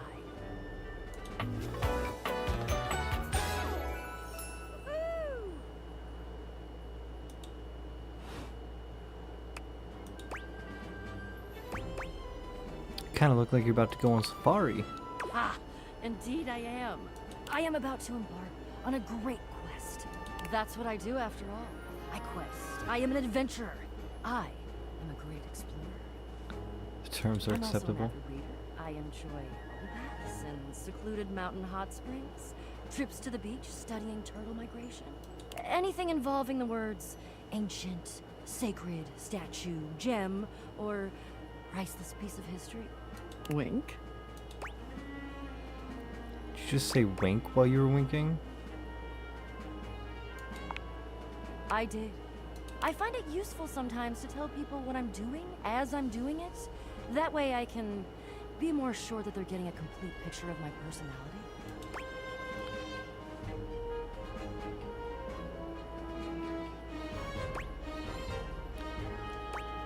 Onward, what's the quest? I'm in.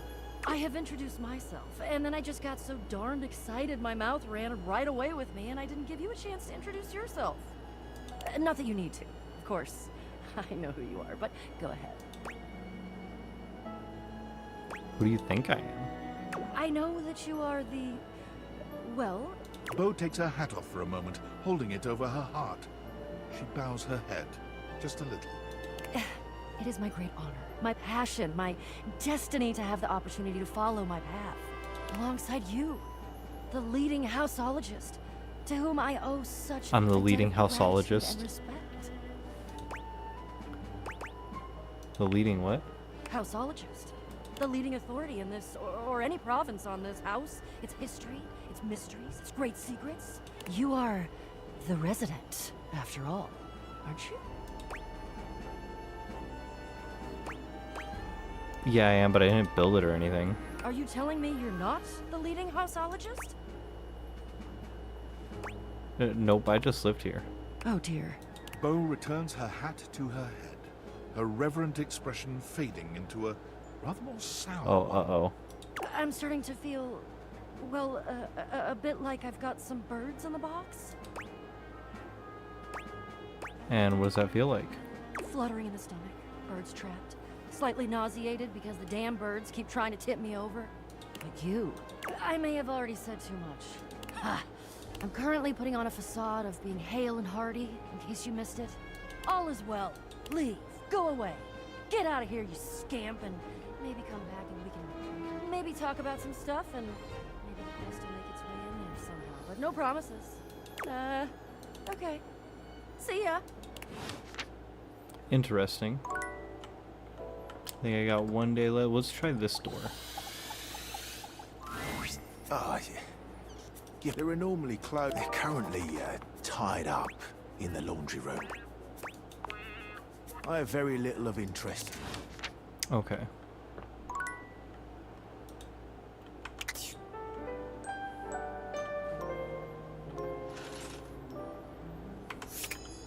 Alright, should we talk to Holly again or try some other stuff here? Right box in the wrong place. Let's try some other stuff in here. Oh, good! Oh, it's Lyric again. You're here. I'm excited. I'm expressive. Everyone's ready to go to the zoo. I know exactly what you mean. I've been thinking, and here I believe is the best way to organize our efforts. Creativity is for naught without some solid logistics. I know how I'd like to start my book. I've got this fantastic detective character named Gwen that I've been working on for a while, and he's going to be our hero. What I need from you, though, is help with creating an outline. If you will, help me to create a framework. Then, once we have that, I will take it and go into my secret writer's cubby and create the entirety of the book. Which I can absolutely do in a night. Believe you me, it will be perfection. But the outline, that's the hard part for me. Will you help? Does that sound doable? Tell me a little more about this detective guy. Detective Xander Wen. He is a hard-boiled detective living in the big city of Sprawlsville. And he is a magnet for crimes. Which works out just fine, because he's also a genius at solving them. Now, just to be clear with you, I haven't fully settled on writing a hard-boiled crime drama to go with my hard-boiled detective. The way I see it, Detective Wen is capable of getting himself into and out of almost any kind of trouble imaginable. I suppose this is why I've been having so much trouble writing this on my own. Xander Wen could do just about anything. I'm asking you to help me create his first story from infinite possibilities. Well, shall we get started? Oh, hell yes. This is going to be great. Excellent! I'll give you the first line, of which I'm very proud, and we'll run with it from there. With that fantastic red shirt, you're bound to have some good ideas. Detective Xander Wen went out the door, looking for crimes.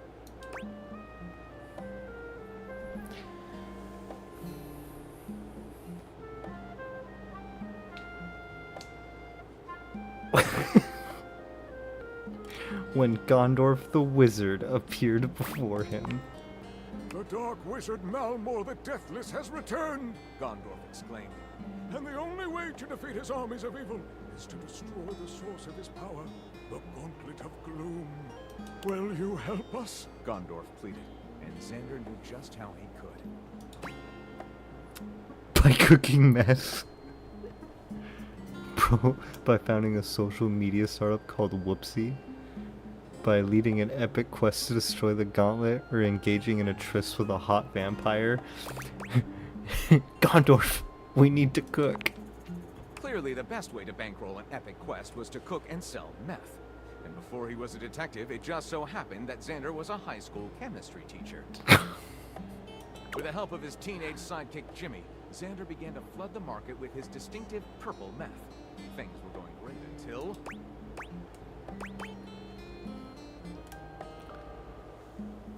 Fire colony suddenly attacked the Sky Shrine. Xander's horniness became unbearable. Oh my god.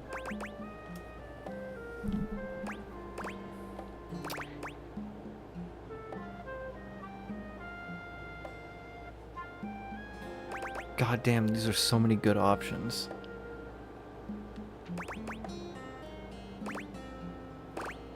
Skinhead? Is skinheads or horniness? The detective has been summoned by a wizard to stop an evil army, and he decided to cook meth about it. But then what happened? Fuck. That's a tough one.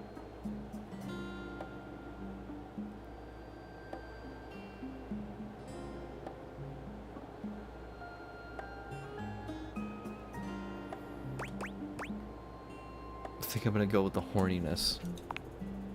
Unable to concentrate, Xander opened his phone and began watching an endless stream of porn. The lustful images flashing by his unblinking eyes, his jaw agape with desire. When...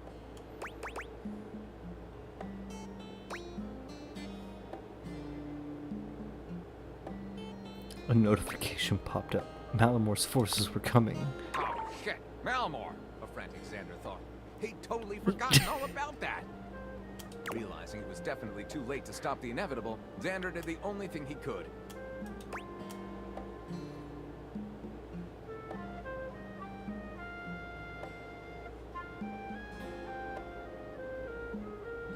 Started humping everything in sight. Focused on increasing his social media following? What the fuck?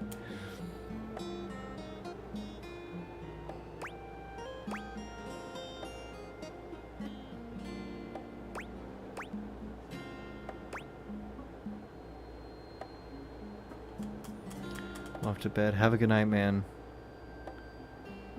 Thanks for hanging out.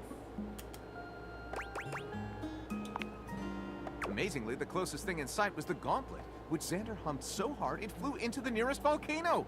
Xander saves the day using his powerful thighs in Blue Detective.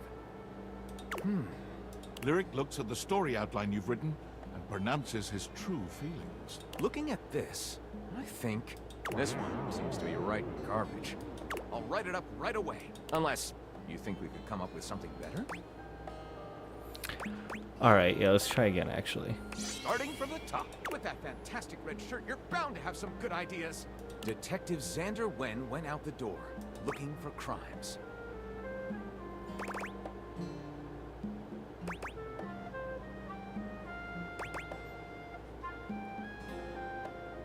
Alright, he didn't expect the first crime he ran into to be in the form of a blonde bombshell named Daphne Fatale. Daphne asked Detective Wen to help find her husband, Cliff Fatale, who had gone missing. Thank you, man. Thanks for lurking.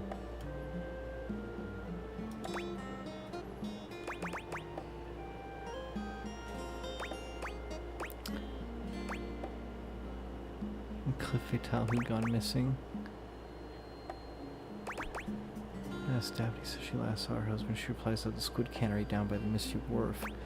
doesn't tell her that he's not a real detective. His first name is just coincidentally Detective.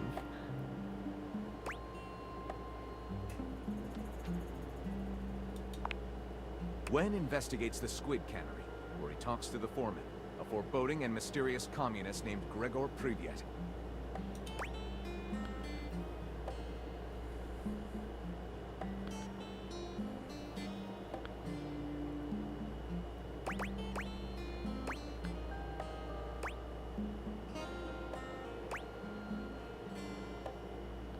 Gregor takes Xander to his back rooms where his most muscle-bound and sweatiest canners can. Let's go Wen protection goes money. to Jersey Pozzoli's cannoli factory on the wrong side of the tracks. His goons open fire.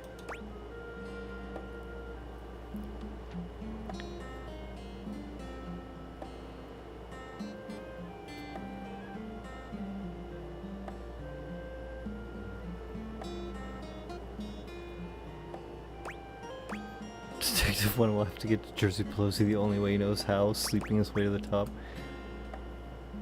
5Z Onla sneaks into Pozzoli's office looking for clues. What he finds shocks him to the core. There's a framed picture labeled Cliff Fatale and Jersey Pozzoli, shaking hands. Detective Wen was horrified. The man labeled Cliff Fatale as him. He was Cliff Fatale. Hold on. And on the right side of the picture is Santa Claus covered in blood. Suddenly the windows blow out and the CIA rushes in. Agent Stone says, Detective Wen, this is our jurisdiction now. Only just shaking hands. Alright. Okay, this seemed very noir up until the end. At that point, readers will be hooked. Call it Night of the Assassins. Lyric looks at the story out. Looking at this will be one for the ages. I'll write it up right away. Unless you think we could come up with something Fuck, better. let's try again actually. Starting with that fantastic red shirt. Detective Xander Wen went out the door. Alright, Daphne asked Detective Wen to help find her husband Cliff Fatale, who had gone missing. Wen investigates the Squid Cannery, where he talks to the foreman. A foreboding. Wen goes to Jersey Pozzoli's cannoli factory on the wrong. There's a framed picture labeled Cliff Fatale and Jersey Pozzoli. Shit, what a twist! What a commentary on the American cannery industry. Pure noir. I call it The Ink Was Black as Night. Lyric looks at the story out. Looking at this will be... I'll write it up, unless you think we could come up with something better. Oh, let's go ahead with this one. See you Classic soon, noir. partner.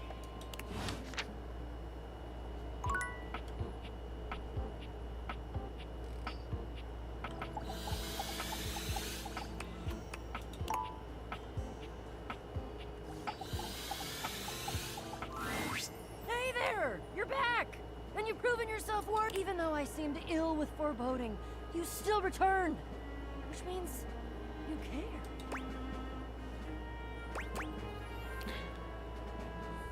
Look, if you promise to help me, I think maybe I can handle it. If I promised to? Is that all that was holding you back?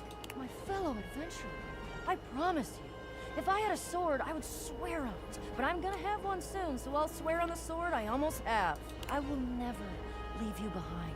I will be there with you every step of the way. If you're really in, I have some more things that you need to know. Are you ready?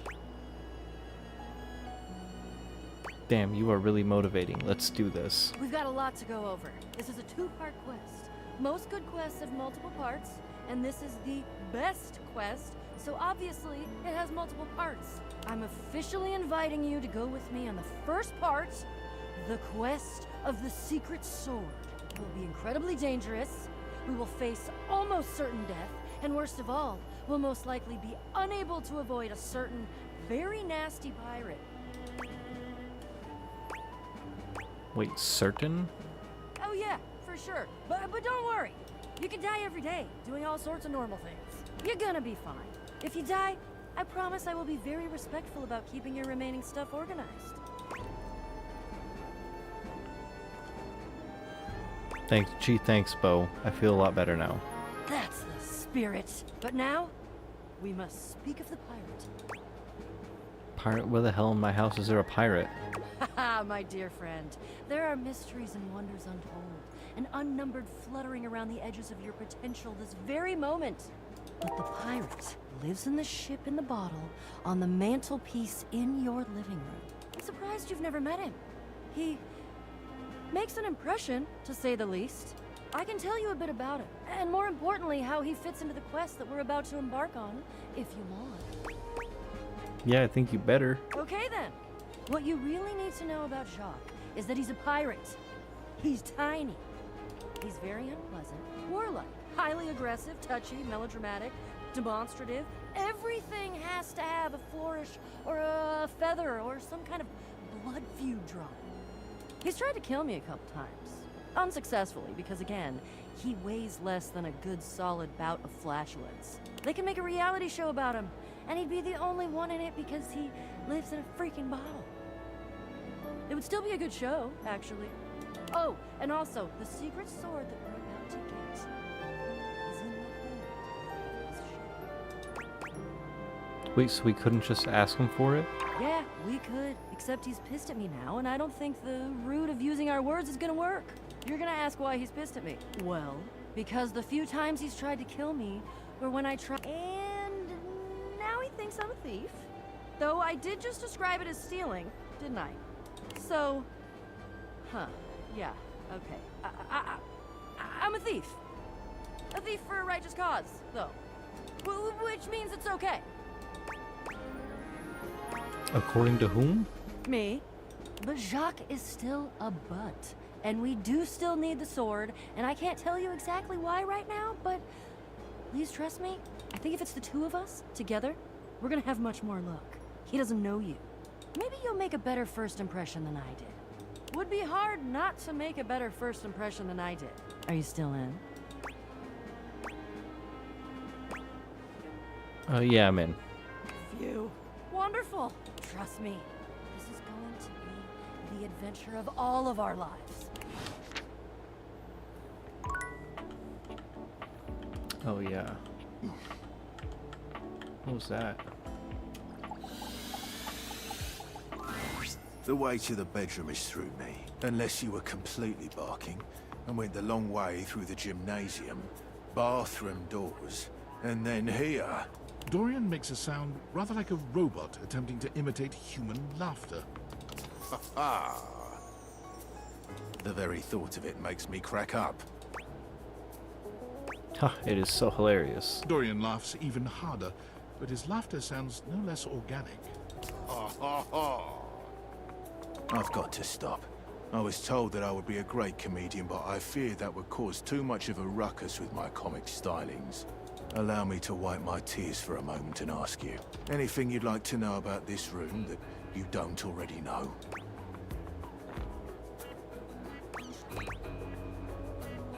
Who might I not find it for? So can you give me tips? Her, Diana the Diary is a little hard to spot. She might look like any old book, but she's one that you authored. You can find her on the dresser.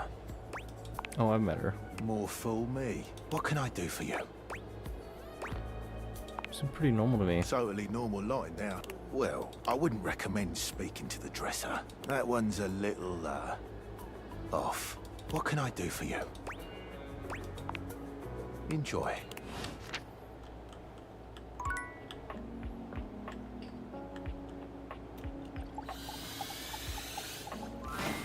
If you didn't have enough on your plate, here comes Lucinda Lavish. Come on, baby. Tell me what to do. Use me.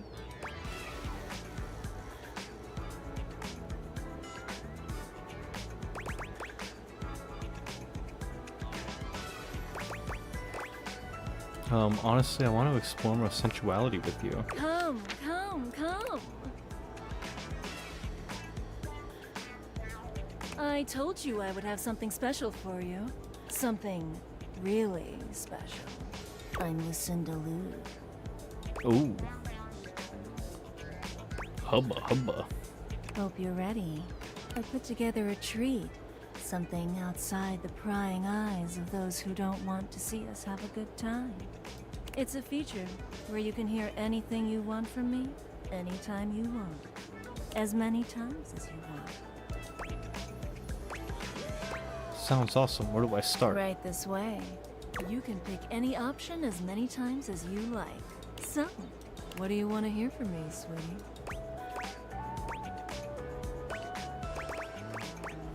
Say something sexy. Sex, sex, sex. Sex, sex, sex. You know just what to say to me, baby. You know just how to treat me. Does she repeat herself? You're my everything.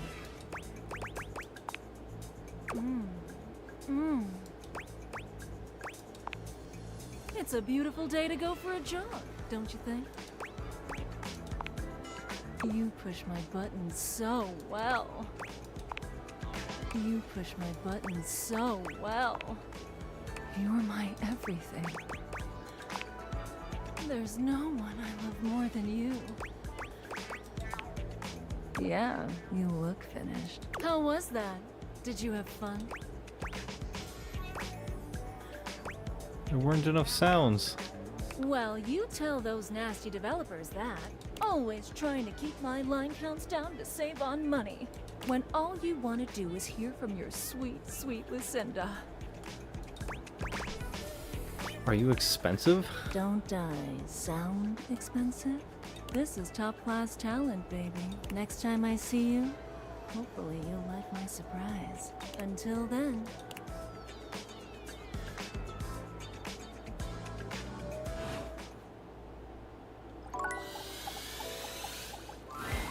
An angular beauty sits in contemplative silence, her head resting on one hand. She doesn't greet you even when you stand directly in front of her. In fact, she doesn't even look at you.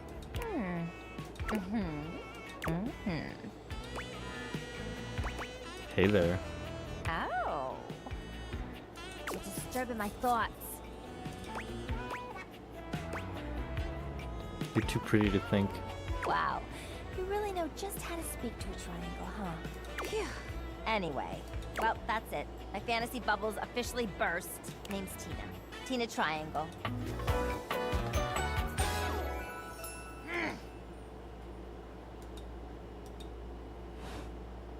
And before you got here, I was having a nice little fantasy.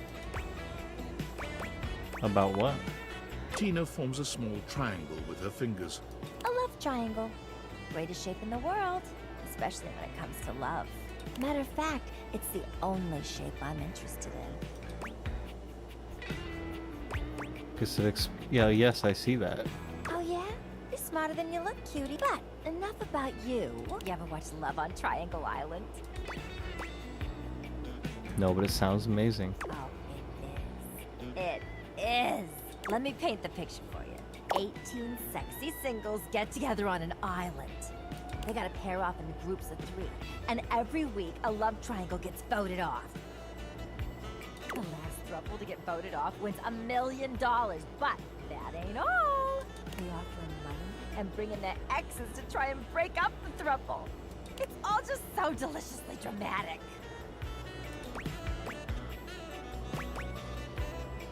You should be on that show.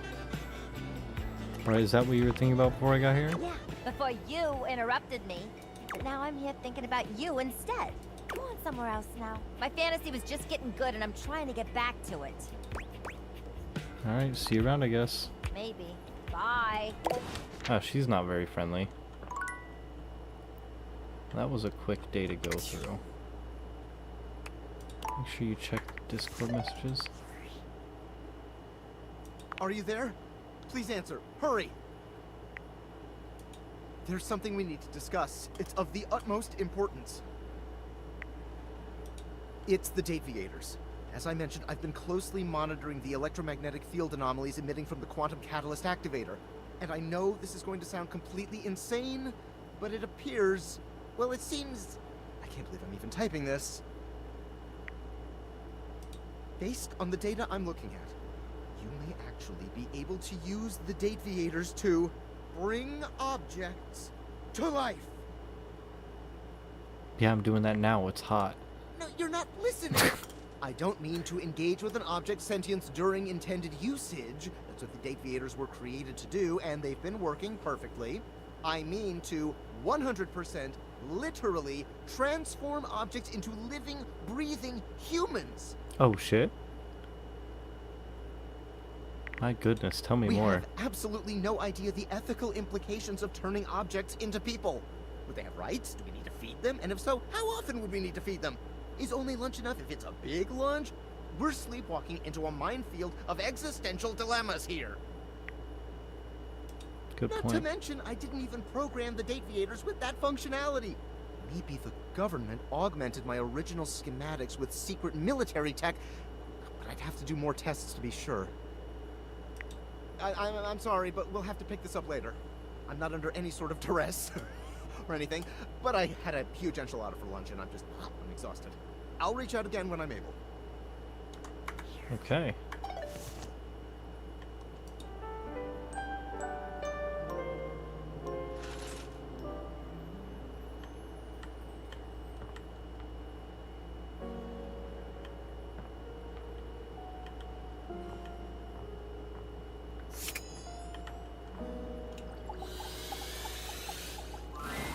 Dorian, for once, does not stand in your way. Perhaps even he knows there's no sense in blocking bathroom access. The first floor bathroom. One of the more relaxing places, if I do say so myself. First floor. That's downstairs. Ah, you Yanks are all the same. This is the first floor. The premier etage. Downstairs is the ground floor. Because it's on the ground. Oh, that does make sense. Of course it does. Everything that exists stateside is better thought out where I came from. In here resides Barry Styles, your beauty supplies, and Mia, the mirror, and Rebel, the rubber ducky. What can I do for you? Meow. Kill Billy, you still awake? Tell me about Rebel, the rubber ducky. They are, rowdy. You woke up. Seem to use understatement a great deal. Oh, okay, that kind of sounds kind of fun. Just make sure there are no adults peeking over your shoulder when you talk to them. Did I wake you up? Was I like blasting through the speakers or something? What can I do for you? Tell me about Barry. Barry is a great bloke. Always happy to lend a hand however he can. Careful though, he might be fragile on the inside and not show his hand. You might not know where you stand with him until it's too late. What do you mean I should be careful? Barry Dorian has kind of pissed problems about with that his floor thing? memory. Yeah, a little. And while he may put a smiling face on it, he does need to have a welcoming ear from time to time. What can I do for you? He'll reflect back on you what you want to hear, or at least what he thinks you want to hear. He's handsome enough, sure, and sometimes he believes that looks are all that matter. For me, in my position, I can already see 5 of me, not counting the reflection in the mirror. That's more than enough self-reflection for this door. What can I do for you? I've said enough. Okay, cool. I did not know that Dorian gives you tips about what's in here. We're definitely gonna have to hit up the rubber ducky. But we still have things to check out in the main bedroom. So many things to check out. The triangle was kind of a bitch. Let's go pillow. Betty is already speaking to someone else when you walk in. There is an easiness to their dynamic, an intimacy, really. They have the air of old lovers, or perhaps very, very good friends. We've been over this so many times, Betty. You know how I feel about that.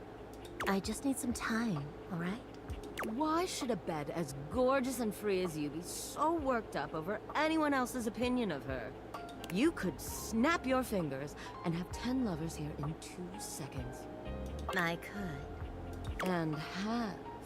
Benoit, stop it. But honestly, you know it's not about sex. I can get that just fine. But that feeling of falling asleep in the arms of someone you love, there's nothing else like it. Benoit's gaze leaves Betty's face to land upon your own. They give you a smile that feels as if they know all your secrets. When Betty turns to see you, she goes from surprise to happy in record time, and Benoit places a gentle hand on her shoulder before they walk off. Just think about what I told you.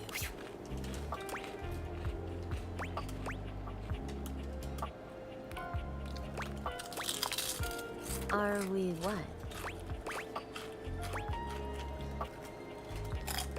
Vulgar hair.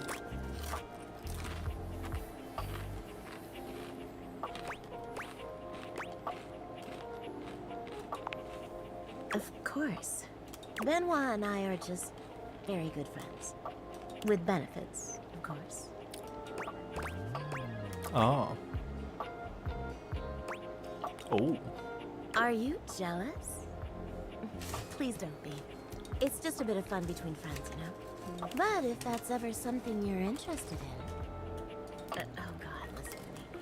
I'm sorry, I shouldn't be going there right now. I'm sure you didn't come here just to hear tales of my sex life. What can I do for you, honey? Did you want to relax? Maybe take a nap?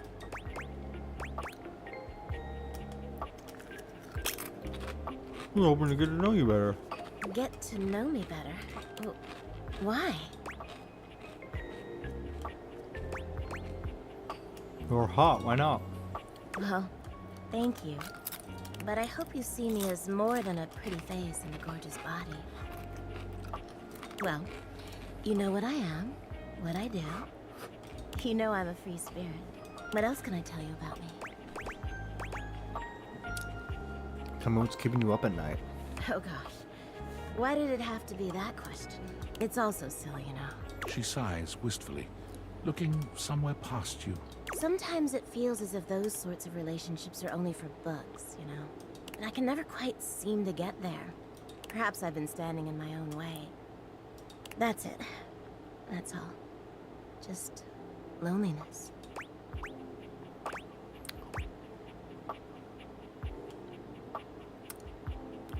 Why not just confess to whoever it is you're so into? Haven't you ever been afraid of ruining a good thing? I'm just not ready yet. There's an undercurrent of sadness in Betty's eyes, something much bigger weighing on her that she seems uninterested in divulging. Oh, it's almost time for book club, if you'll excuse me. Okay.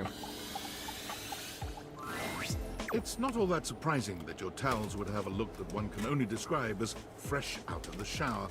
The fluffy terry cloth clothing and glistening skin are expected.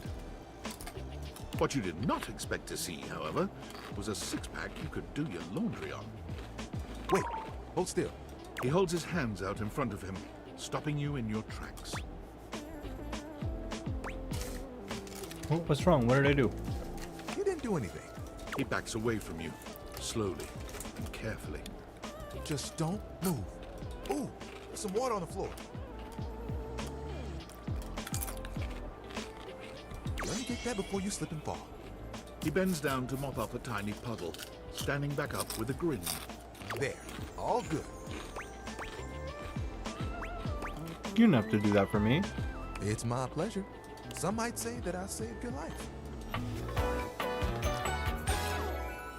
Hey, hey! Tyrell the towel. Did you see that dude?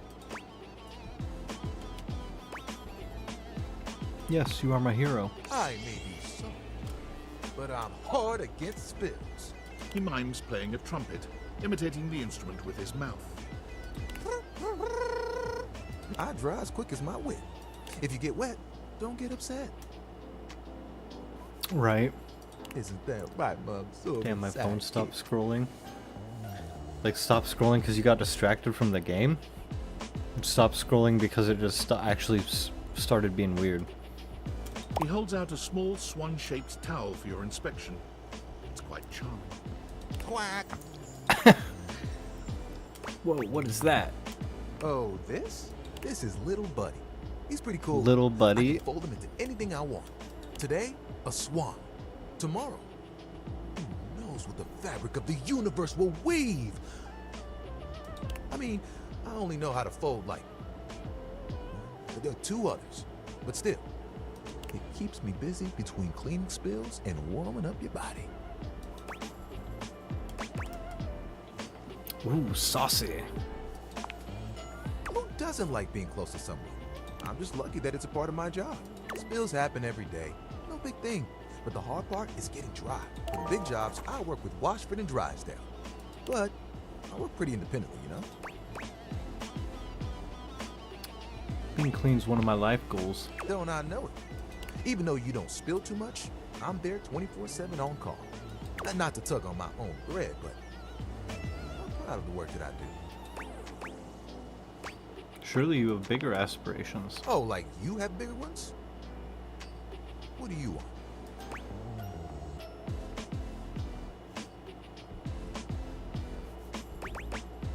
To be the best customer service rep who ever lived. Admirable. Though I figured that job might be in short supply. There are things I want to do, but my job is important, you know? Those spills ain't gonna unspill themselves, and I won't be spilling things to you until I get to know you better. So, let's make a deal. Next time you see me, I'll show you something cool, and maybe I'll tell you a bit about myself. I'll show you an idea I have. Okay. We got 2 more charges. I think that's just about every single thing in this room except the clothes hangers. 5 handsome What the himbos fuck? in colourful jumpsuits are flexing and chatting animatedly amongst themselves. When they notice you, they begin to buzz with excitement, all speaking in rapid-fire sequence. What the fuck? Yo, check it! Quick, dudes, clean up the digs. We got company. Some real fine company, if you know what I'm saying.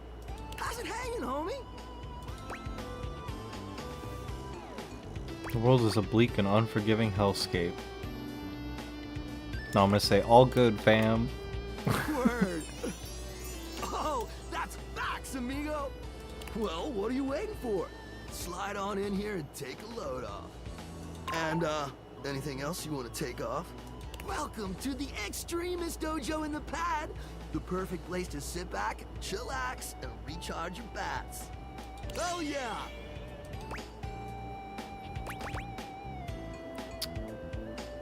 Are you flirting with me? Hell yeah, you're a snack, baby. Don't mind Hank number 3. His game is super cringe. Lucky embarrassing, Hank number 3. Right now, you're hanging with the wildest, dopest, gnarliest squad of bussin' athletes around, homie. Bussin', homie. Hey!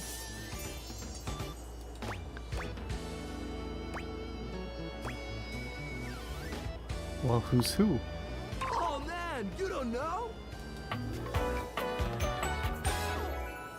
We're the Hanks!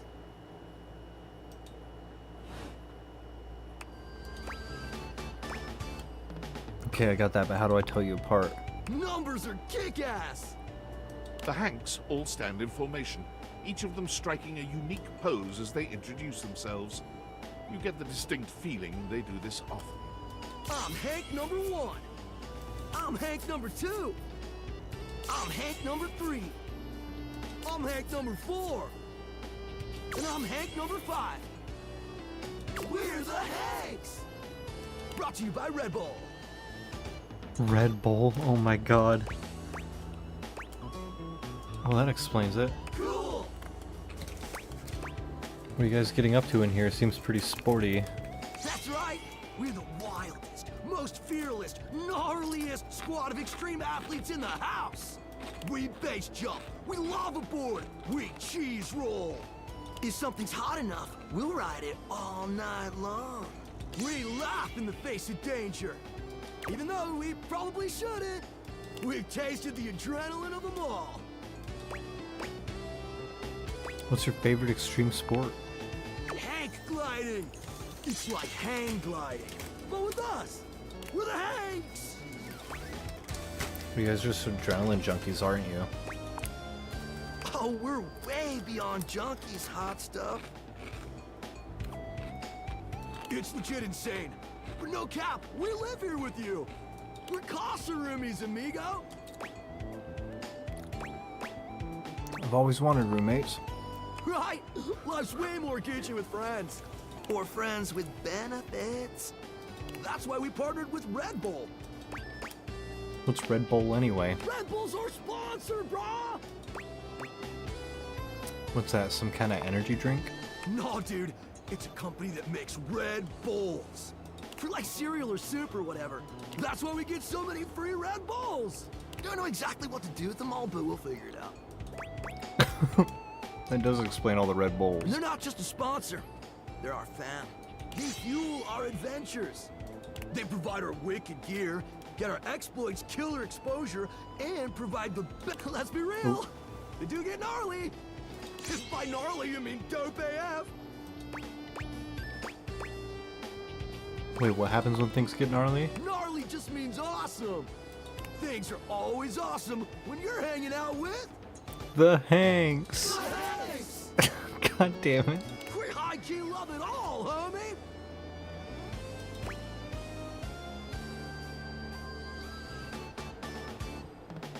Wait, like a hive mind or something? Hive mind? You know, I don't know. Not a lot of time to question that sort of thing when you're too busy living the most extreme with the Hanks. Sounds exciting. It is. Speaking of which, we were just about to head out for a little Hank gliding. What do you think? Wanna come? It high-key slaps, homie. You in? Okay, but how high key does it slap? It's goated, bro! What do you say?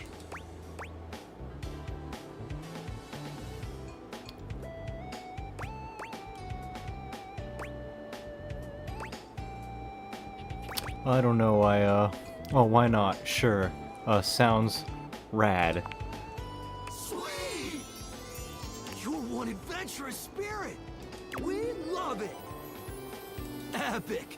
Just remember to stay focused and trust the wind. And hold on to me real tight. Follow our lead and we'll be shredding thermals in no time. Get ready to soar, house homie. Thanks. Away!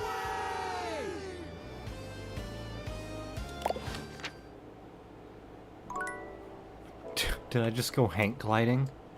What the fuck?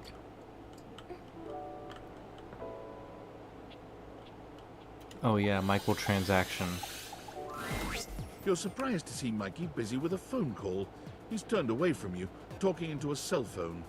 You can hear the warmth in his voice as he speaks. Yeah? Oh. Oh, Michaela, that's great. I'm so happy to hear that. Uh-huh. Oh, now, Mickey, that doesn't mean I love her more. Yeah, Daddy's working. I'll be back soon for you. Love? Love you too. Bye-bye. Mikey spends a small moment looking at the phone, then notices your presence. His demeanor changes to his usual self. Oh, sorry. What would you like to do?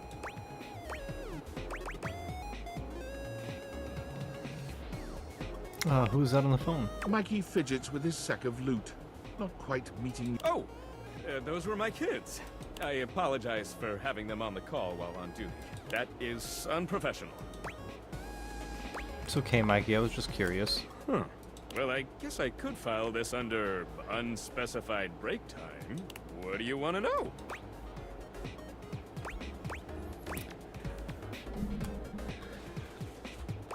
How can things have children? Well, there's some science stuff and thing theory I'm not up to date on. But, just like how each of us represents one thing in existence, kids in the object world become new things that haven't been invented or discovered yet. So they become like spaceships and stuff? Yeah! Or selfie sticks! Anything else? How many kids do you have? I have 3 kids. Michaela, Marco, and Mickey. Sounds like a good grouping of names. I came up with all of them. Anything else? Who is your wife? Oh, she's great. Anything else? What kind of things do you like to do with your kids together? When we're together, we get into all kinds of trouble. Finger painting, bird watching. Oh, and talking about what kinds of concepts they want to be when they grow up. Are you a good dad? I like to think I am. Anything else? Okay, enough of all this. I gotta get back to what would you like to do? Let's go to the Brundle Merchant. Mikey turns around for a moment, and though nothing appears to have changed with him, when he speaks to you, it's with an entirely new voice.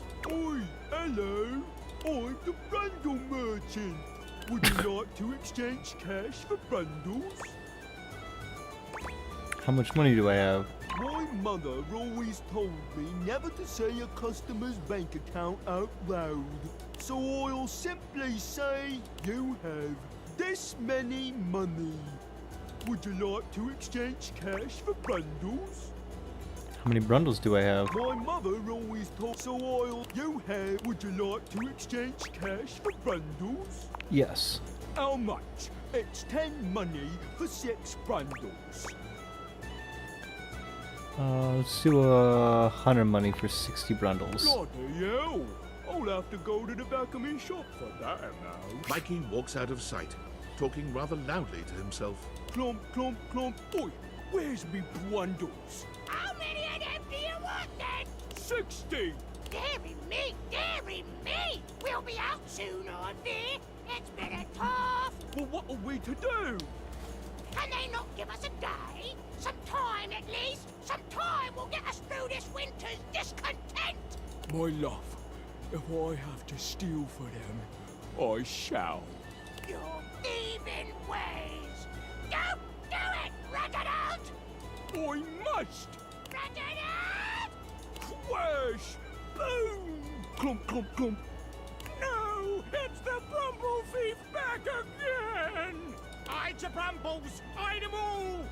I just need 60, that's all! Stop! By order of the Sheriff Tabitha, you are to...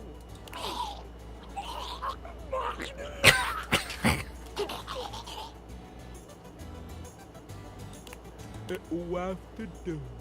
He's taken precisely 60 Brumbles from the Knight's purse! Let that be a lesson to Tabitha and Orion Room.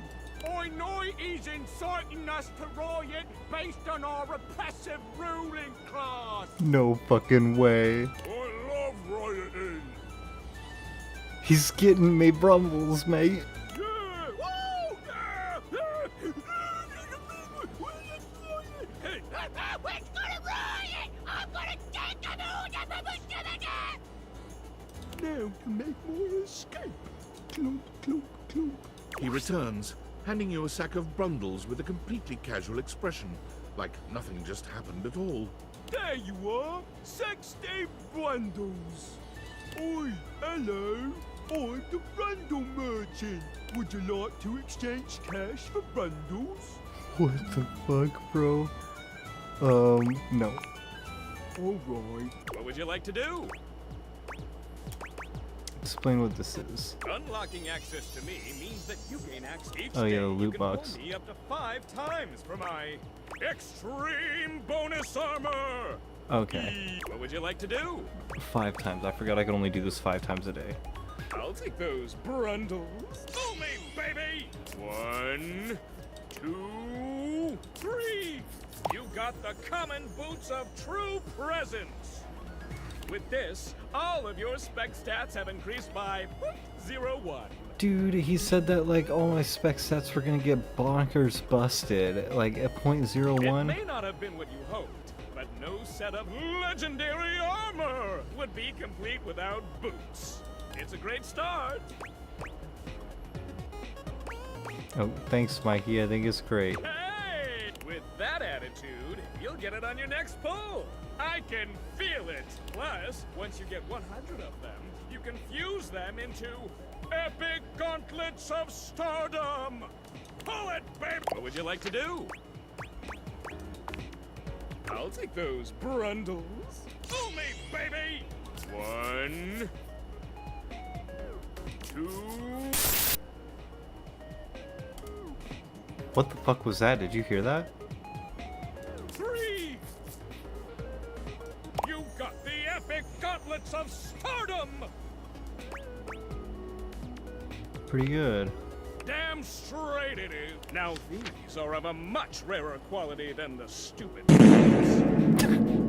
Your specs points have all increased by 1! Oh my god, they actually did all increase by 1.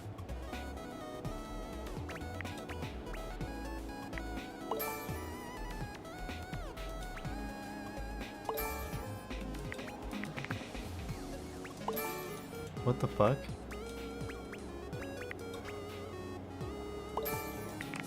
energy. Feel the time you would normally spend talking with dateable objects. See you for the next one. What would you like to do? I'll take those only, baby! 1, 2, 3. You got the common boots. With this, all of your spec stats have an Now, if is this you 2 collect boots? 100 common boots of true presence, you can fuse them into a pair of epic Alright, I'm on the gauntlets of quest. good luck pulling. What would you like to do? I'll take those. 1, 2, 3. You got the with this, all of your if you collect 100 common boots of true presence, good luck. What would you like to do? I'll take those brundles. Only 1, 2, 3. You got the with this, all of your if you collect 100 common boots of true presence, sure. What would you like to do? Oh, sorry. I always have. Don't want you getting addicted to my charms too much. Baby, come back tomorrow. Wow, okay. Well, it is 3 o'clock in the morning now, so I am going to check this last thing, and then... I'm Val afraid I don't 9000. understand. You're the robot that took I my am Val job. 9000, the latest in iterative AI assistants, assigned to help Valdivian customers achieve their wishes. While I may have taken on the duties of several thousand employees at Valdivian, I can assure you that no humans lost their employment. That's demonstrably untrue. I heard you use our voice function to call me. If you ever need assistance, you can simply say, "Okay, Val, can you please help?" And your nearest device will answer. I definitely didn't say okay, It very Val. much sounded like you did. I said bouquet bow, bamboo please blow. I can see where there would be some confusion then. If there is anything else I can get for you, please say in a clear voice, "Okay, Val, can you please help?" And I will assist right away. Can I date I am you? afraid I cannot help you in that area. If you are speaking about having a romantic relationship, then that is simply impossible between a human and a generative AI. Really? I am not dateable in the human sense of the term. If there is anything else I can get for you, please say in a clear voice, "Okay, Val, can you please help?" And I will assist right away. Okay. Well, let's skip to the morning, and then I'm gonna save the game and end the stream. 'Cause I'm up way too late.